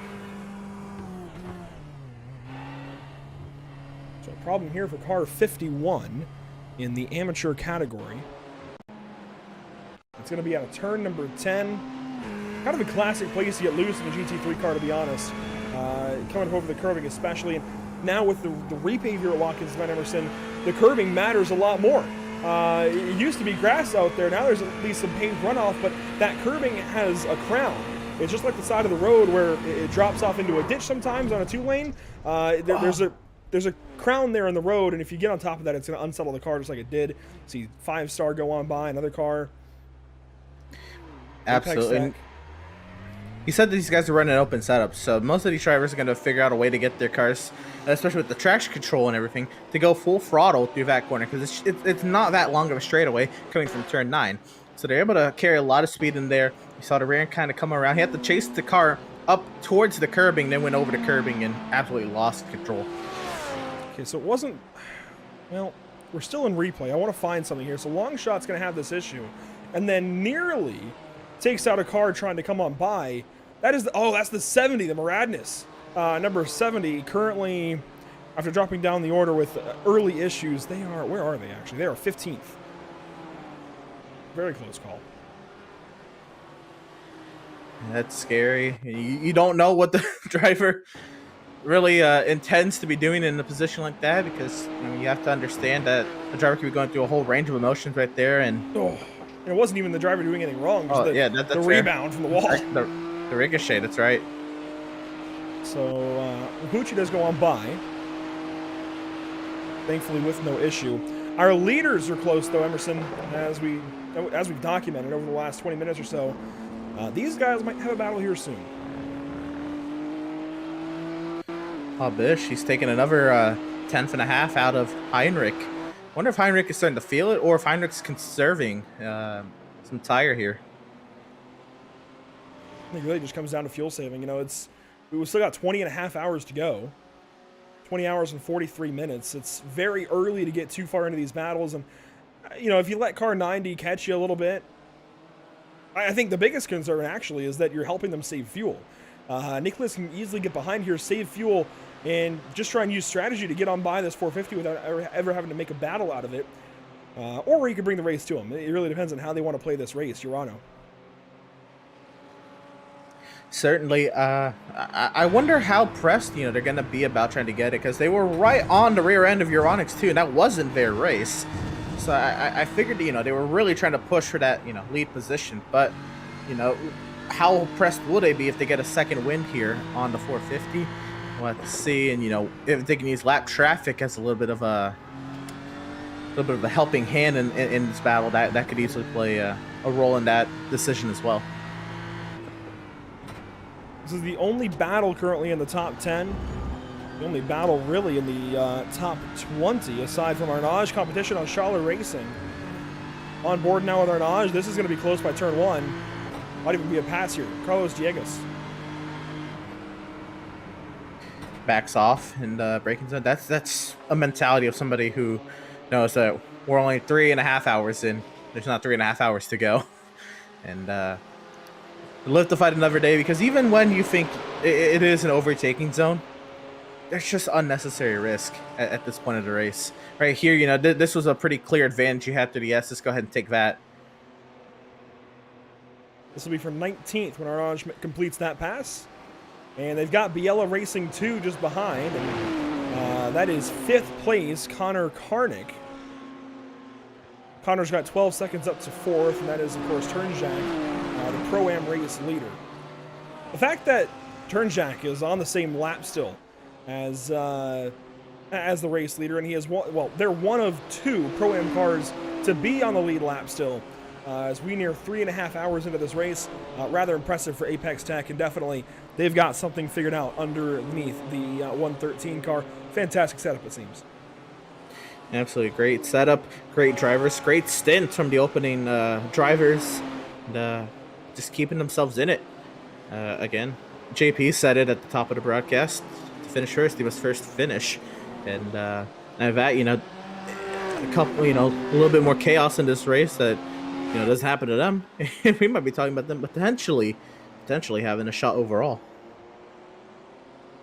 RHG Esports, Romain Grosjean's team has just gone 1 lap down, so from Andre Melchers putting them in a position to fight for the race lead to now 1 lap behind the leaders, they've kind of fallen off a little bit, and potentially Andre their lead driver at this point. I'd have to, well, at least between Andre and Vlad, it seems like certainly Andre is the top of these 2, but still a lot of racing to go. Not even 4 hours into this race, we haven't even seen their 3rd driver yet, so we really don't have a good gauge as to what they've got, but at least for right now, going this 1 lap down is pretty painful. It is, but again, there's still 20 hours left, and you know, if Kimichev doesn't have the pace that Melchers has, and they still want to, you know, have him incorporated with the team, of course, with Romain Grosjean Esports and all that, the least he could do is give him a clean car when he gets out of it. Oh, a crash! Oh! The Samsoid Canon Esports and Muradness Green cars tangle here. Muradness Green, one of the best amateur cars all day long, and oh my goodness! Like, there's just nowhere to go! Oh! Right in front of the RD car, and more coming on through. There's BDS and another right in the middle of that. Oh my gosh, and they're making some contact. The Samsoid Canon car makes contact with the RD car. Oh boy. Augusto Costa currently behind the wheel of the 7. They go 1 lap down now. And the Muradness Green machine, car 53, I'm trying to find them in our order. They've dropped well out of the, they are 31st now, 3 laps down. They've had a rough go of things lately, and it only gets worse. It's unfortunate. That was a really tough spot for a car to be parked up high and down low in the S's. Yeah, I was going to say, I wonder what the state of those cars are. I thought the Samsoid car also had some suspension damage as well. The way to kind of swerve towards the RD car on the back straight. I would imagine so. Let's watch this from the onboard here of Muradness Green. Nicholas Michel back behind the wheel. He started the race for them. I'm kind of surprised he's back in, actually.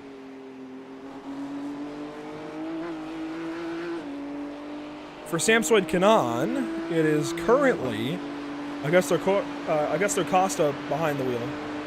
And, oh, gets hit right there. Wow. It was a lap car. Neither of their faults, really. At all. cars early on the scene, lucky to get by. We'll cover more of that in a second. What I really want to find out is who that lap car was. That was Marcelo Magnani out of Brazil for car 40, M2LF Racing. The amateur category. I wonder if either A, they caught that curbing on the inside of 3, or they were about to catch that curbing and they, tried to avoid it. You can see the Samsoid car goes to the right side here, then the left, caught the curbing, yep, and came off the wall, or came off the curbing anyways, and oh man. Big Big damage for, again, two drivers, that were at least in the top 10 in both their This is classes. scary. This is so scary right here. Oh! Oh my The 77 goes gosh. through the 9. And then more come along, and thankfully they back up to the wall here, let the leaders go on by, and then, oh my goodness, nearly cleaning out Roman Grosjean's car. Here comes RD Simsport swerving in front of him. Oh my gosh. Again, I mean, that is really tough to do at this stage of the race without towing. That was a very difficult task to pull off. Surprisingly and very fortunately, I don't think they got anyone else really involved. They, may have been maybe broken up a couple battles if there was any for position there, but I don't think they made contact with anybody else. And Muradin Green has actually just been overtaken by M2LF Racing, who, don't take this the wrong way, but caused that incident. Samsung Kanan Esports in the pit lane. No, they actually are back on the racetrack. They took their fast repair, and it looks like Muradin Green trying to save that fast repair, but Samsung Kanan felt like they could use it. They've got a couple of laps led in this race, Emerson, and trying to position themselves for a run still at the finish, at least at the top 10. Now, you got to kind of change your expectations when that kind of thing happens, but still keep your head up. Certainly.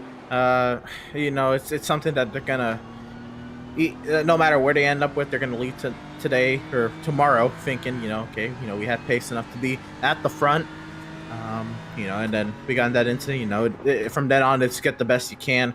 If they're currently 17th, I think a decent goal, 10th. Top 5 would be amazing if there's some carnage in the overnight hours, but I think definitely that goal would shift to about 10th. Worth mentioning, it is now Samsung behind the wheel of that car. And that could be for, a plethora of reasons. Maybe he was going to just be the next driver to get in. Maybe whoever was in the car, Augusto, really frustrated, and I completely understand that as well. I'm trying to pull up his stream. It's going to take a second to load as, oh boy, losing some frames there, but we can, in fact, bring up Samsoid's stream on screen. You saw a few during our Sounds of the Sims segment, but hang on.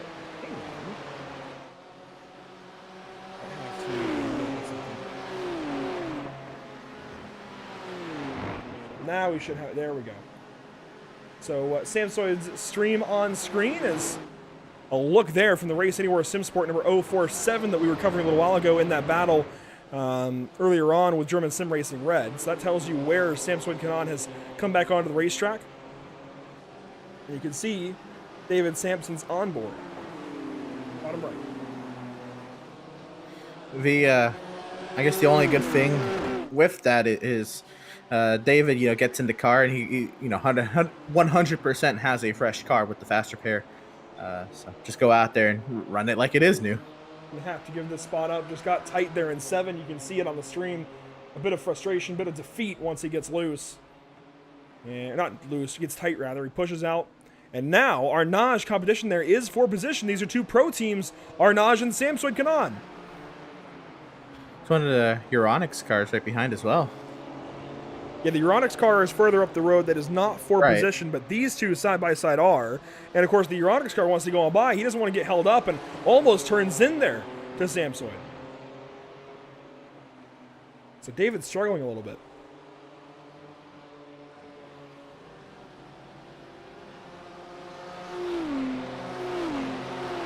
And Samsoid is in that group of really respected streamers at this point, along with Dave Cam and some others. So it's good to see him in these events. I love the activation with Samsoid and Love 46 in this event. And looks like we're getting an ad there on the Samsoid stream. I'll go ahead and bring that down. But the activation from those two streamers, especially in this league, and Dana Morad as well, so those three really, throw in Muradness. The activation from those streamers has been fantastic here in the North American Racing League. It's become a very, very big part of racing here. And even Dave Cam and Matt Malone and some others, Balkan, have been very, very amazing partners to work with. Tony Kanan, throw him into that group.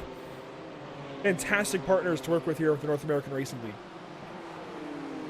League. It's been epic, and I think obviously names like that's going to draw a lot of attention to the league, to an event like this. So it certainly helps with that. But also it kind of raises the standard a little bit when you get into the series. So the quality of drivers definitely improves. I think the more that these drivers get these bigger names get involved, and certainly should. I think the names involved brought this entry list up to 48 cars, now 46 started, but 48 teams. It is hard to put 48 teams together for a 24-hour race on iRacing when it's not an iRacing event. That is a tough thing to do. On board here with Sam Sweat out of Carolina, out of the Carolinas rather. I believe South Carolina for him. It's kind of crazy to think that he's actually somewhat local to where I am in the country. I know he gets out to some events, like I believe he was at Petit Le Mans last year. And just ahead, our Naj competition is bringing some fight here to race anywhere. This could be good.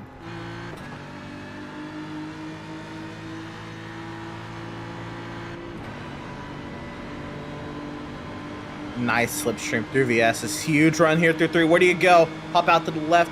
You're here in the L47. You're going to be side by side down the back. It's going to be Braver on the brakes. This is for 17th. Naj goes on through. I believe the L47 probably gave up that one. Just how quickly he got down to the apex into the bus stop would lead me to believe that. Yeah, when you're not battling within class, even class of drivers, right, it's always better to just give that spot up and play nicely. So the big thing is to race your own race and to keep yourself on track. And the goal, obviously, is to complete 24 hours. And that has to be goal number one. You want to finish before really considering where you finish, I think. It's always most important in an endurance race. Urano Esports still pressuring a little bit on our race leader, Patrick Heinrich, with Biela Racing. You see the Vendaval car just behind, but Vendaval has dropped out of the top 10. In fact, they are down, oh goodness, they are well, actually no, they're in the top 10. They are 7th place, 1 lap down. They've just been lapped. Right, they were one of the, they came out 9th after their pit stop, right in front of Kimichev, and since then they've both been lapped. Kimichev was also the lead lap when the 9 came off the pit lane. And so I'm looking at that battle, and it's now actually just peeped over a second right there across one of those scoring loops. I'm starting to think Heinrich just knew what he was doing the whole time, and he's just been more consistent over the stint. Laubish figured, if he was going to get that spot, it was going to have to be the push early, and he might be paying for it the rest of the stint. It's been a great stint out of Nicholas, but just more recently, as the tires wear out, as the fuel burns off, the car's not turning as well. I think that's a big thing to remember is the balance of the car. They both took 2 tires to their pit stop. And at this point as well, Urano actually has a little more fuel. So if you want to consider weight, it's not a huge difference, but they do have a little more fuel than Biela currently, so that could absolutely be part of it on these straightaways. Just a little bit working against them, and every little bit, of course, in racing matters. Of course, you have a plethora of, I can't recall many of them, but I know for sure you obviously have the brake balance, but you have a couple adjustments you can make in the car. Usually to TC try to counter and that. ABS is really all you've got, yeah. That said, I think the BMW, you've got multiple TC adjustments. I'd have to recall. I know they also have engine map adjustments being open setup, so they can work with the engine map as well. So maybe he's trying to hit a fuel number at this point. Urano could be scaling the engine map back. Certainly, maybe they're running the race 1 or 2 clicks off of full power, and maybe when they were battling for position, they brought it 1 click higher. I think they have to reel it back in if they're going to make a number. Battle for position. This is for 19th. Pure Sims working on Sam Swaid Kanan. And yeah, David Sampson just a little off pace right now. Likely going to fall victim here to the Pure Sims car. Now, we saw the Pure Sims car wreck out of the top 3 earlier today. They were really the first team that kicked off the slew of issues through the bus stop, through the high track temps. Now temps dropping off, and the cars have gotten a lot more stable. Now going to go on by for 19th, it looks like. I don't think David's going to put up much of a fight here down the back straightaway. Yeah, no clown out there. But this is, again, you see there with the green banners, 2 pro teams, 2 teams definitely who are up there. And, again, their positions will not, at least at the moment, will not represent how they've ran today. Team Empire on the pit lane. Scott Kimbrough getting back in the car, it looks like. Scott finished out that NARL season pretty well, didn't he, huh? You know what? We can actually bring that up. I'm glad you mentioned this. We can bring up the standings from last season. Let's start off with the amateur standings. Kimbrough was a Pro-Am last season, but this is how things worked out in amateur for the most recent season of NARL GT3 Racing. Let's see, out of drivers on this list, let's see who's in the race. I know Diego Eda is. He's, of course, racing for GPVA in the number 77 BMW.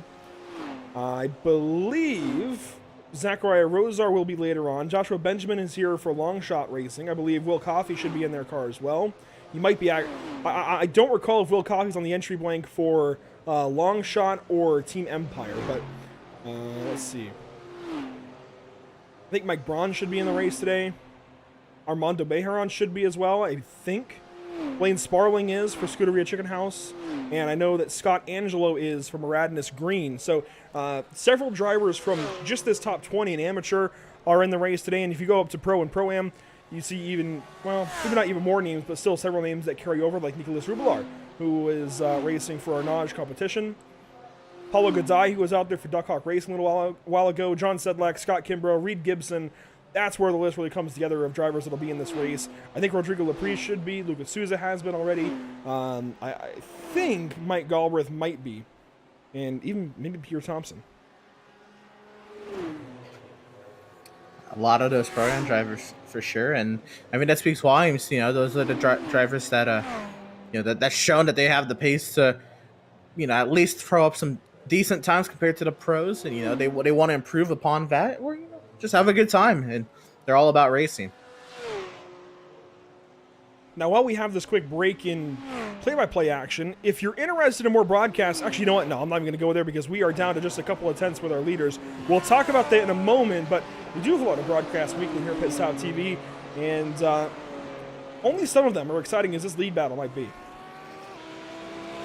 Whatever lap car had something to play with this, sir. And that is the 40. Remember, just playing devil's advocate here, the 40 did have an incident just a little bit ago as a lap car through the S's. And I'm not saying that's going to happen again, but if these guys know that, if their spotters were telling them that, they could have been a little more aware, and they go on by easily in turn 8, thankfully. But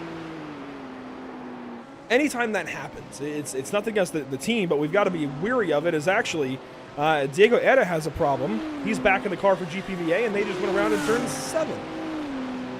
Took a little bit of damage on that car as well. I don't think on the side he hit, but oh, he's if he gonna did hit. Oh man. Let's go on board here with Diego. Second in amateur competition this past season. Wrapped things up at Interlagos with a good run. And into turn 7, just deep on the brakes. Head on into the wall. Could have been worse. Well, yeah, I mean, he had a nice little softer barrier to cushion it, not guardrail. On the 28th spot after starting 39th. And at that point, Emerson, you're still having a good day. You're up 11 spots from the start. Certainly. You know, just surviving to this point was huge. And we saw what happened in the opening sequence.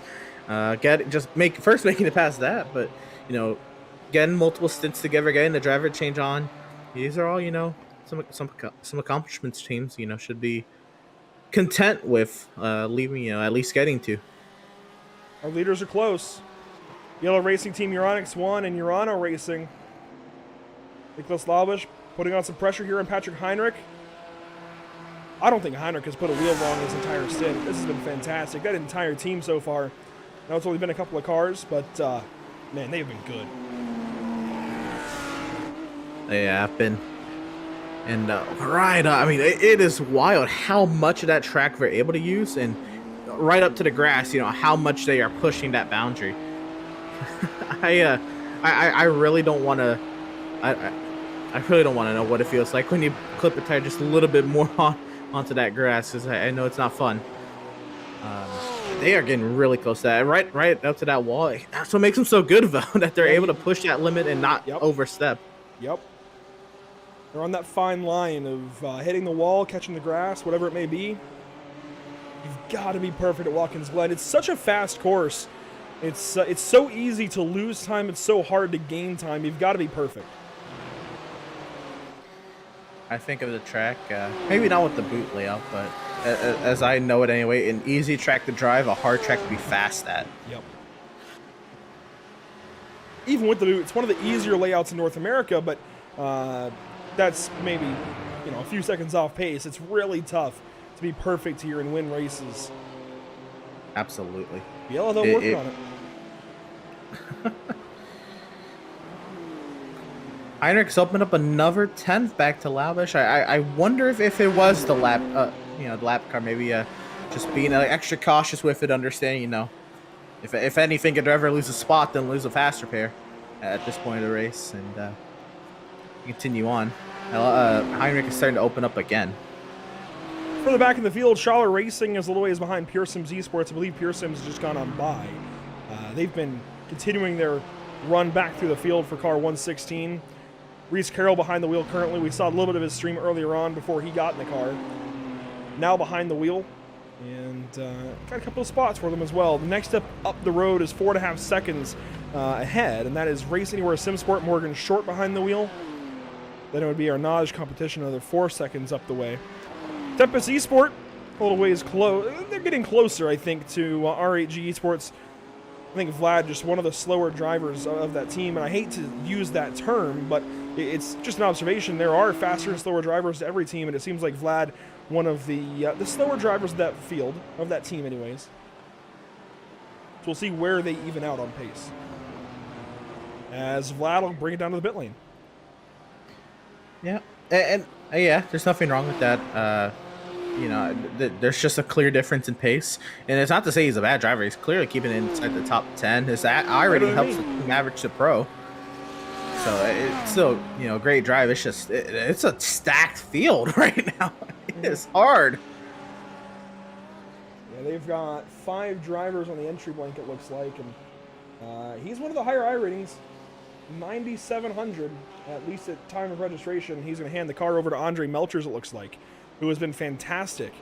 And my only concern for them at R8G, of course, Roman Grosjean's team, my only concern is that they don't burn up Andre Melchers' time too soon. It's very easy when you have a fast driver to use him a little too much, lean on him a little too much in the early goings, and then be out of luck when you really need him at the end. That's what I was thinking. I wonder how many, you know, stints, or if this is going to be maybe it for him, and you know, maybe has a good rest and gets up and finishes out the race later. I don't know, it's intriguing how the timing works out. But when you have 5 people, it's also a little easier to play with times. You just got to make sure everybody gets that fair share. Yeah, the more drivers you have, theoretically, the more you can run one driver over the rest if he's up to it, because you're dividing the actual fair share required by more drivers. So we'll see what they're able to do. They pop back onto the track behind Sam Swed Kanan Esports, so gives you some ideas to where they've fallen in the order. And this is where we're going to see the Pro-Am, the top Pro-Am and even Am drivers and teams start to work up through the field, Emerson. The top Am team is now, I'll look through here, it might be, don't tell me it's Yellow Stripe. No, it's Tucumlu Racing, it looks like, in the 14th spot. We were talking about that 41 last night. Just, you know, how we were anticipating a fun race out of these guys. And look at that stat line. They started 30th. They went through half the field overall. Been as high as 9th. This team has been on it today. Tucumlu Racing. They're still well within a chance at the top 10 overall.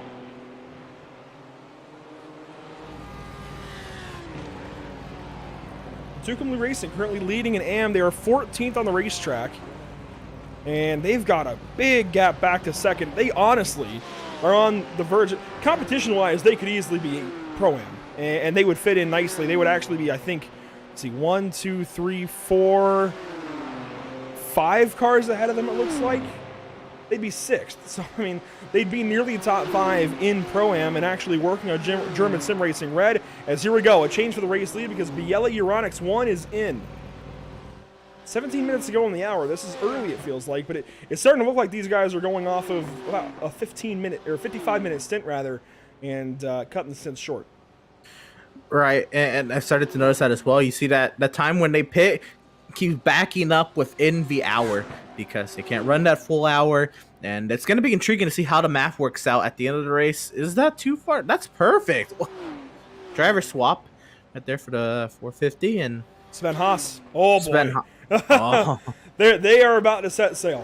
If you thought the 450 was in danger of losing the lead, think again. Sven Haas getting behind the wheel. They are about to go fast. Remember what you said earlier? We even have a 5-digit iRating guy in here. Mm-hmm. That's this guy. 10,008 iRating was what he had on the registration form. I checked that that was true according to the iRacing profile. That team has led 108 laps. It's nutty to think about. We're gonna see if Urano can hold up with Sven here. Urano currently into turn number 8. Nicholas Laubish. I don't know. Nicholas has got his work cut out for him at this point. If he wants to contend, if that team wants to contend with Sven Haas, Luca Kita, Patrick Heinrich, they know what they're up against at this point. This is the third driver of 3 getting behind the wheel of the 450 car. And they have got easily the best team in this field, I think. By all means, they should be dominating like they are based on that alone. But, of course, it comes down to a lot more. It comes down to teamwork, attrition, the setup, weather, and, of course, lap traffic. So, still a lot that can go wrong. And that's always how it is in a 24-hour race. Sure, you have the team that maybe should win the race, Emerson, but that's not usually how it works out. There's so much more at play. The team that should win sometimes does. The team that should win sometimes finishes dead last. You just never really know when you unload for a 24-hour race like this. Absolutely, and it doesn't hold to the same extent. I just think back when you talk about something like that to the 2015 Petit Le Mans when a Porsche won overall. It's nutty how that happens. Whoa, Venoval Sim Racing in trouble. Out of 4th place, they've got another problem today. My goodness. This is about halfway through their stint. They're not even close to pitting, so this is huge. If they have to pit here, they're going to be off sequence from their last sequence. If anything, if they pit here, they're back on sequence with the field, but down the order, they have had a really rough day. They've clearly got pace. I talked about it earlier when Kosowicz was behind the wheel and going purple left and right.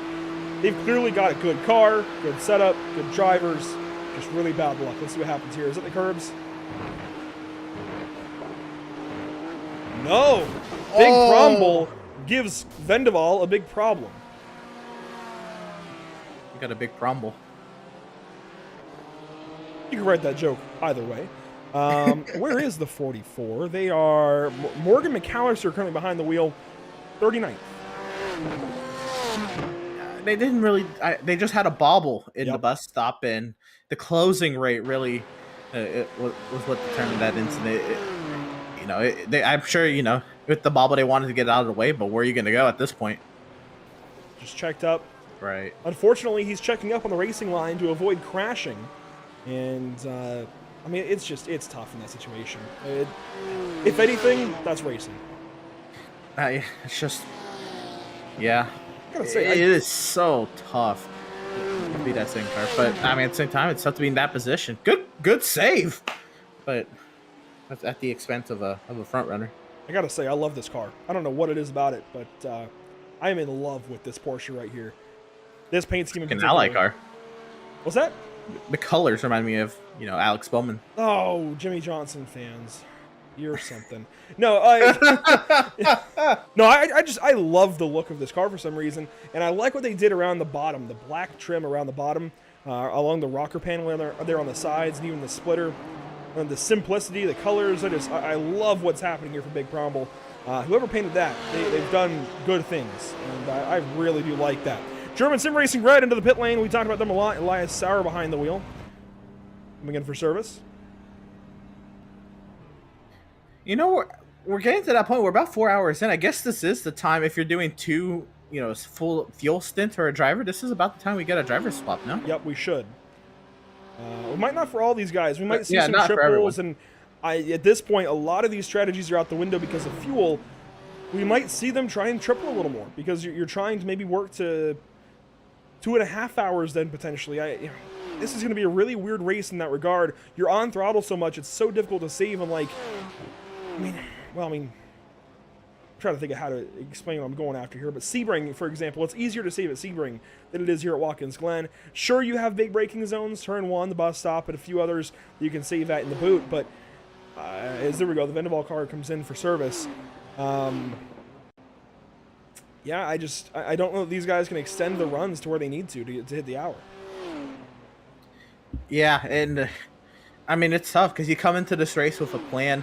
More than likely, everybody, has some order written down somewhere, whether it's in a text message or Discord chat or a Google Sheet spreadsheet or something. But everybody usually comes in, with a plan. And if you're running at a little bit of a different, rate where you have to pit a little bit sooner, or you get into an incident or something, that throws that whole plan out of whack. Somebody's got to be adjusting that on the fly. Here's Love 46. Well, Love 46 powered by Olympus Esports anyways, because it is not Love 46 behind the wheel currently. She started the race. Malf Patron now behind the wheel. Coming out right in front of German Sim Racing Red, who's going to go to the left side, and right behind Duckhawk Racing. And the 46 just leans back. Oh my goodness, that was aggressive. What a send! That was very aggressive. Yeah, postage on that. That was a send. So German Sim Racing Red, Elias Sauer back behind the wheel, staying behind the wheel. A full service pit stop, tires and all, it looks like, unless they took damage and extended it, but the timing works out to a full service stop for 4 tires. The track temp is not all that high. I wonder if he is going for a triple or even a quad right here. Certainly. You know what? It dropped another 8 degrees. 30 since degrees top from of the the hour. start of the race. That's wild. Insane. And the wind is picking up. Urano Esports into the pit lane. This is huge. Let's see what kind of a gap or what difference is between Urano and Euronics 1 with Sven in the car and New driver behind the wheel. new driver. Constantine Scharf. We'll see what Constantine can do. They pitted from the lead after leading a total of 10 laps so far in this race. And Karnik will come on through and cycle back out in front of their teammates. There's Karnik on track into turn 10, it looks like. Connor's got 4 laps led, might even add to that total here in a moment. They are just a little bit off sequence, but they're getting closer to being on sequence now. They're only going to be on track for about 5 more laps, maybe even 3.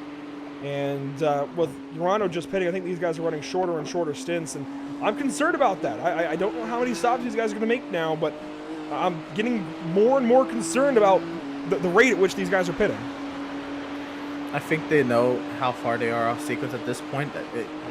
There was something that was said earlier about another team as well, but you might as well just, push and, try. I mean, you're gonna have another pit stop at the end anyway. Just might as well push and try to make up that difference on track. The sun is starting to get a little bit lower in the sky, Emerson. This is a good view. You can see we're just getting into that afternoon hour, getting closer to the evening. Even looking outside my window, well, I've got some clouds here in North Carolina, but if I could see the sky, it would be getting slightly more tinted, right? It's not quite that blue sky. We're getting a little bit later into the day. Working on 5 o'clock Eastern time. And we should have, in fact, we do have somebody in the waiting room to join us here in a few moments. He'll be coming in at the top of the hour.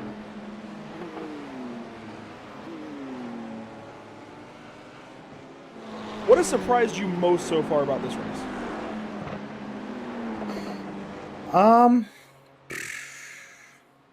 Well, other than the turn 8 track limits, it's been the amazing battling. I think, even though, there's still 20 hours left in this race, we're still seeing aggressive moves out there, and there could be a plethora of reasons why, but you're still seeing moves like that. I know it's a race, and it's not supposed to be a parade or anything, but I think the level of drivers in this field is kind of elevating the standard race, and I expect that at this point of the race compared to what I'm seeing. Here's a look at turn 8, and definitely They've been running wide. You can see the Radness green car go wide there. Here comes one of the German sim racing cars, go wide again. We're definitely extending at turn 8, but that's allowed. That's where the racing line goes. And there's several corners at several racetracks across the world that are like that. That's just kind of how things work sometimes. Even turn 1 here. You tend to run just a little bit wide. This might show it a little bit. Just over that red and white curbing on exit, you tend to run just out there, maybe with just the left sides, maybe not even get all 4 tires out onto that gray pavement. It just tends to be a place where you extend a little bit. It's not necessarily even getting you much of an advantage, other than carrying maybe a few extra mile per hour at the apex of the corner. German sim racing coming back down the pit lane. This is their lead car, car number 4. I know the unless the turn 1 track limits didn't carry over specifically, but turn 1 you can get 2 tires and most of the car over that red and yellow curbing, but you cannot go 4 without taking an incident point in turn 1. I do know that for sure. That's also what the iRacing rules tab says. Uh-oh, Radness green. You just saw them pop in after a tow. Oh, the front end. There's no hood on that thing. They have had a really, really rough day. Not their day. And I'm not saying that, these races are luck, but it certainly doesn't hurt to have some luck on your side. This will be an issue into the bus stop. Nicholas Michel behind the wheel, and it's admittedly most of the issues have come with him in the car, not even of his own doing. Let's see what happens here. Oh, well, that one's his own doing. That's just trying to get yourself the best entry into the bus stop, right? You want to go straight over that curbing. You've seen people lose it on that curbing, so he probably tried to just go as wide as he could to get into the bus stop, and a little too wide. That's what I was talking about, by the way. You don't want to clip that grass. It is treacherous on iRacing, clipping that grass in any way. Quickly brought the car around. Let's see a good look at it from the drone. Catches just a little bit of grass, just the tiniest bit, slams the Armco on the inside, and crashes into the wall. That was a very small amount of grass, too. It's all it takes. It's all it takes.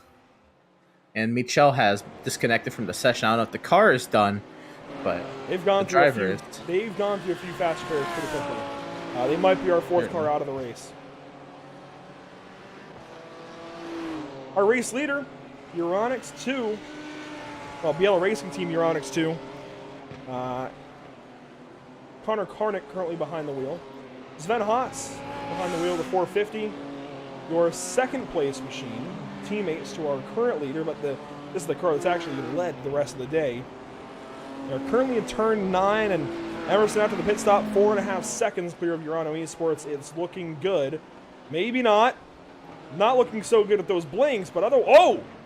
Who was that? The 13. This is, well, they are, let's see, where are they? Are actually middle of the order just about. Apex Racing 2. This isn't the one that's been fighting for the Pro-Am lead.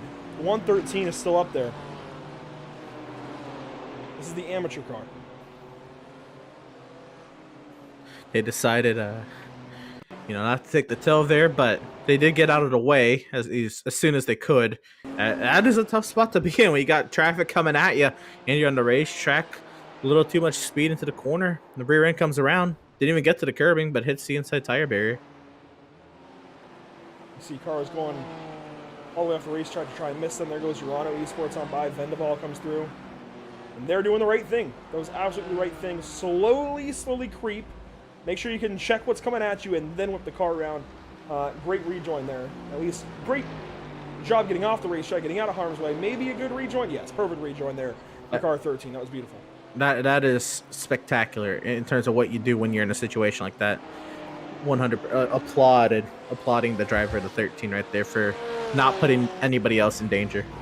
Now their teammate, Apex Racing 1, currently in the 5th spot overall, and you can even see we'll cover the 41 car in just 1 second, but this is worth talking about. Kamal Hashimi out of Virginia. Really good run for this 113. And they've got 26 seconds back to second place in class. Kevin Carlisle for SimCity Racing. He's new to that car. And behind them, by another 6 seconds, is our amateur leader who is coming into the pit lane. But fantastic stuff from Tucson Racing. This is wild. I know they hadn't pitted yet, and they're doing a driver swap now, but they were up to 7th. The amateur leader was up to 7th. And Javier Manzanares. Hang on. It's definitely from the base Manzana. I'm trying to. Manzanares? Something like that. I'd go with that one. Yeah, Manzanares potentially. Javier gets behind the wheel and will take over at the helm of the Tucson Racing 41. What we're going to do now is most of these pit stops out of the way. Only a few cars left to pit, those being Samsung Kanani Esports, Pure Sims, and SimCity Racing, at least in the near future, as well as RDM SimSport. We are going to take a step aside and go side by side once more here at Pit Stop TV before taking you to the end of this batch of coverage. When we come back, we will go to 7 o'clock, then take a 2-hour break. Stick with us here at Pit Stop TV for more coverage of Cash Days at Watkins Glen.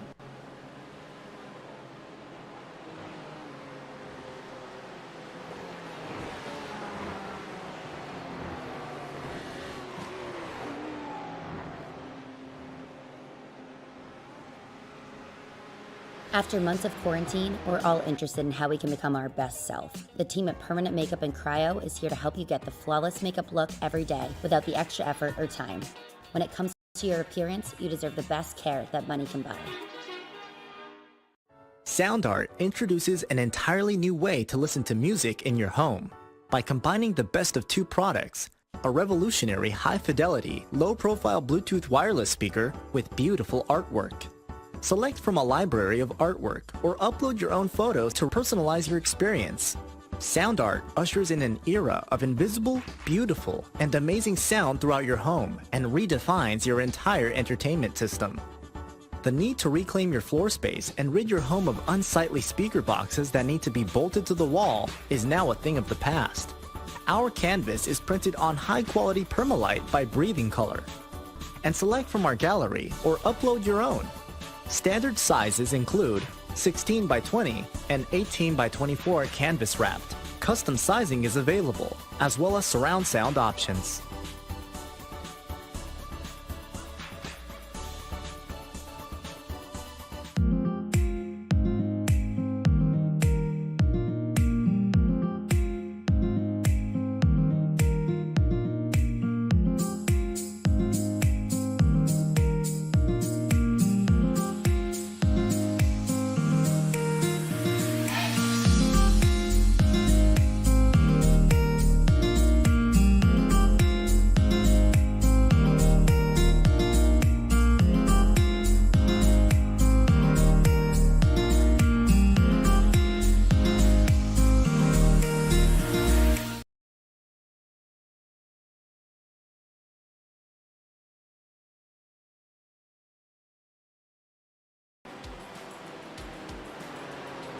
Welcome back to the virtual Watkins Glen International as we work just past the 4th hour of racing, now into hour number 5 and inside of 20 hours to go in this 24-hour race.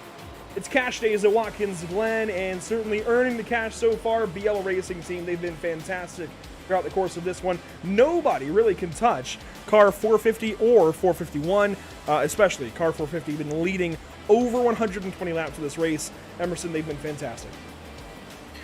Absolutely. Urana Esports, Urana Racing, they put up a fight there in that most recent stint, but they got Sven in the car in the 450, and they've just taken off since. It's been great racing all around. The pro-am and the amateur battles throughout the field have been stellar. It's been entertaining, and it's been a great time. I can't wait to get the rest of these 2 hours underway. Glad to have you all here watching as we are, of course, at the virtual Watkins Glen International. Here's our track map presented by Whiplash Media Simcams. And to welcome into the booth for the first time, Zach Lindgren. We, of course, had you along for coverage of Cash Days at Long Beach back in September. Good to have you back here for some more Cash Days coverage. And here we are, Watkins Glen. It's a fan favorite. It's a driver favorite. Fantastic racetrack, and it's treated us well today. Oh, it treats everyone well, really. But no, I've been watching a little bit of the race while I was outside of the booth, and it looks like it's been a hell of a race so far. I mean, Watkins Glen, like you said, is a fan favorite. A lot of people enjoy coming to Watkins Glen, myself included. So anytime the name Watkins Glen gets mentioned or input into any kind of sentence, a lot of people like to perk their ears, like to pay attention. It's been a good one so far today. The IMSA GTD lap record here, a 145. These guys have been in the 142s. So a bit different there. If anything, we're getting close to GTLM lap times, but really good stuff. Really, really good stuff throughout the course of the 4 hours that we've raced so far. And in fact, that puts us now into the longest race that North American Racing League has ever hosted, at least the longest that we've been racing as we go on past that 4-hour mark. We've talked about a race leader, Biella Racing Team Euronics 1. They're out front. They've been out front for some, 112 laps now. We're getting close to 120. I think I called out 120 already, but getting close to that 120 mark. Oh, almost catching damage there. Sven Haas is on that fine line. Emerson fighting all the speed he can. He's got 8 seconds now back to Urano Esports. I think certainly Sven Haas showing why we know that name. A little further back, the Pro-Am race leader, currently Apex Tech Racing 1. Kamal Hashima's behind the wheel. And your amateur race leader, we got to go all the way down. Got to find them again. Tucumlu Racing in the 18th position. Car 41 back here is your amateur leader currently. So 17 pros and pro-ams making up the top of the grid. Then we've got the car 41 sitting back here in the 18th spot, and then it gets all mixed up from there. And Emerson, we talked about our biggest surprise to the race so far. I'm going to have to add to that conversation. My biggest surprise, I think, has been that we haven't seen incidents in more corners. We've seen them relatively centralized to certain corners throughout the racetrack, and if we talk about those, well, actually, perfect opportunity here. We had, of course, the lap 1, turn 1 incidents. That kicked things off. And then we really haven't seen anything through the S's. We saw that one small incident. I say small.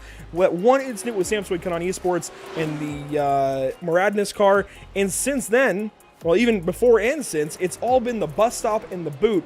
Why is that?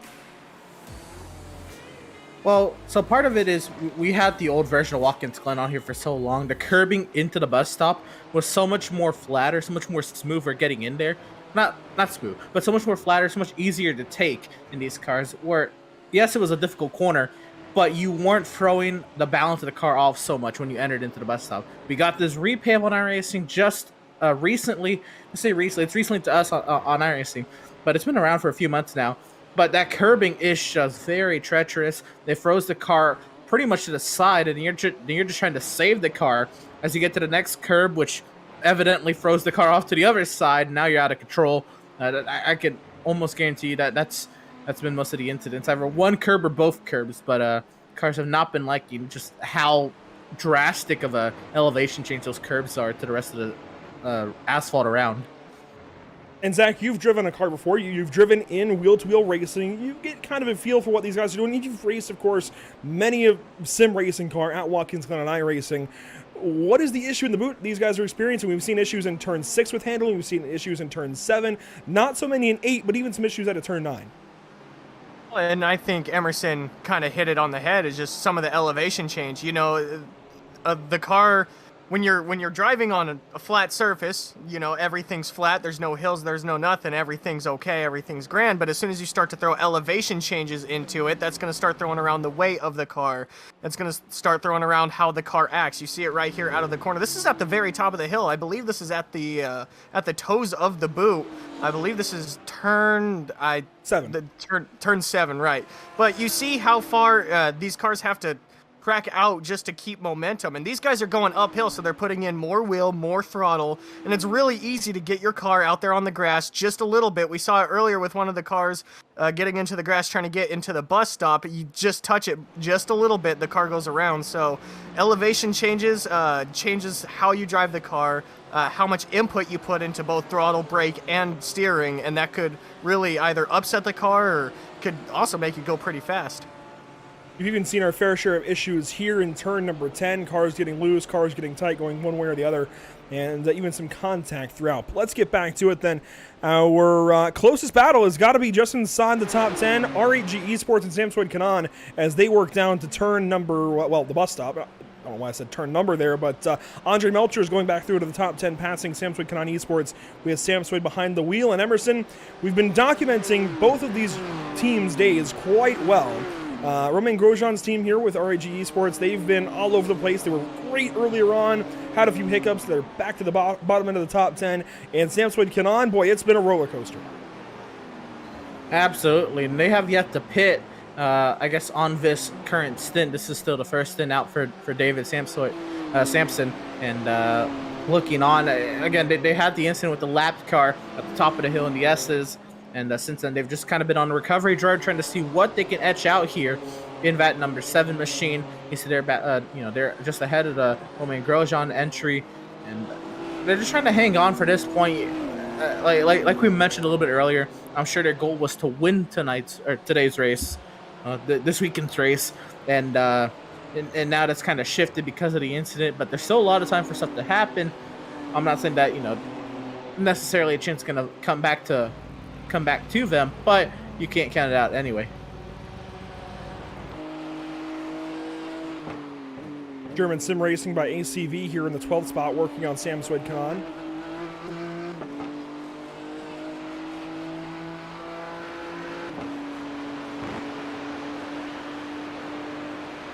German Sim Racing's been working their way through the order. They've been up, down, all around. And at one point, they were one of the mainstays in the top 10. They've had a few issues now. Emerson chasing down at Sam Swed-Kanan, and looks to the inside of Sam Swed, backs out. Yeah, and this team, that German Racing Red, they've been pretty smart with their overtakes. They've had a lot of chances to kind of send it in there, really make up that spot and carry on with their day. But they whoever's in that car, it's been level-headed, and it's understand that there's still 19 hours and 51 minutes left in this race, that you don't have to take everything right away. There be a little bit of give, and Fabio's doing a great job here evaluating, when the best opportunity it is for him to make that overtake. I think you hit it right on the head again, Emerson. It's just a matter of how aggressive you want to be. I mean, we're barely at 4 just under 4 hours, over 4 hours completed. I can find words, I promise. 4 hours completed into this race, so it's a whole new level of patience when it comes to a 24-hour race. If you have a 150-lap race or here or there, it's kind of a sprint, but when it comes to an endurance race, you really have to pick and choose your battles and pick and choose them wisely. There's not a lot of times that you need to throw it in. There's not a lot of times you need to dive bomb, and it's just a matter of keeping your car clean for 23 hours, 59 minutes, and 59 seconds. It's all a matter of getting to that 24-hour mark. German Sim Racing by ACV goes by Sam Swed. As you can see, a couple of battles here. German Sim Racing Red makes a pass on a lapped car, and that is the 13 of Apex Tech 2, while Lunatic Racing is starting to have to defend over our NARL competition. Lunatic is a Pro-Am team. I think I've called them a Pro team a time or two. They're a Pro-Am team that's just been up in the order all day. And Arnage Competition has been working their way slowly back to the top 10. They're almost into the top 15 here. And if this keeps up, it's going to be a very, very fruitful day for them. They have just slowly been working away at the gaps ahead. And now Nicolas Rubelar in the car doing a fantastic job. Yeah, working his way now. This front straightaway, and we start to see, I think the slipstream has been very strong in these cars. From the bottom of the hill, is he going to send it here? I wasn't expecting it now, but he's going to send it into turn 1. Use lap car as a pick, but a crossover. But now here, you can make the overtake right back if you're that car who just got overtaken here. We've seen how strong that slipstream is up the hill into the S's. You run a perfect line through here. You could get yourself a great run, and then maybe have a pull out the pass, maybe a lunge into the bus stop if you so wish. Right there, I think the lap car is actually going to help Rubelar keep a little bit of speed up here into the bus stop, and well, they'll settle in for now. But certainly, well, here we go once again. Rubelar had to check up there. A little bit of a checkup in the bus stop. You can probably afford that coming out of the bus stop, especially into the carousel right here, top of the ankle for the boot. And it's Watkins Glen is a very, very big momentum track. A lot of sometimes just with the straightaways, with how many straightaways there are, as you see here, made a pass on one of the Apex cars right here through the toes turn through turn 7. You got to keep up momentum. You can't really stomp on the brakes. You can't really lose it all. A lot of straights here at Watkins Glen, so the more you can keep up, the more momentum you can keep up, the better off that lap, that session, or even your stint's going to be. Arnage Competition then back into the top 15. Good passes there. And it looks like our leader has just gone on by the amateur race leader in turn 8. putting them another lap down. They go down, let's see, I believe 2 laps down now. Yes, the first car 2 laps down is Tucson Racing. Just over 4 laps, or 4 laps, yeah, 4 hours into this race. I do want to go back, and we haven't talked about them a whole lot recently, but somebody that Zach and I are very familiar with is D-Line Racing, or a team, I should say, that we're very familiar with, D-Line Racing. It's good to see them out in the field. They've had some really rough times, and they have at least saved their fast appearance more recently. It looks like David Lean was able to hold off on that for a little while, but picked up a lot of damage off the start of the race, getting into a couple of cars, and then an incident with Love 46 in turn 6. Otherwise, the car has been kept rather clean. First experience here with the North American Racing League. They're in the mid-30s currently. They've been as high as 27th. That was likely off the start after qualifying 43rd. And De La Sala just keeping the car clean, Emerson. Michael De La Sala, again, it's been huge. Again, they had to avoid all the cars. We rode on board with them at the beginning of the race when they were getting through all the action through the first couple of corners, and it was relatively calm, but they still gained a lot. It was actually a pretty aggressive way to get through that incident, and they fared out pretty well from it. They've been obviously trying to improve ever since, and I wonder where they are in their pit cycle, because I wonder, are they truly running this position? And at that, I think we're at a grab bag of strategies at this point of the race, where I think this is their position anyway. But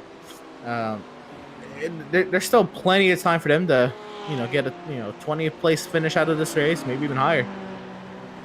And when it comes to endurance racing, you can't really count much of anything out. They could be running, like Andrew said earlier, they had some troubles right off the start, and they've already been able to bounce back from that. We're only 4 hours into this race. We still got just under 20 hours to go. So, like Andrew said, we know these guys personally. D-Line Racing team owner David Levine, now Michael De La Salad in the car right now. Is you see one of the Apex cars come up on him quickly here through the S's. It looks like he's going to let him have it through the long straight here into the bus stop. Maybe not. Yep, he'll get right behind him, let him through.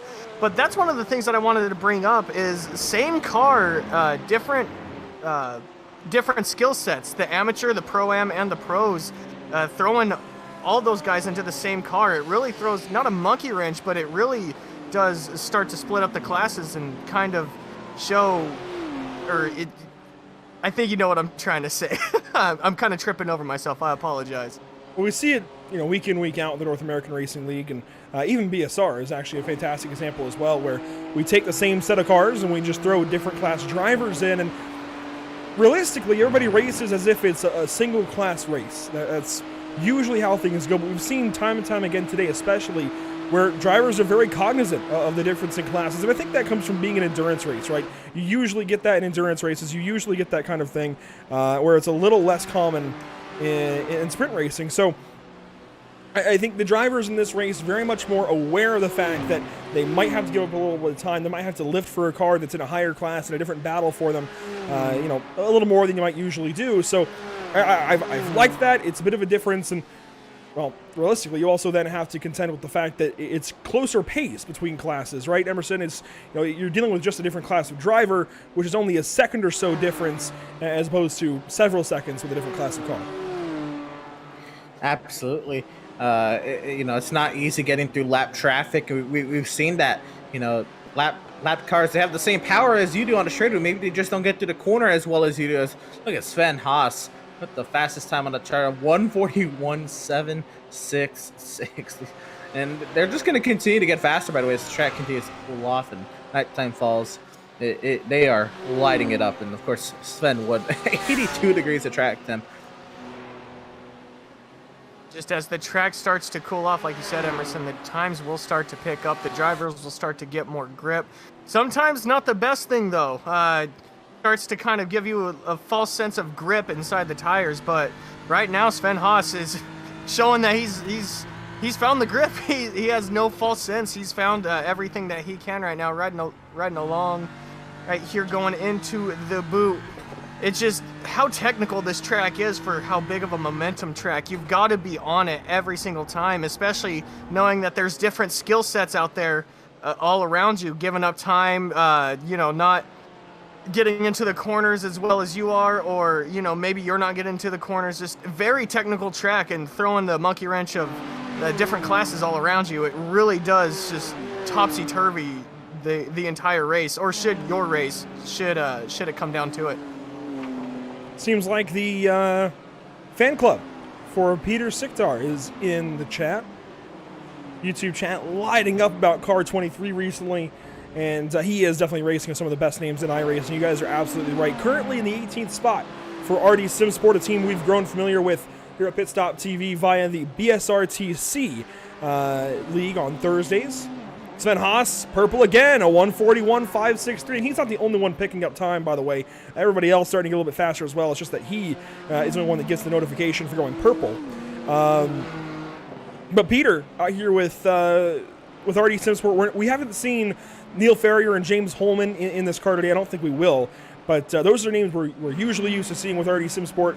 Of course, the team is a lot larger than that. I've seen on Instagram some of the posts they've made. They've got a huge team at RD SimSport. We've only just scratched the surface, and scratching a little deeper with the North American Racing League Cash Days 24-hour event here today. We're learning about Peter Sikdar and his fan club, for example. I saw Tom Mayle out there, one of their teammates. So several of the RD SimSport group coming out today and giving us a bit of support. We certainly appreciate that as Sikdar works on through the S's here. He's 23 seconds, though, behind the next car up ahead, and that would be the amateur leader. RD is in Pro-Am. Now, Emerson, if that's the kind of gap you've got ahead of you, up to Javier, the next position ahead, how do you try and approach that? How do you try and work towards that?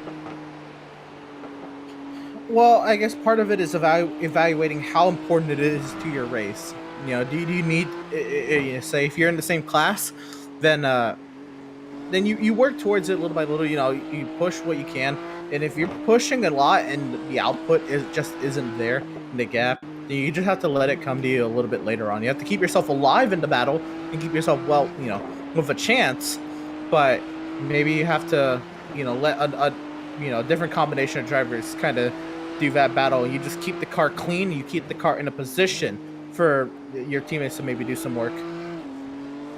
And, you know, trying to find that line to catch the guy in front of you is one of the biggest challenges when it comes to something like this.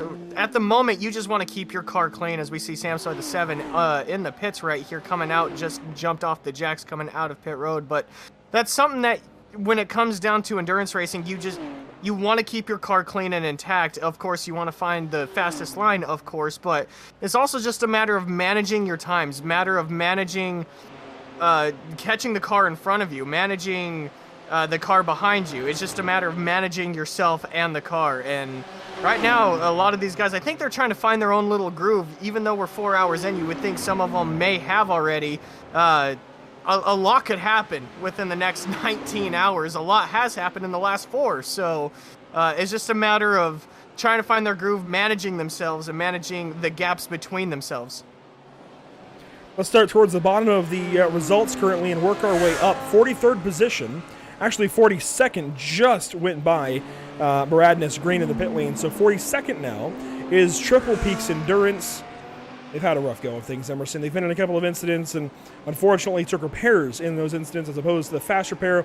And, well, they've dropped down the order. 24 laps down. I don't think they realized they had 4 or 3 fast repairs in the bank, and elected to take one of those repairs and really dropped off.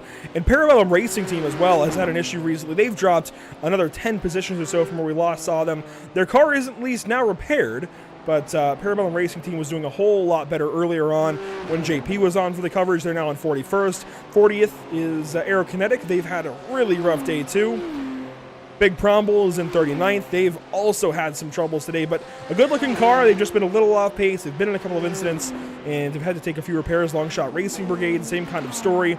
And that brings us then to Quality Control Racing number 69, which is the Lamborghini, and they actually did not start with the grid. So it's going to be tough for us to get information on them through telemetry, but in the 37th spot. Yeah, and you know, it's great that these guys are, you know, sticking out here. How about David Levine's team, D-Line Racing, Michael De La Sala, still out here in that 47 again, trying to work to see what they can grab. Here's the other Quality Control Racing machine, number 63, Out here in the Mercedes, up in 35th position, looking to see how they'll kind of hang on here. And again, a lot of these guys, they're 4 laps down, but they're looking to pick up these positions later, maybe some overnight chaos. And I think that's what a lot of these guys, along with here, the M2LF racing machine here, they've kind of been hanging out here. They've fallen back to 34th as they started 29, but they're still in it, of course. And it's a mean-looking BMW. They're coming through the carousel. I thought that they were about to go a little wide there. About DHR Racing, the 32 machine. They've been higher up in the order. This is certainly not where they want to run, but coming through the toe here. Lowy Santi currently in this car. This is a team made up of a couple of champions and a couple of other really good drivers out of NARL. Fabio Zamperlini, the lead driver over at Duck Hawk Racing, Season 1 champion in GT3 competition here in the North American Racing League. Apollo Godai joining their team for today, the most recent Pro-Am champion in GT3 competition here for NARL. You go. How about GPVA Racing going at it up the hill in that BMW? We saw them a little bit earlier on. They're now working behind the 13 of Apex Tech Racing, and we saw them, of course, with that incident earlier. They're still alive here in the race, using one of those faster pairs. Right now in the 31st position, just inside the top 30, and the last of the cars that are, well, the first car, I guess, running 4 laps down.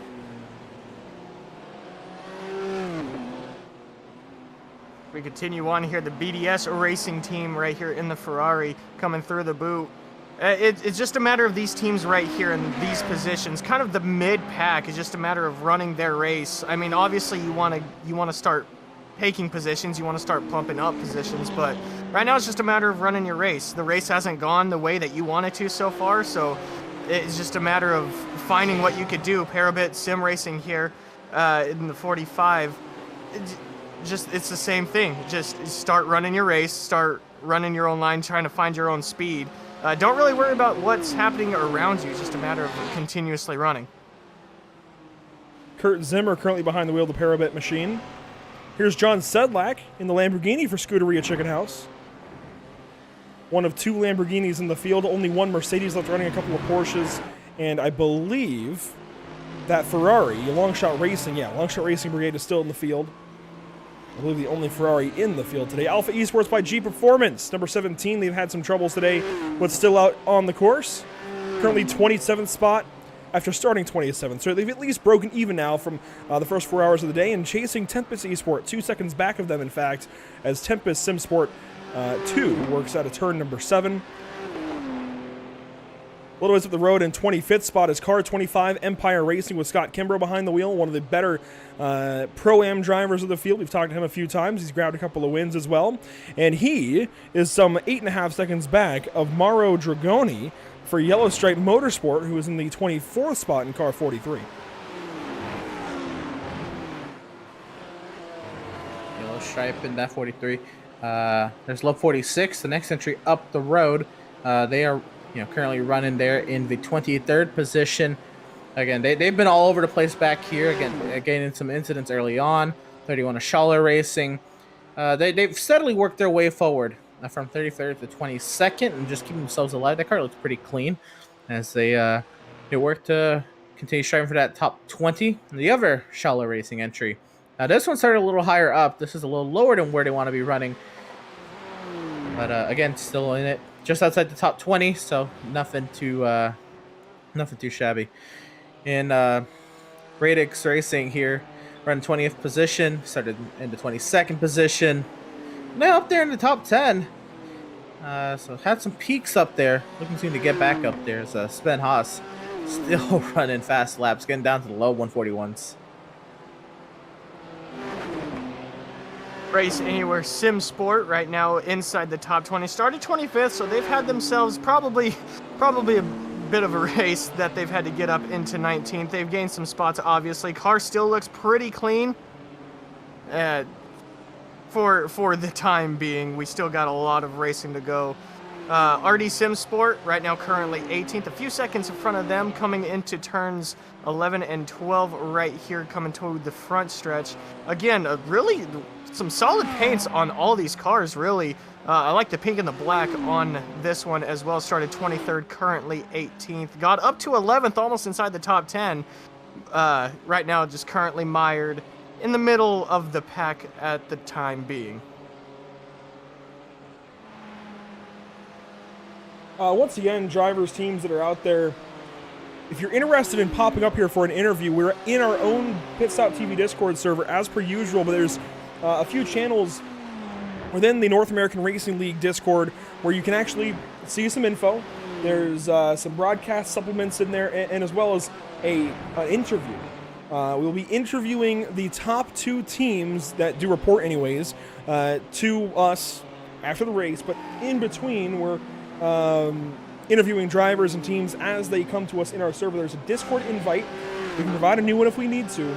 Just follow that Discord invite to our server, send us a message in our server, tag me, Andrew Cardinale IV, in the server. We'll get you into an interview here soon. A little ways up the road from RD Sim Sport is car 41, the amateur race leader currently.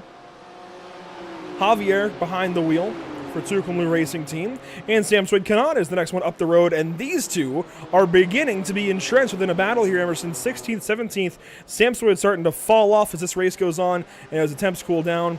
A little ways up the road, Lunatic Racing in the 15th spot, German Sim Racing Red is up ahead.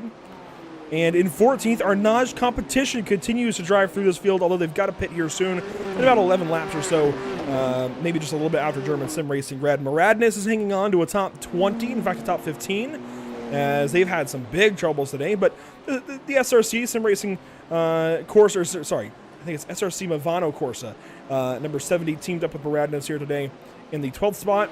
And Pure Sims Esports, after some big issues, and a big issue in the bus stop especially. Remember, the first of the cars to have a big shunt in the bus stop earlier today. They're back into 11th. Just shows that keep in it, you'll be able to get yourself right back into this race. And I know, 11th is just the top 10 here. Getting into that top 10, German Sim Racing ACV here, working on trying to catch up with Tempest Sim Sport, which is just in the tow. They're not too far back. This battle is starting to get a little closer on. But German Sim Racing looking forward to try to move well within inside that top 10. The Tempest Sim Sport machine, they're in the 9th position. Going off the track now. I guess that is the line. But they are being caught by the German Sim Racing machine behind. Here's a Roman Grosjean entry, our 8G Esports. We've seen them, of course, get through some stuff earlier on. Vendaval Sim Racing, they were up higher earlier as well. Right now they have fallen to the second car, one lap down overall. There's battle for position here with SimCity Racing. And the 9 will go ahead and take that position on to the 6th position right now. City Racing falling back one position. This is about the place in the race where they can take a deeper sigh of relief. The race definitely is not over just yet, but with these guys being inside the top 10, just a bit of more of a sigh of relief for these guys. As I said earlier, SimCity falling a position, still inside the top 10, though a lot of racing to go. Could probably gain on some more positions. As Andrew said earlier, pit stops are about to start happening. I'm not sure if this team's going to need it or not, but pit stops are sure to be happening here soon. Maybe they could be the benefactor of it. Apex Tech Racing won, and I've learned that Tom Mayle has actually gone over to Apex Tech Racing recently, away from RD Sim Sport. But Apex Tech looking pretty good in the 5th spot currently. Hashimi still behind the wheel, has been for some time. The Yellow Racing Team Euronics 2 is up the road. Lucas Yestat has been fantastic so far in this car, running most of the laps, I believe, for their car to this point. Car 451 was much further down the top 10 earlier and has since just recovered back into the top 5. 5-Star Motorsport, been very quiet about them, but they have quietly worked into the podium here so far. 3rd place. And of course, we're very familiar with 5-Star Motorsport at this point between Matthew Dench, Simon Nicholson, Jason Cooper, And Casper DeCourt, Lars Fischer, depends on the league you're talking about, though. Matthew Dench recently joined them. Simon Nicholson joining NARL recently. And then Jason Cooper, Lars Fischer, and Casper DeCourt, of course, from BSR MX5 on Tuesdays. So 5-Star Motorsport in the third spot, and then we get to our top 2 teams of the day so far. Urano Esports, after leading 10 laps, is currently second, 18 seconds behind this guy, Sven Haas, who's been so fast. The team as a whole has led 129 laps, working on 130, and several purple laps recently. His best lap, though, a 141.273. That is over a half second faster than anybody else in this field. You think back to earlier where Patrick Heinrich was in this car and he was quickly, being caught and he was being chased down by the Urano Esports entry. Sven Haas has kind of put all that to bed for the time being. Has absolutely lit up the timing sheets over the past 10 laps or so. And again, just absolutely opened up that gap. Pass there. SimCity Racing passed up here, Zach. Now, SimCity Racing is the one interview we've had so far today. Jason Allen earlier in the day.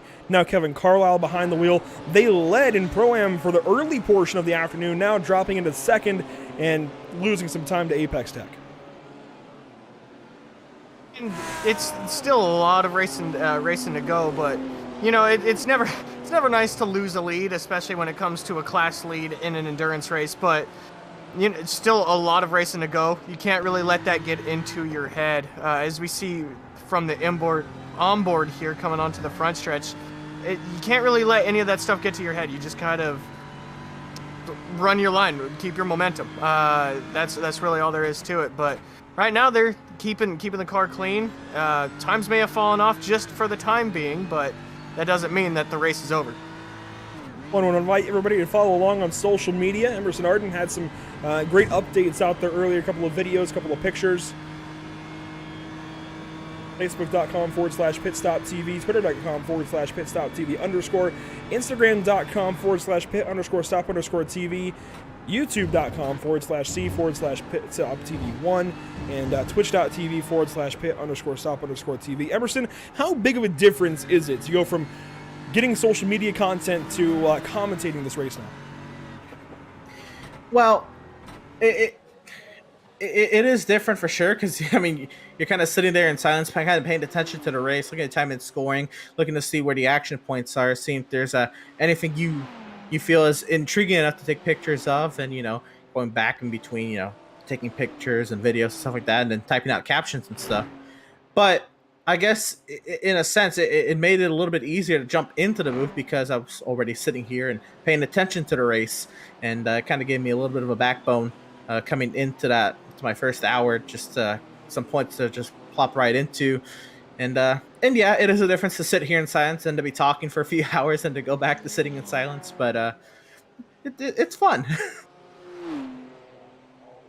And Zach, you even played both sides of that card, and you know what? You even played 2 different cards today. You ran the Indy 500 earlier. How'd you fare? Aero cars don't like me too much. Aero cars do not like me too much. RAG Esports down the pit lane out of the 8th position. No, 7th actually. They just passed SimCity Racing. And now coming in, Andre Melcher is bringing that car in for service. They've been all kinds of off sequence today. The pit strategy has really thrown me for a loop. Usually, you want to go an hour for each fuel run, 2 hours for each driver stint, and it's just not been that way today. Andre Melcher's pitting on the half hour sometimes. Andre back in for service this time. The fuel, I think, has been an issue for these guys. They're not able to go the full hour distance that they've needed to, and definitely forcing these teams to think of alternate strategies. Definitely. I wonder, it's such a simple mistake to make, but I wonder if there was any drivers who didn't start with full fuel right off the start of the race that maybe impacted their strategy for the rest of the night, and it's kind of thrown them off. I know there's that one driver who pitted 20 minutes into the race, and he said they were working the race backwards. I feel like that might have been more of they didn't get all the fuel into the car maybe at the start, or they maybe are working the race backwards. But Andre Melcher's there on the pit lane again of tires. I guess this would be the stop to get 4 tires. No, the most recent stop was 4 tires. So this is the 2 tire stop. Down and away is Melcher's. I think the odd hours will be 2, and the even hours will be 4. And well, as we were talking about them, they just fell outside of the top 10. So even with some of their off-brand strategy, they've been doing something right. They've been able to hold themselves strong inside the top 10. It's as we see some more cars peeling off here coming onto pit road. I'm not sure who this one is coming down pit road, but just maybe some of the strategies. Kevin Carlisle, Pro-Am, part of the 71 crew, Pro-Am running P2 in their class coming down pit road now. Carlisle in, and he will come to his box. This is the SimCity Racing Machine. Again, they've been one of the stronger teams all day in Pro-Am, coming in now for service, and we'll head back out there likely after a 2-tire stop. Schaller Racing drops back down off the jacks and will carry themselves out of the pit lane. A lot of the battles have broken up, but this is where, as far as covering this race, guys, it starts to fall into a lull. You're starting to think about nighttime coming up and how that's going to change the race, and these guys are all in a groove. We've not even gone 5 hours, but it's felt like a couple of days, honestly, from at least my standpoint. This has been a lot of racing, a lot to take in so far, and we've only scratched the surface.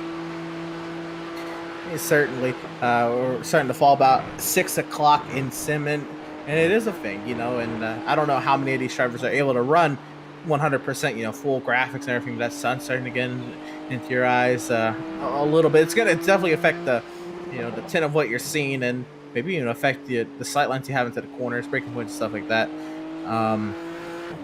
Yeah, it is a lot at this point, but it means that these drivers have kind of found their grooves respectively, and there's nothing, I guess, too much to fret about. These drivers are just kind of holding on. Here's the leader. Sven Haas is in. Sven Haas in, getting his Euronics 450 car treated to what looks like possibly fuel, tires, give him the whole shebang. Now Scharf goes to the top of the board, obviously, with Haas coming in. Just some strategy being played out, and like you guys were talking about earlier, a bunch of strategy inside this 24-hour race can really have you either at the front, middle, or back of the race coming down to it. So you obviously got to stick to what you know. He's up on jacks now. He might be taking at least 2. He should be taking all 4, but at least 2. But a lot of strategy to be played out down and away for the Euronics team. It's a 2-tire stop based on time, and that's something that even I've had to come to grips with. 2-tire stops, Zach, that was nothing we ever did on iRacing, but it's become more popular, apparently. 2-tire stops in a GT3 car. If it works, it works, but I never would have thought to do it. I would have never thought to do it either. Honestly, it's either double stinting tires or 4 tires in endurance races. I don't even take 2 tires for oval races, so that might be a trend that I need to start hopping on. This is something, like you said, new to you, new to me. I would not expect them to do 2 tires, but obviously we see it here, and a lot of teams arguably taking 2 tires as we look at this team going up on jacks right now. See if their times match what we just saw in the leaders. Well, what is new to them is that track temp that continues to drop, and it's going to be how quickly can they get their 2 tires up to temp, and how long does it take for them to kind of even out with the already heated up tires that just came off the racetrack that are staying on the car. The balance of these cars are going to start to get really, really tricky as you get into those nighttime hours, evening hours, and that temperature starts to continues to come on down. I shouldn't say starting to drop since the beginning of the day. But again, 79 degrees track time. It's going to take maybe a full lap or 2 even at that to get those 2 tires warmed up. That was a 4-tire stop with a driver change for Nico Carnamola now. It's actually, yeah, that is a definitely 4-tire stop there, as you would expect for a driver change. You should always put a new driver on 4 tires, and that has been the practice so far today. Same here for 5-Star Motorsport. And the track temp change has been insane. With the air temp has only dropped maybe 0.6 degrees. And Zach, you weren't here earlier. We started the day at just under 68 degrees in the air, 115 degree track temp. It's now down to 79, nearly 40 degrees, 36 degrees so far, track temp change. we're going to see a big swing in this entire race of really hot track temp. It's cooling down now. We're not even into the night hours yet. And overnight, I dare say this is going to be an ice-cold track. It's going to be a bit like a skating rink. Just add that to the list of the the things that the drivers need to worry about, right? Not only do they need to worry about themselves, everyone else around them, keeping their car on track, now they got to worry about the track temp. Sheesh! But these boys, I mean, this is what they signed up for. This is what endurance races is all about. It's just a matter of managing everything that they can and keeping their car in one piece on track. As we were looking at Andre Melchers here, we were talking about their strategy earlier, kind of off-brand, as Andrew said, kind of something that not to be expected, but here they are right behind Sauer in the Pro-Am. This is possibly even for position right here on these two. Andre Melcher is working on Elias Sauer. This is for position, but in different classes. What does Wood do for Andre is put him directly behind Arnage Competition and Nicolas Rubelar. Those two drivers very familiar with each other from the North American Racing League GT3 Series. That said, they would still be about 8 seconds apart if Andre can make this pass on German Sim Racing Red and Elias Sauer. They should be into the pit lane soon, so that should change these battles up and work Andre back into the top 10 here soon. As a very bad corner there for Elias. He's going to have to give this spot up in 10. Yeah, Sauer looked like maybe got on the gas a little too soon. Oh, hello! We got a car parked across the track. Car 29. Radix Racing. And another car involved, it looks like. Hang on. Maybe not. Just outside the top 20. Radix will work down to the pit lane. I don't think anybody else was involved, at least not at this time, but let's go back and find out. Nicolas Rubelar actually was just behind him and might have been the reason this car ends up backwards at a turn 10. This is Marty Roos out of Central Eastern Europe, down to turn 10. Nicolas Rubelar down to the inside. And no, Marty's just going to get loose on his own, it looks like. Oh, was that our leader he hit? That was Biela 1, I think, wasn't it? No, it was Biela 2. That was Biela 2 that he made contact with. Lucas Jestat. It's no better that it was Biela 2 as opposed to Biela 1, but I mean, I guess at least it wasn't our leader. Let's see this one from Lucas' standpoint. Yeah, this is huge. He's closing up here on Rubelar. He's going to follow Rubelar through, and he, thinking it's going to be getting through and continue on with his day. And right there. Oh, that's tough to say, actually. Lucas might have come over off the curbing expecting that slow car to not be there anymore.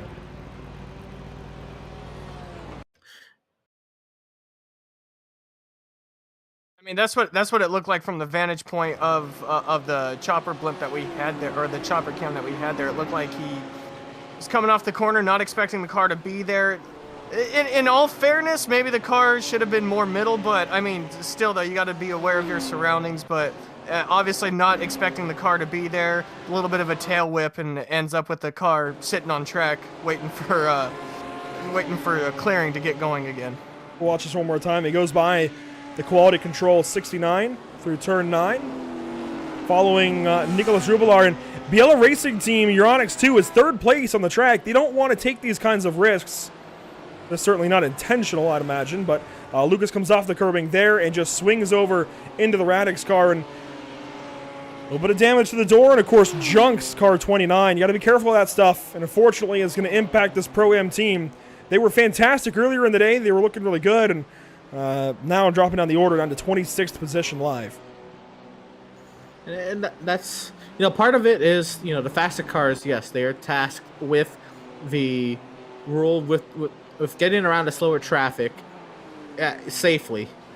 At the same time, you expect that slower traffic to be a little bit more predictable. That car did just let another car through. And oh, hello. Big Bromble. Oh. Just bringing a snack over to our cameraman. Just saying hello.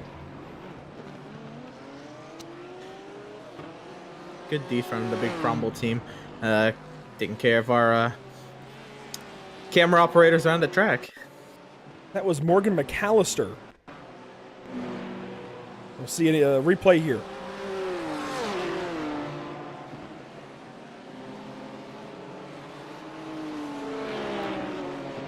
Just got just loose. lost it. Yeah, just lost it on the rumble strips. Now he's on one side of the track. He's sitting here waiting for the track to clear. Maybe he comes over trying to get clear of himself. A lot of wheel spin happening, so he wants to get going, but he's waiting for the track to clear. Finally does here in the grass. Finally gets asphalt and noses it into the fence.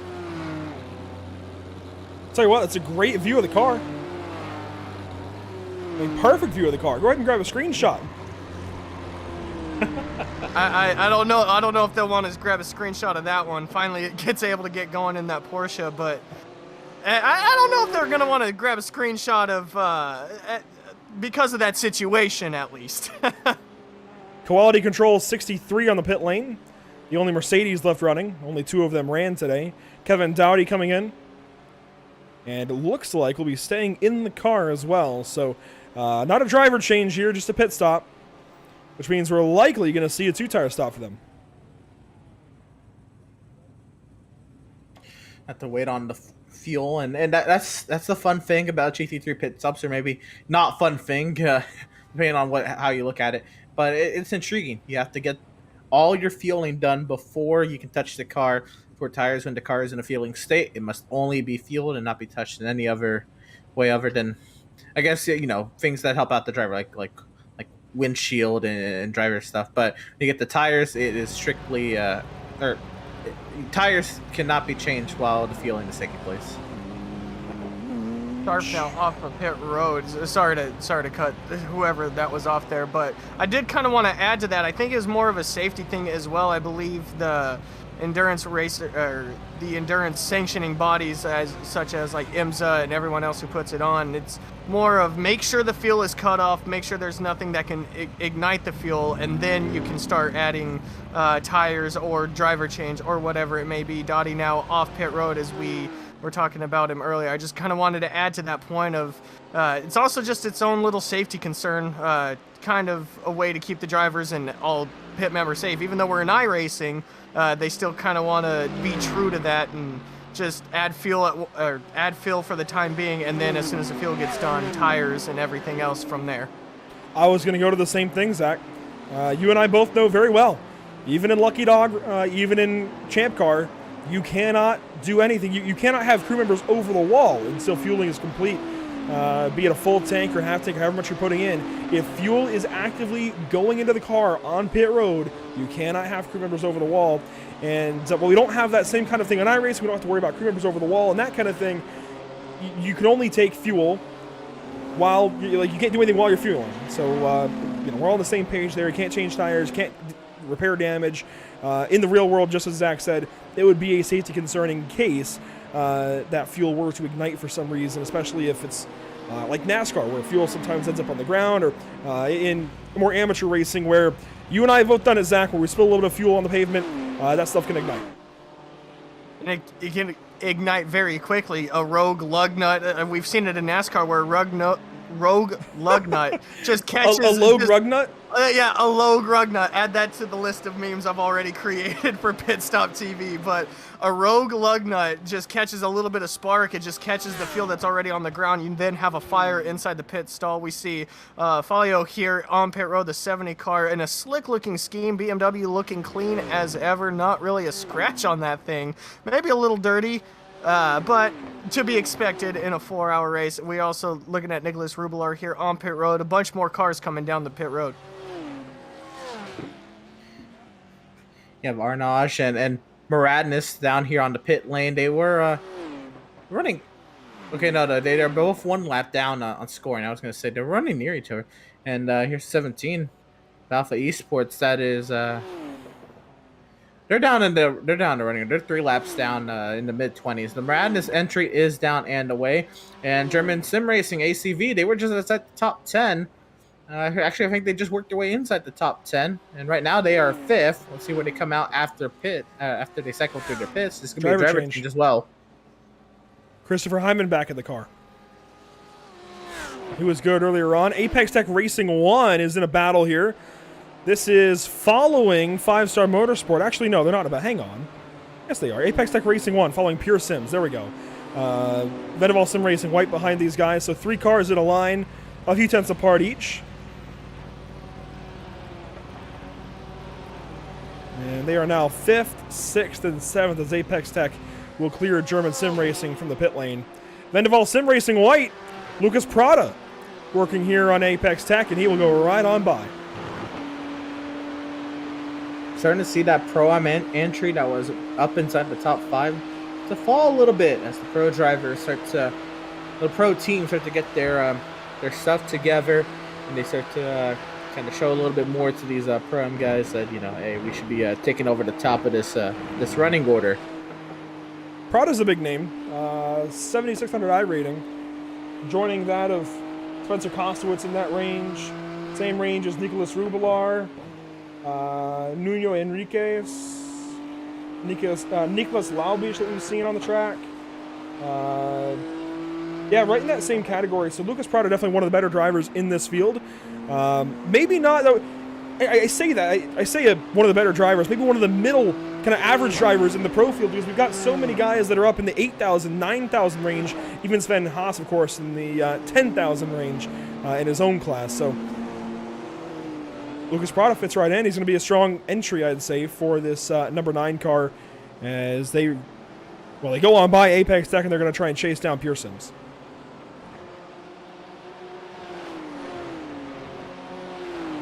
Yellow Racing Team Euronics 2 next up on the pit lane, we would expect.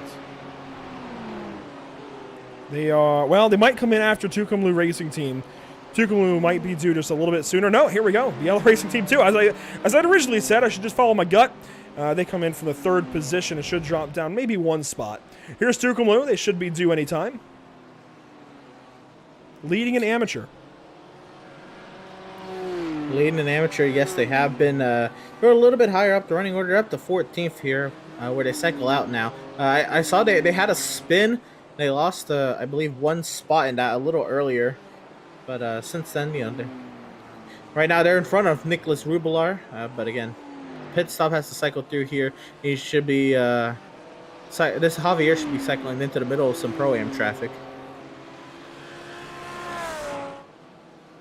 And just the fact that you're inside the top 15 as a little bit of counter steer coming out of the heel right there, coming up the ankle of the boot, coming into turns 10, I believe this is right here.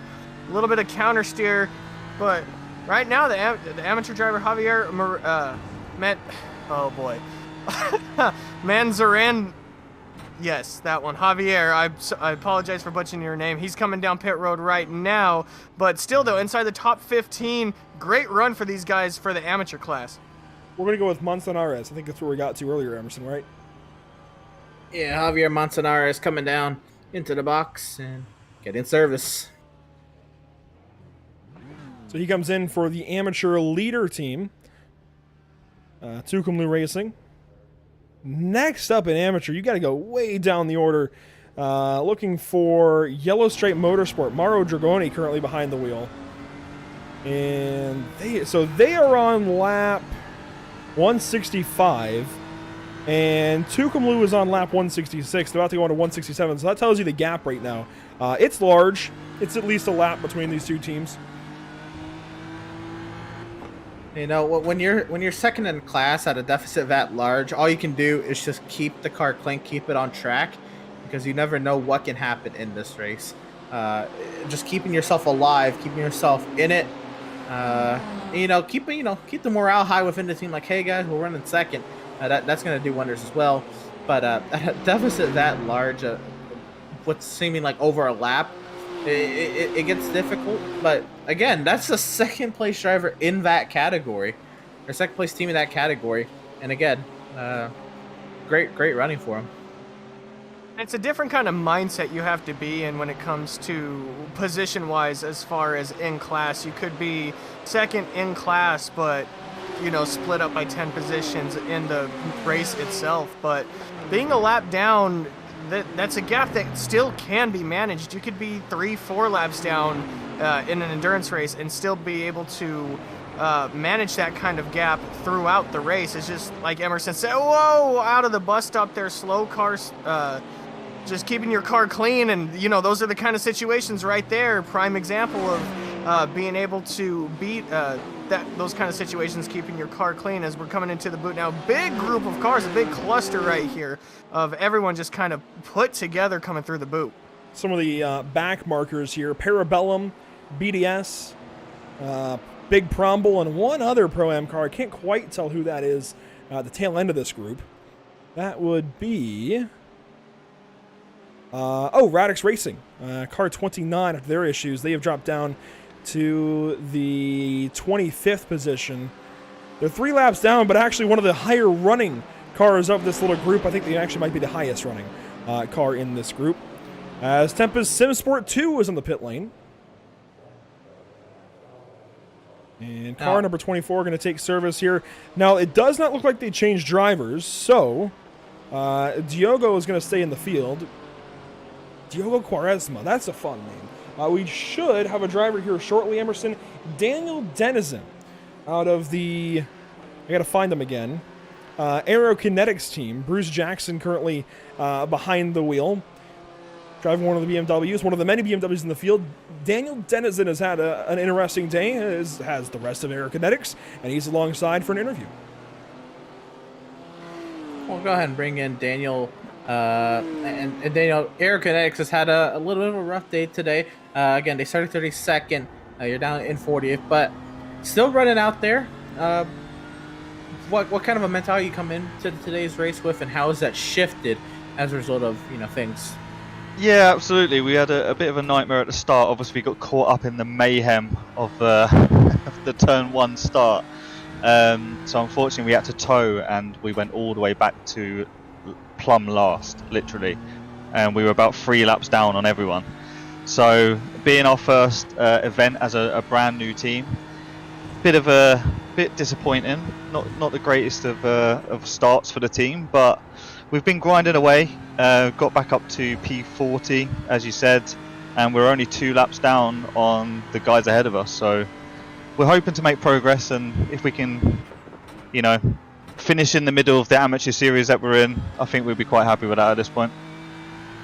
Certainly. You say it's a new team you've put together. Is this kind of a group of friends that just brought it together, or just like-minded people in sim racing, or what kind of group of people put this team together? How'd y'all put it together? Yeah, so there's a couple of friends that basically started it. There's me and one of my best friends online. We started the team, and then we added a few friends that are similar sort of I-rating to us, and then it kind of progressed from there. We generally recruit as and when really. We stumble across someone in practice or anything like that, and we start chatting to them, and they come across like a nice guy, then we generally bring them in. So we've got different divisions. We've got the veterans division, a basic amateur division. And we're going to hopefully progress as things go and continue to build. So if anyone's looking for a team, give me a shout. We'll be more than happy to bring you in. All skills are welcome. Good looking livery on that BMW today. New team, you got to come out looking good as well. What kind of went into that, into livery design? Yeah, so we took a bit of inspiration from real life teams, to be honest, and just kind of searched around online and just see what we could kind of find. And a big shout out to WRT, the real life motorsport team. Whoever designs their cars are awesome, so we took a big inspiration from them, and we didn't exactly copy it, but it's not a million miles away, but we added our own touch to it to make it unique. And I'm probably biased when I say this, but I think we've probably got the best looking car on the track, to be honest. It's a great looking one. So, your first event as Aerokinetics, I'd imagine it's kind of shifted into, let's just finish it out and see what we can get mode. What's next for the team? Or have you all even thought of that yet? Oh yeah, absolutely. Yeah, we've got events all lined up. Next weekend we're doing the VRS Interlagos event there, but I think it's the 4th of June, we've got the Le Mans 24-hour race, where we'd be driving in the LMP2s. We've got a couple of races leading up to that for practice events. But yeah, we're literally every month we're going to have a big special event, and then every weekend we're racing. So we are looking to expand the team, so if anyone is interested at all, hit us up on Twitter and Instagram at Aerokinetics. We also live stream all our stuff as well. So yeah, like I said, we're looking to constantly expand and improve the team, make it as big as possible, but keeping that sort of niche community feel to grow the team, because ultimately we want to grow together. Like we said, we are a new team. We're not expecting to do anything amazing in this race anyway, but you know, wherever we do finish is a plus, because at the end of the day, you know, we've tucked a lot of experience under our belt, which is always the most valuable thing, being, you know, fairly new to the endurance scene, if you like. I love that outlook on things, especially when it comes to running these 24-hour races. Well, that is Daniel Dennison of Aerokinetics. Again, the team right now running in the 40th position, but they qualified 32nd, got involved in that early melee. And yeah, well, best luck to your team. Hopefully y'all are able to finish out and get a decent position out of it. And best luck to the team. Thanks very much, mate. Appreciate it. And yeah, enjoy the rest of the race, guys. Appreciate it, Daniel. And yeah, Bruce Jackson, he's done a nice little job. And again, that car, it's had a nice little recovery. Again, they were 3 laps down off their nearest competitor after they got back out there. Again, big Prombles up the road. There's some spots that they can be definitely looking at. They said, you know, only a couple laps off the pace of the next car. And, I could see them working their way towards a potential top 30 tonight. I got to be honest. A nice black and yellow paint scheme. Car number 22 needs members. I don't know, man. Sounds like maybe that's a team I got to look into. Especially members of all categories. I'm not very good. But you know what? Sometimes I like to run those special events, and the car number already works out. But anyways, as we get back into more normal coverage, I suppose, we're at lap 174. And we're expecting, 847. We've just gone on through hour 5. We're into our final hour of coverage here in this batch. We'll be back at 9 Eastern after this hour concludes. Race leader, though, Yellow Racing Team Euronics won, out front by 20 seconds, Emerson. And, well, they're sailing away. Sven Haas helping them. Yeah, Sven Haas has had a lot to do with that. Sharf, you know, has just been able to keep that Urana machine up in second, but that's starting to tighten up behind them. 5-star is right there. Actually, I'm sorry, no, I was looking at 5-star is not too far behind. They're a minute behind. My bad. Reading that wrong. 5-star's a minute back. 4 cars in lead lap. Urana still very much clearly the other, I guess, big runner up on the lead lap. That should stay on here for a minute. We'll see what happens, though, if when Sven Haas gets out of the car, if they're able to maintain that. I'd imagine Luca would get back into the car, and he showed some great pace qualifying earlier, and, of course, the early stint. And Urana obviously not out of it. They would just have to rid themselves back in, maybe catch a little bit of some lucky breaks, but 20 seconds. They've certainly been schooled on this stint of drivers. Well, and that's what you get when you get a 10K I-rating driver behind the wheel in Sven Haas. I mean, 10K, I could barely put myself above 4K in oval. I can't imagine 10K in road racing, but Sven Haas has been able to prove why he's that high, why he's just that guy. But as we're right on board with Konstantin Scharf here, P2 right now for these guys, 21 seconds behind Sven Haas. I mean, that's still not a bad deficit to be behind somebody who's that big of a caliber right now. You're still within a minute. You're still within half a minute of the leader. Your car still looks pretty decent for being this far into the race and as high up as you are. So not a lot of negatives to take away from this for those guys in second. Here we're looking on board for Melchers yet again. I can't remember the team name just off the top of my head, but right now they've put themselves right back in the 8th spot, trying to chase down the 7th position of the Pro-Am driver Hashimi. Yeah, on board here with Andre Melchers, championship contender both in Porsche Cup and GT3 this past season, and well, it's looking good today. Not where the team wants to be. RAG Esports has had some rough patches today, but chasing down the Pro-Am leader, want to go ahead and get on by that Apex car, and they're within a half second. So the Apex Tech Racing, number 113, needs to watch out in their mirror. They've got a very hungry German approaching.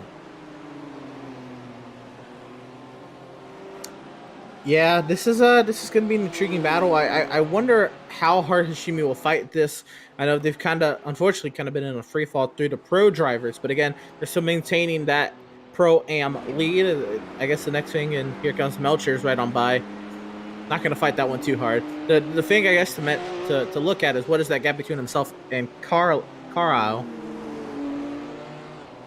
Yeah, Carlisle is 27 seconds back. So where one is leaving the boot, the other is entering the boot. Yeah, so Hashimi still can afford to do that. I think they are full on the class race. The overall race, it would have been, great. And I mean, there's still so many hours to go. The last thing you need to do is get into any trouble trying to battle a position that's not in your class. But Hashimi managing the gap well and not putting the team in any danger, and wants to hand off the car in a great position to the rest of his teammates. I think Hashimi there, we saw him get past us. We're right on board with Ricardo Duarte here in the 111, a second behind Hyman. The one thing that I wanted to shout out in Hashimi was he didn't battle Melchers. He just let him go, and that's the kind of thing of just keeping your car clean. There was no reason to battle him. You've got a faster car behind you, maybe a faster driver for the time being. There's no need to battle him. You're still in first for the class itself. So just let him by as it looks. Ricardo, big dive here going into turn one, able to get it to stick. Now chasing Hyman, I'm guessing right in front of him. Yeah, that was the lap car of Big Problem Motorsports. Duarte for Tempest Simsport is at 11th currently on track, chasing Christopher Hyman in the 10th spot. That is German simracing.de by ACV. It's a couple of good cars here. As you can see, they work on ahead of that white, pink, and purple Porsche. And Emerson, the sun is suddenly dropping in the sky. It's behind a cloud now, which is why it looks, as dark as it does. But we're definitely into the evening hours. Absolutely, approaching 6:30 in sim, and I haven't seen a race at Watkins Glen turn nighttime, mainly because we're going to. Yeah, there's no lights here, but we're going to. And we're going to see these GT3 headlights shine bright around upstate New York, and should be a grand old time. Well, and that's one thing that I kind of wanted to touch on too, and I'm glad you all brought it up, was just the nighttime around Watkins Glen. There's no lights around here. The only lights, big shove here, counter steer here from these guys right here, but there's no lights here at Watkins Glen. The only lights there are the lights on the cars. But with the elevation changes we were talking about earlier, sometimes that could throw off maybe a driver in sim, looking in the rearview mirror, seeing headlights behind him, and then no headlights behind him. So it's a whole new challenge, a challenge that I'm not familiar with when it comes to Watkins Glen racing at night here on this track. So this is going to be something new for, I think, a lot of us, especially for some of these drivers out here on track. You know who I want to talk to about racing into the night here? David Levine. He's raced here before. He'd give us perfect insight as to maybe not racing at night, but racing at Watkins Glen and how different things are going to be into the evening. I tend to agree. A pro driver who's actually lived that kind of life, lived the endurance racing life, knows the track, actually raced on the track professionally and amateur like. So that'd be a good vantage point to get from David, is just what this track's like in general. On board with David Goff, currently behind the wheel of the BDS Racing number 54 Ferrari 488. Chasing down Apex Racing 2, EJ Faulkner currently in that car. These are two AM machines battling for 30th if they can have a crossing together, crossing the paths here in a moment. And Goff, I mean, he's really closing the gap down big time here on Flow Earth into the toe. Again, I think the toe is probably the second, real big part of your lap time, because you can take that toe of the boot in a couple of different lines, and really nailing whatever line suits your car, suits your setup, is going to make up your lap time. Because that's, it is considered a short shoot, but that is a decent length straightaway into the heel. Right here, turn 9, very, very patient with the throttle until you get here. This is, again, we've seen a lot of people losing control here. How stable can these cars get? You get over the crest of the curb, and there, look at that sun. Huge going into turn 11. We kind of touched on it earlier with the elevation. I kind of wanted to bring it back up because I think Emerson also did kind of touch on on another good point, as we see right here, the cars go by each other for position for 30th, I believe Andrew said, was it also, the elevation kind of changes up your line, changes up your inputs. Like I was saying earlier, you can throw in a car if, say, a corner is going uphill, kind of one similar to turn or into the toes in the boot, or kind of one similar to the big corner at Canadian Tire. You can really throw a car in there, use the elevation to help slow it down, use the center of gravity of the car to really push it onto the ground. But if you're going downhill into a braking zone, you have to brake a lot earlier. It's just the elevation here is a really quiet beast. You don't really talk about it. You don't really hear about it at Watkins Glen as being something that the driver's got to deal with. But really, this entire track, especially right here in the boot, nothing but different elevation changes. You can see the Parabellum machine letting a couple of cars go on by. That's Race Anywhere that's gone on by. And we've been watching Schaller Racing chase Race Anywhere down. This would be for 17th if they can battle. We talked about talking to David Levine. Well, David is actually behind the wheel of the 47 currently, so we can't talk to him just yet, but we can talk to one of his teammates, which is just about next best in this case. And Zach, I feel like we should go ahead and give you this one. This is Michael Della Sala coming towards you. He, in fact, just got out of the car. Well, as we bring up Michael Della Sala, Michael, we've been kind of keeping tabs on you and David Levine Racing all race long. You just got out of the car. How was your stint? Tell us about the track and how the transition maybe the track has been going through, how that affected the car.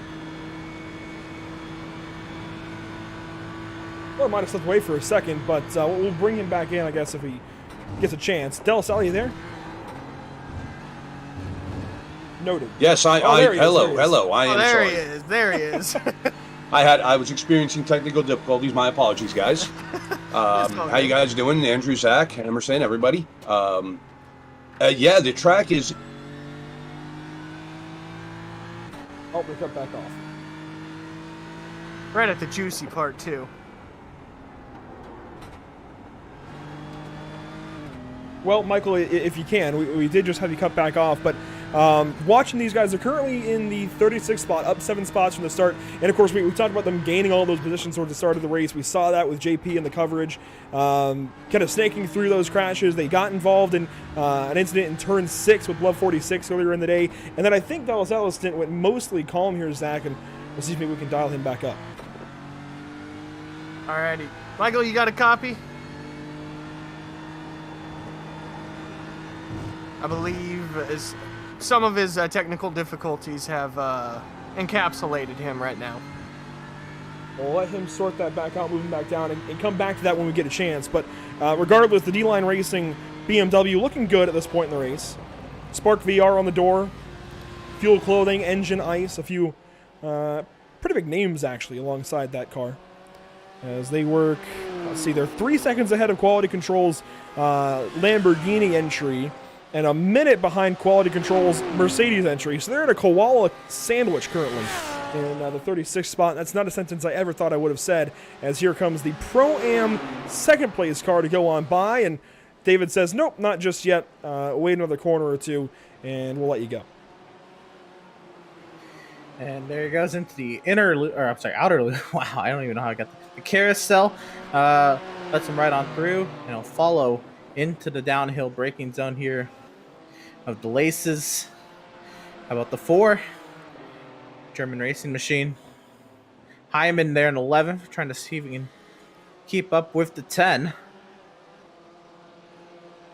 This spot was, just switched around, and Tempest was registered in car number 10. They have entered today in car number 111. That pass has just been made. Tempest has just gone on by German Sim Racing. Down the hill, Tempest starting to see if they can open up that advantage, but Tempest looking to see Melchers, Prada up the road. Can they get up to the rest of their pro competitors, maybe improve themselves up to potentially up inside the top 5 in class and overall? Here you have the 21 of Toby Seneger looking on at the 20 at the JC Pro-Am machine. Within half a second, this is how you get into your opponent's minds right here, is just making their rearview mirror go full of your car. Right now, a lot of these guys just kind of finding into their groove, trying to calm themselves down after the early melee. even though we're far past that, it still could be ringing a bit of a bell on some of these drivers. But the 21 here looking to try to gain a little bit, did gain through those last few set of corners, was looking like possibly gonna carry the momentum into turn one, thinks better of it, backs off. We'll look at JC, the Pro-Am car, to the car behind them now. It's the battle that we were just talking about, just from the other perspective, coming up the S's. It looks like the car behind the 21 does have a really good run through the S's here, possibly might have something here going into the bus stop. The 47 kind of blocks, middle of the track, come back up, getting ready for the bus stop and into it. So no swap there just yet. A big shout out to our partners here at the North American Racing League, of course, RaceLab.app, Maradness, Tan Livery, and JS Consulting. Several of the paint schemes, in fact, most notably, I think, the quality control machines painted by Tam Livery, JS Consulting handling all of the back end with the league. And if you signed up for this event, you had to go through NorthAmericanRacingLeague.com. If you're filing a protest, same thing. You got to go through NorthAmericanRacingLeague.com. That is all handled by JS Consulting, a fantastic operation for both Tam Livery and JS Consulting. And Maradness, well, they've had a great ad for themselves in Car 70 today through all of the issues that they've experienced. And some of them, maybe they're doing, most of them not. Car 70 has been on rails, I should say, of course on wheels, but on rails, and has been one of the better entries of the day so far, just having to come back from a few shortcomings in the 12th position currently. And we've seen firsthand the effects of their driver coaching throughout the course of our most recent North American Racing League season. And of course, RaceLab.app, I'm sure, I would imagine it's up on many of these drivers' computers today as their choice third-party app for iRacing.com, and it's available for free and with native VR integration. That's one of the big reasons to go to RaceLab over anybody else. We work lap 182 of a projected 850. 18 hours, 41 minutes to go. And it seems that Michael De La Sala has gotten that issue sorted back out, Zach. So we'll go ahead and try and dial up car 47 one more time. And maybe just getting the dressing right on the salad this time, as here comes Michael De La Sala. All right, we're going to try this again. Michael, you got a copy on us this time? I do. I apologize. No, it's all good. Technical stuff, man.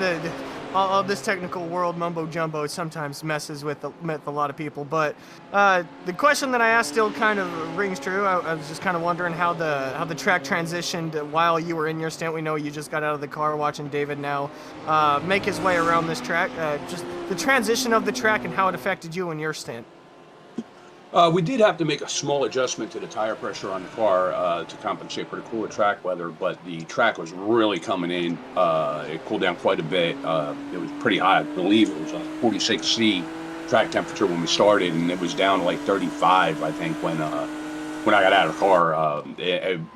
The car started coming to life.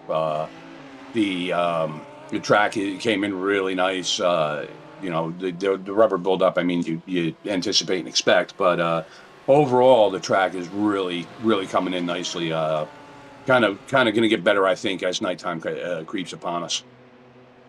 We're looking at some of the stats here. You guys started 43rd. You guys had a good run at the beginning part of the race, and due to some circumstances, be it what they were, currently find yourself in 37th. What's kind of the strategy for you guys right now, just to kind of run your race, pick up your positions as they come, don't really try to force anything? What's the strategy for you guys right now? We've been implementing a couple different tire strategies, trying to just get what we can where we can type thing. But yeah, pretty much it's just the less time we spend in the pits, the more time we spend on the track, the more positions we can gain. So that's kind of, we're playing the fuel strategy game, the tire conservation game. I was able to double stint my tires that time. The track finally got cool enough to do something like that. So that was a big plus for us. And I think we're going to continue that trend now, where we'll go ahead and double stint the tires until the track dictates that we can't. Again, David did try something experimental. He changed just one side. I'm not going to give away all our secrets. He did just change one side, 2 tires on his first stop, and it worked. And we gained some spots that way too. So there's a few things we could try to pick up a spot here or there. But yeah, we're pretty much, the car's balanced real nice. As long as we keep it on the black stuff and out of pit lane, we'll be okay. And we were kind of talking about that too. The two-tire strategy kind of threw me and Andrew off. We're not really used to that kind of strategy, but I mean, we've got tons of experience inside this race, be it in the sim or actual driver experience, and your teammate actually has a lot of driver experience, a lot of driving experience, I should say, behind actual cars and in sim cars. Is that cool to kind of bounce off of, kind of cool to learn as the race goes on, or kind of dive into his mind to see what he's thinking, try to pick up a few things for your own stint? Absolutely. He's a great sounding board for things like that. He's a great, how do I put it? He's the calming. He's my anchor when I'm in the car. He's the good calming voice when I'm in the car. He keeps me grounded, and he's really the optimal strategist when it comes to creative things like two-tire stops and things like that. And honestly, with his wealth of knowledge and the vast experience he has that you attested to, he says something, I trust him. You know, I don't even question it. I just, yeah, okay, if that's what you said we're going to do, that's what we're going to do. And honestly, 11 times out of 10 it works. So he's great in that aspect. He's a wealth of knowledge and very, very composed when he's spotting. Not always so much when he's driving. He gets a little emotional when he's driving, but he's always very composed and calming when he's spotting. He's probably one of the best spotters I've ever had. I can also kind of attest to that. When I was in the car and I had him on the radio, he's really, really calm, really, you know, doesn't really try to get you riled up. He just tries to get you just calm, smooth through the car. So I'm glad that we're able to parallel on that sort of extent. But Michael, we appreciate you coming up here. We appreciate you talking with us. Even with some of the bad things gone through for your guys' race, it looks like you guys are still doing really, really well for where everything had happened. So we appreciate your time, and we look forward to seeing what you guys have to offer for the rest of the race. Thanks for having me, guys. It was a pleasure. Absolutely. All right, we'll talk to you later.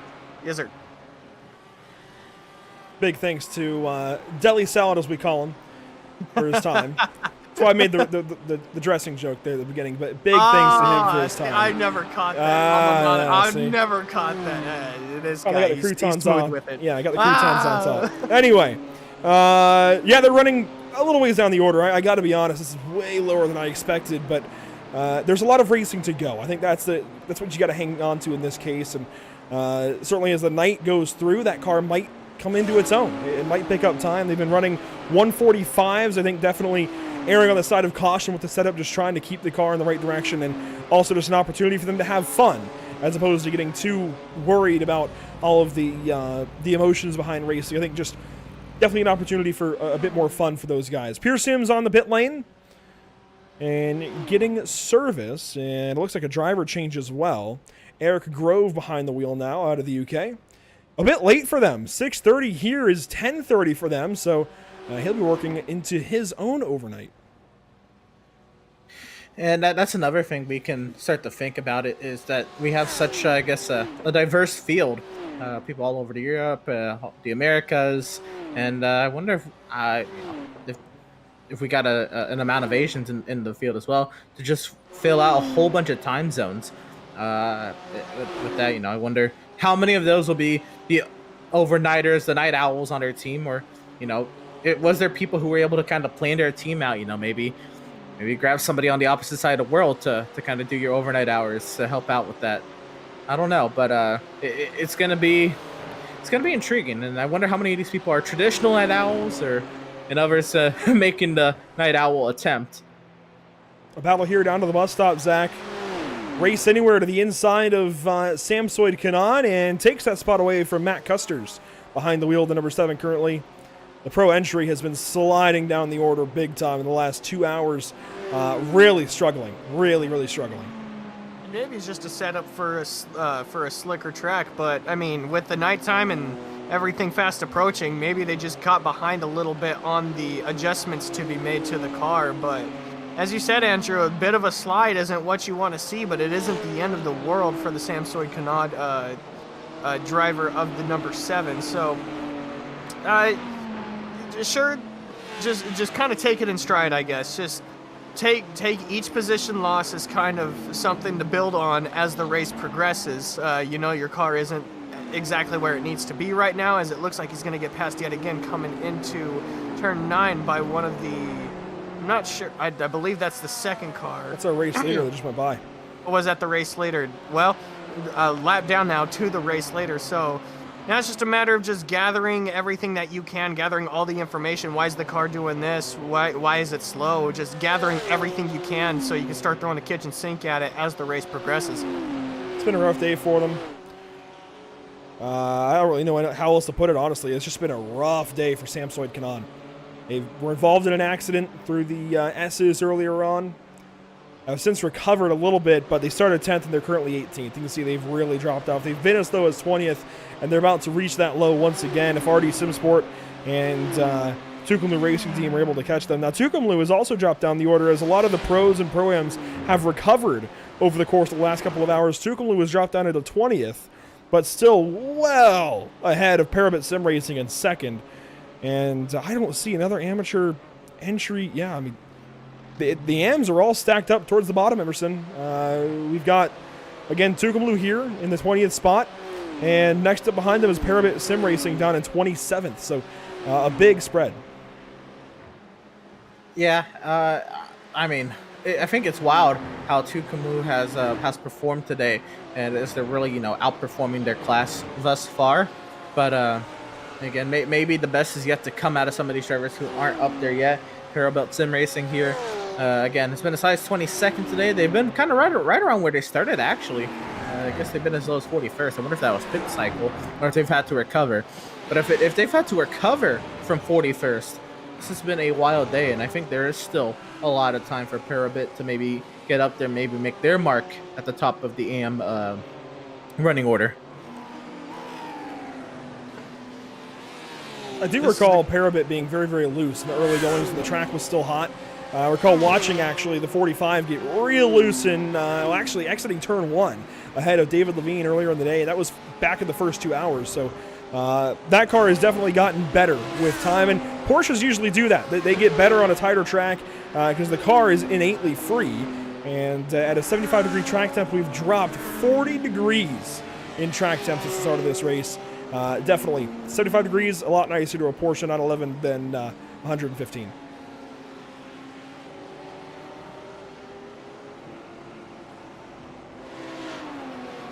We're going to go down to turn 10, and you'll see here, I think, would this be a happy Porsche to turn 10?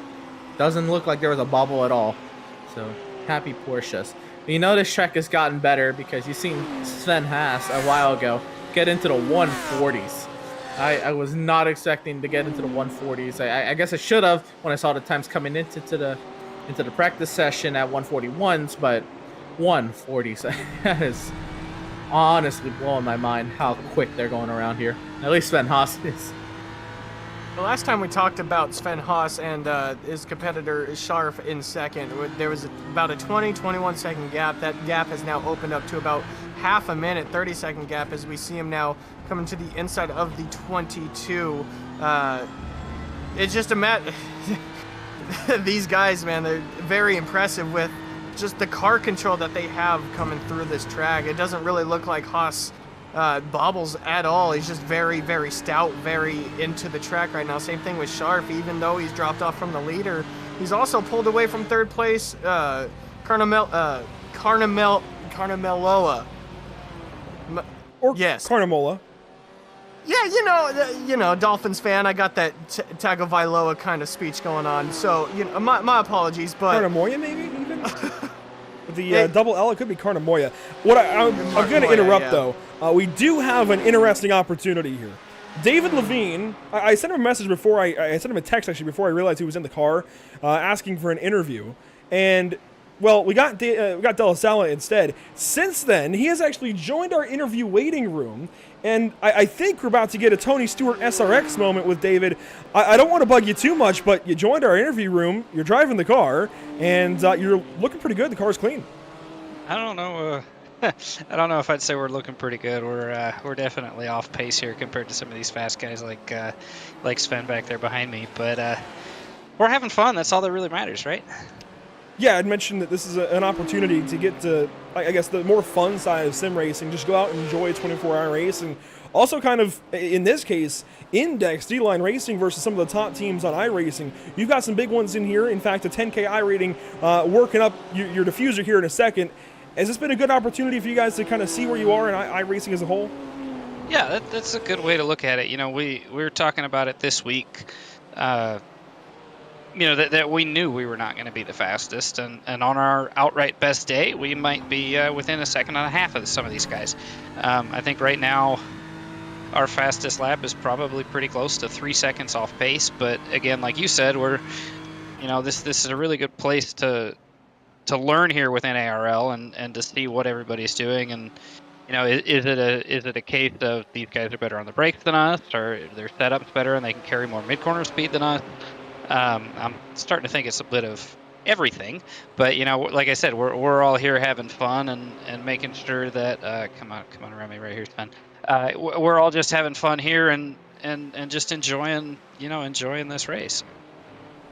Nice little live moment there, letting the leader by. We talked about the way this track has already changed. We talked about that with De La Salle a little while ago. How about the way the track is going to change over the next couple of hours?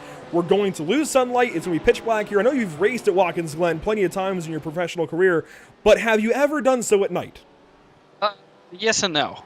I wouldn't say, pitch black, but definitely, I've definitely run some races here in the twilight hours and when it's definitely been raining. So I wouldn't say it's been, pitch black, sunset, moon's up, but close enough. And like you said, the track has already changed. I think we're down 40 degrees. Probably close to 40 degrees, yeah. And, it should only keep getting cooler. So tire temps should be a little bit more easy to manage, and grip should start coming up in the track, so you should start seeing the lap times fall. One more question, then I'll let you get back to it. How about the two-tire thing? Because we learned about that pretty quick in the day. Some teams coming in for a shorter pit stop than I ever would have expected. We had Ford do it on the first round, and it sounds like you guys did it early too. Taking two tires, it is a much more right-hand turning track than most tracks you go to on iRacing, but I still never would have expected a split decision, especially across the sides of the car. I would have expected front to back, not left to right. Yeah, so there's something, again, kind of like what you said. I've run a couple races here in my day. That was one of the things that I remember we did that worked really well for us back when I was running the IMSA Continental Tire Series with Racer's Edge and our Ford Mustang. Was we took left side tires for the final restart, and that pit stop saved us a lot of time, and there really wasn't too much of a difference. So when I came in to take my pit stop, as I'm just kind of let these guys take the bottom right here. When I came in for my pit stop, we noticed that the tire wear wasn't all that bad on the right side, so I made that decision to go for it. And come on, Toby, take it here. But yeah, so like I said, it was one of those things where I said it, and De La Salle said, he's like, really, you think you can do that? I'm like, well, what's the worst that happens? We're not the fastest car here anyway, so if we take a gamble and it works, then we can keep that in our little playbook for later. Well, there you go, David. We appreciate the time, and I'll wait for a straightaway to move you back down, but definitely really appreciate your time today while driving the car, kind of Tony Stewart SRX kind of stuff. Definitely want to talk to you later on if you're able. Definitely appreciate the insight. Yeah, absolutely, will do, and I appreciate all of you guys at Pit Stop TV, and got to say a big thanks to you guys, and to you, Andrew, and Zach, and Emerson, and JP, if he's going to be on a little bit later. You guys definitely are rock stars up there in the commentary booth, and make it fun for all of us to go back and watch. So I appreciate you guys, and I'll come back in a little bit. Sounds good. There's David Levine. Again, a Tony Stewart SRX moment where they interviewed him live at Eldora. Now, I think you're spotting a few more flies at Eldora than you are here at Watkins Glen, but really appreciate the opportunity to talk to David while in the car. While we were talking to him, a change atop the scoring pylon, because Biella Racing Team Euronics 1 is just pitted, and we expect Urano in about 5 more laps, maybe less, as they'll come around and take the 28th lap of their stint. So really, we expect them within 3 laps potentially here, Emerson, as Biella comes in for their stop, and Luca Kita, the driver that was so fast in that opening run, relieves Sven Haas. The driver who ran the pole time, Luca Kita, who placed at 450 on the top of the charts. He's in the car. We'll see. Whoa! That's always scary. Oh, I don't like grass, and I don't like clipping the grass like Especially that. out of 7. Oh, man. I think Lucas just getting to grips with the track because, well, this is a completely different track than what he raced on. When he got out of the car, it was like maybe like 100 degrees when he got out of the car. It's 75 degrees of track temp. This is a completely different track than what he ran. I wonder what kind of changes they've made, if they've made tire pressure adjustments. They've had to have. We're looking at 5-Star Motorsports here coming out of, well, it looked like they were shooting out of pit road here, but they got up to speed really quick, should they have. But currently sitting 5th right now on the board. Right now, the top 10 all-pro drivers, something that we haven't seen in a while is the top 10 all-pro drivers here. So we look on this group right here coming into the heel of the boot. Battle for 10th. Battle for 10th right here. You know, I would attempt that name, but I'm not going to as far as my track history. The number 8, so to say, on the back end of Battle for 10th, trying to put themselves back into the top 10 on Grove right here. We can only say Ulas. Ozildirim? That's got to be at least close. Ozildirim? Ozildirim? That looks right for... Well, Usually, that sounds right for how it usually looks. you see XYZ, not ZY and whatever else. But Ulas currently working on Grove. Oh, real close into turn 1, just following the Pure Sims 116. And Ulas teammate to Andre Melchers and Vlad Kimichev that we saw earlier on in the day. Now we're leaving Andre getting behind the wheel of the 8 car. Did so 3 laps ago. And is now trying to take position here on the Pure Sims 116. He'll do exactly that. Goes on by. Or at least going to go on by to the right side. Might not have the position just yet. But comes over and asserts his dominance. That's always scary. I'll call him Oz. Oz went up there and he took that spot. And he looked to set himself on his way. And that was on the Pearson's esports machine. We saw him just pit. So this is huge for the our Romain Grosjean entry. There we go. RAG. RAG. I couldn't say it. He now sets his sights on Nicholas Rubelar up the road. I think Rubelar is also on the same strategy as them. There's Toby. Toby Senninger in car 21, chasing down... actually, who is he chasing down? He is chasing down Jake Cheryl JC. I think his initials were added there, so I think it's Jake Cheryl. One of the Pro-Am drivers from Race Anywhere Sim Sport. This is for 16th position then. With 20 minutes to go in our coverage here, Zach. We're starting to get into the sunset. Looks like we're not going to get quite to the conversion between day and night, but we're getting close. The sun is getting low in the sky. Well, we're gonna be kind of documenting how the track changes up until the 20 minutes for when we cut off. But we're gonna come back to arguably a completely dark track. It's gonna be completely changed for how we leave it. So right now it's just a matter of trying to get everything we can out of what we have. With this track changing as drastically as we've been kind of noting, 40 degrees and changes, that's a lot, and it's going to continuously change throughout the night. And with how late these drivers started in the race, they're going to be coming back to an even hotter track as soon as the sun comes up on the other side. So a lot of changes still to be had, a lot of racing still to be had, but man, it has had no shortage of action at all. Nick Ludeke getting behind the wheel of the Vendaval Sim Racing BMW in the pit lane. If we can bring car 9 up, there we go. So Nick will jump in that car. As you can see, Biella Racing Team Euronics 2 will leave the pit lane with a new driver behind the wheel. Actually, not a new driver behind the wheel. Connor Karnick get a stay-in car 451. He's been in for some time now. As you can see, the sun casting interesting shades of light across the racetrack. Radness just went by Biella Racing 2, and is actually just behind Biella Racing 1, so they've just gone 1 lap down to car 450. And Urano Esports yet to pit. We expect them either this lap or the next. The next. Well, you know, that time continues to back up on the hour. We talked about that earlier. They're looking like it's about 55, 57-minute stints. It has stagnated. I know when I mentioned Right. that earlier, it was about 17 minutes to go in the hour. We're now at 18, and this car is still running. And that's wild. You think as the times come up, that they'd use maybe even more fuel. We got a battle up the hill here. That's I think that was Ludicki that did this car just passed at Moranis. Yep. So on board with car 90, our race leader. Oh, the Parabellum car got real loose in front of him through the bus stop. And Zach, I guess, talk about just the bus stop here at Watkins Glen. In GT3 cars, it's pretty hairy. It's pretty flat out almost. You brake to turn in, and then you got to get back to the throttle as soon as you can. And if your car is handling well, you're pretty planted, and you've just got to try and get the flick just right through and around the corner. What's it like when somebody checks up in front of you?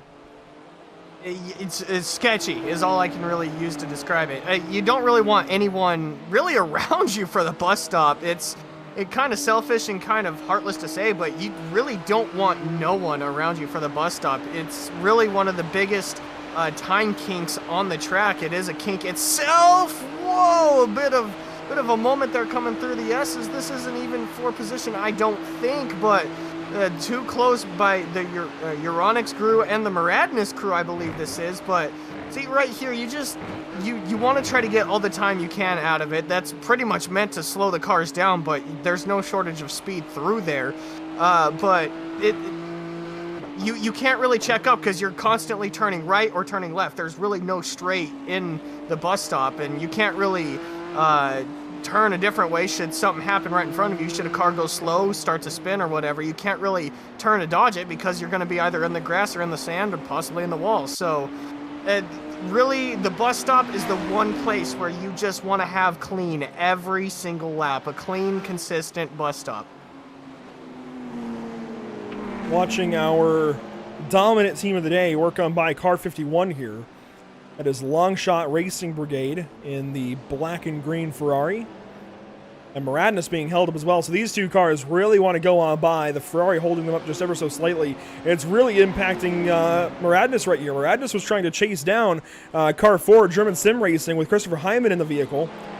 And that advance has since been halted. They have lost seconds behind this 51 car. And Biella 1 is in no... Yeah, you can see flashing. That's not allowed. We found that out earlier. Don Fiala's got to be careful. As, oh, well, there we go. That Ferrari takes a slide through turn 1. Barely hangs onto it, but will do so. Kita has only lost time there. That was Kita. Yeah, he's only lost time to sharp throw that. Now he's under attack from the Miranda's machine. Is that... Oh, he's still watching that Ferrari. There they are, going side by side, down the back straightaway. And he'll let follow right on through.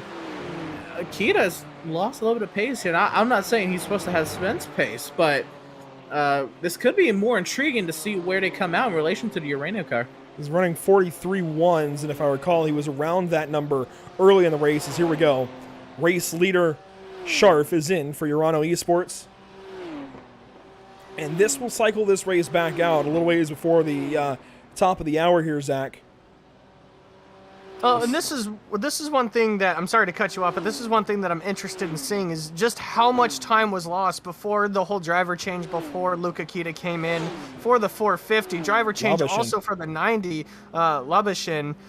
But one thing that we kind of documented was half a minute between the 450 and the 90, and I'm kind of curious to see how much time is lost. You know, this is still going to be a rather long pit stop, but as Emerson said, Kita lost some time to Scharf right there through that whole ordeal with the Lambo being right in front of them and Moradness battling them and whatnot. They're still not even there. They're still 10 seconds behind. They're getting ready to, Kita should be passing him now, but that's still a lot of time lost. That could be a big thing for these guys as the race progresses. You called it. There goes Kita on by Urano Esports. And the gap, if I recall, was around 20 seconds before the cycle of pit stops. We'll see where Laubish cycles out. It was a 4-tire stop for Biella 1, for Luca Kita, with the driver change. And Laubish has not left yet. Oh, we might not have gained as much as we thought. It's over 20 seconds. It's going to be somewhere in the nature of 25 or 30. This is an extended stop here. Might have been for some repairs. And we should get that pit lane number here any time as they exit the pit lane. It should go official. It kind of hiccups that data when they actually change drivers. 70 seconds nearly in the pit lane. That's only a second longer than Biella Racing Team. I'm not sure why they lost. They lost a lot more than they should have. They're down to 10 seconds back. So I guess Luca Kita was just that much better in his early goings, and Laubish has been a little bit, well, I guess whoever he relieved, I forget now, has been a little bit off. I wonder now that the Ferrari is now out of the way of Luca Kita, and he's, got rid of the pressure from behind him. If he's been able to open up a little bit, get, used to the track, maybe the tires came up to temp. It's going to be intriguing to see, I think, the lap time when he comes by the stripe this time, and see what it was compared to what he's been running. He ran a 43.0 last time. On board with him here. See him getting through the final few corners right here, using pretty much every bit of the curb to try to turn the car right here. Now, one thing that I also do want to talk about is the fact that now Labish has fresher tires and more fuel than Luca Kita. Maybe that could also come into a factor. Maybe that time in between that could be crunched up due to fresher tires or whatever it may be. But we also saw Labish came out in a bunch of cars, a bunch of traffic around him, whereas Luca Kita right now, literally no one around him. So it could that could also play into a factor, but I kind of want to see the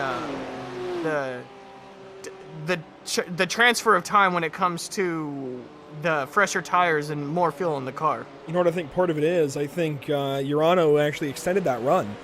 Earlier on, the difference, if you recall, Emerson, between Biella and Urano was only 3 laps in the pit. Now it's 6. So I think they've extended the last couple of runs and just tried to save a little bit of fuel, go an extra lap or 2, and potentially even 3. And maybe they're starting to consider that they want to work this race to the hour instead of the half hour, and they've got to save some fuel in the overnight now that they can, and try and work the race off of pit stops as opposed to raw speed.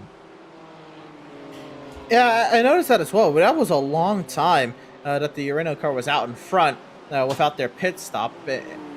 I'm wondering where this end strategy is going to end up, because I'm trying to do the math mentally.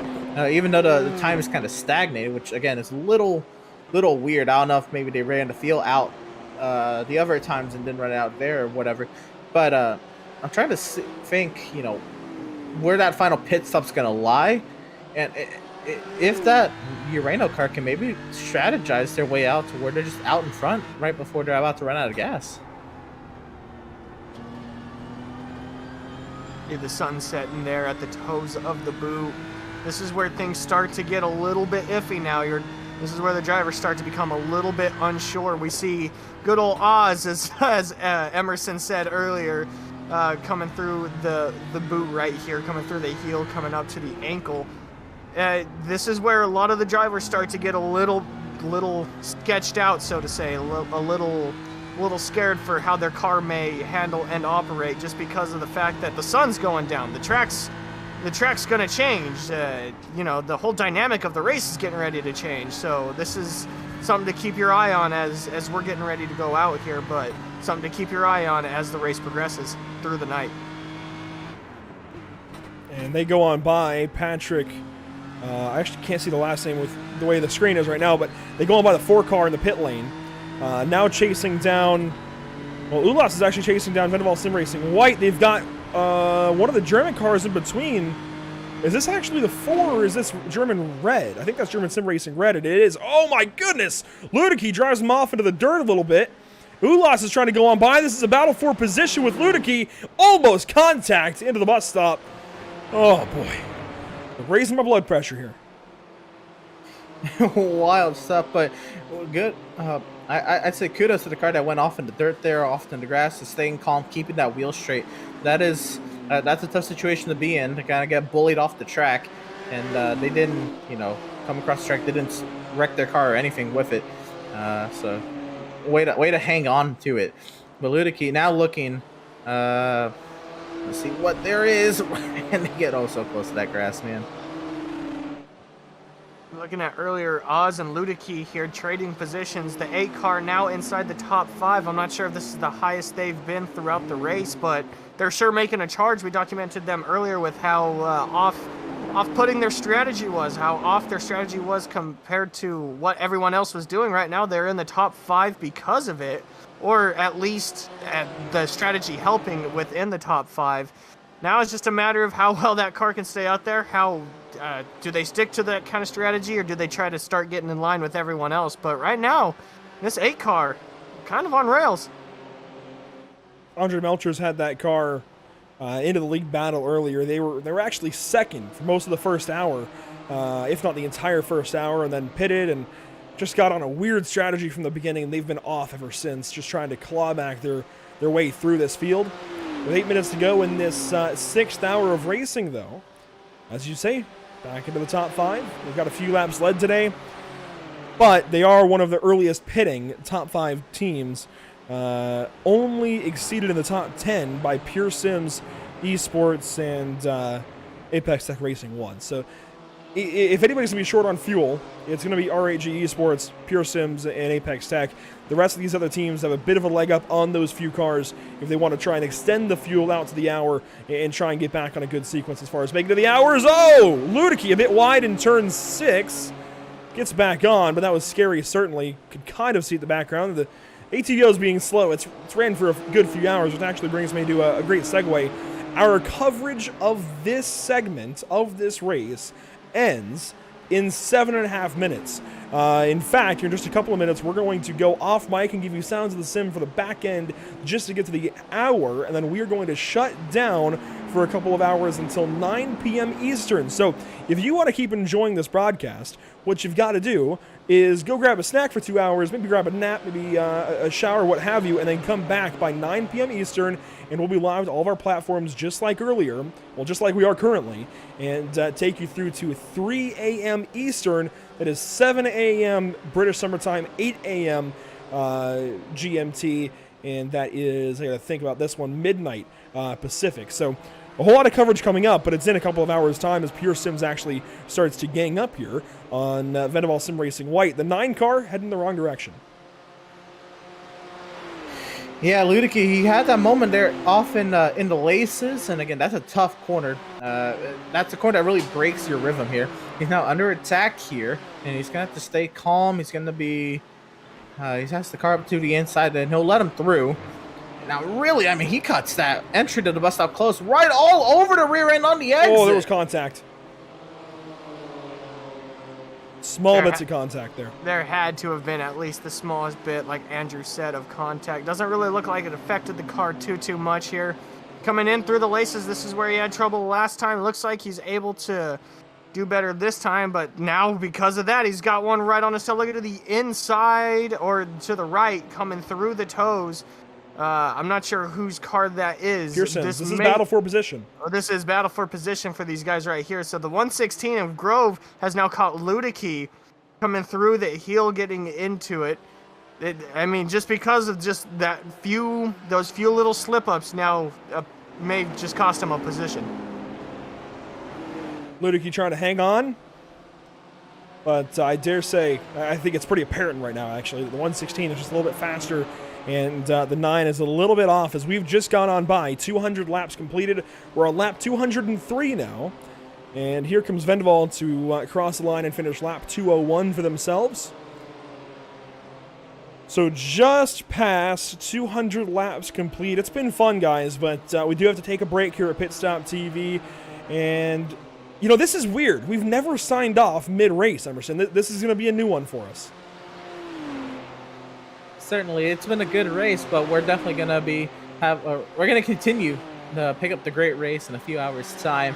I mean, we're going to have battles like this all throughout the night. Look at this send up the inside. Oh. Pass complete. Here you go, Grove up the 6th. So up front, before we sign off, Biella Racing Team Euronics 1 has been leading just about the entire day. They've been fantastic here at Watkins Glen this afternoon and into the evening now. As the sun sets, they've got 166 laps led now out of 203. That tells you just how dominating that car has been. And if it's not them out front, it's usually their teammate through a pit cycle, Connor Karnick for Biella Racing Team 2. Euronics on board that machine as well, but Biella Racing Team Euronics 1 has just been so fantastic in car 450. Definitely dominating today, and they've got the driver lineup to do it. By all means, Per their I ratings, they should be in this position, and they are. Second place in Pro, you've got Nicholas Laubish for Urano Esports, and third place, completing your podium, is Car 255 5-Star Motorsport, with currently Carnamoya behind the wheel. Carmanola, I'm not sure entirely. But leading in Pro-Am, you go all the way down to car 113, Apex Tech Racing 1, with Turnjack behind the wheel. Yan has put together a really nice race, a couple of really good stints so far today. And second in class, Sim City Racing has been fantastic as well. Car 71. We talked to them within the first 20 minutes, I believe. Talked to Jason Allen, one of their team captains, I believe, and gave us some good insight as to how they've been throughout the course of the day. Further down in Pro-Am, you've got German Sim Racing Red, it looks like. Third place in class, that is car 26, currently driven by Justin Klassens. Down the back stretch and just ahead of Pure Sims Esport into the bus stop. Your amateur leader, however, is Tucumlu Racing Team, still in 20th position now, being driven still by Javier. We're just going to call it, well, I know Mansana is definitely the root of that name, and at least I'm pretty certain that Mansana means apple. I know that much, but further down in AM, you've got Chris McCarty driving the 43 for Yellow Stripe Motorsport. They are second in class, and third in class is currently Parabit Sim Racing, the Porsche, number 45 that we've talked a little bit about throughout the course of the day. That all said, Emerson, final thoughts, at least for now, as we get ready to close out this segment of coverage. Well, it's been great seeing the cars. We're going to pick it back up where we're only going to see headlights, and the cars, the other cars' headlights. It's going to be fun. Again, nighttime race at Watkins Glen. I am excited, and I'm excited to see how the battles go, what kind of challenges, new challenges these drivers are going to have to face, and how many of them have gone nighttime practice here. We're going to find out. Zach? You know, it's really exciting to see how these strategies have played out. We've been kind of documenting Luca Kita and how well that team has been doing, but really fun to see how the Pro-Am and the amateur themselves kind of strategize to put themselves into position. So strategy is what I'm really excited for, especially for when the nighttime comes around, how these cars are going to handle. So all in all, it's been an amazing race so far, an amazing event put on by the North American Racing League. So I'm very excited to see how well the race is the next time we come back. So as we close out our first segment of coverage, that is 7 hours of broadcasting, mark that as a new record, I do believe, for us just in one go. 7 hours of broadcasting all at once. We'll be back at 9 p.m. Eastern with more coverage from Watkins Glen. We're going to leave you with a few moments here of just coverage from the sim. We call it Sounds of the Sim, and then we will go ahead and shut this stream down. Again, we'll be back at 9 p.m. Eastern for more, well, commentary coverage and everything else going into the night. We'll have 5 hours of commentary, then 1 hour of Sounds of the Sim, and then we'll shut down for 6 hours. We'll be back to you at 9 a.m. Eastern. But you've got to stick with us here at Pit Stop TV. Let's go ahead and shut off the mics, give you a few minutes of Sounds of the Sim, and then we'll see you at 9.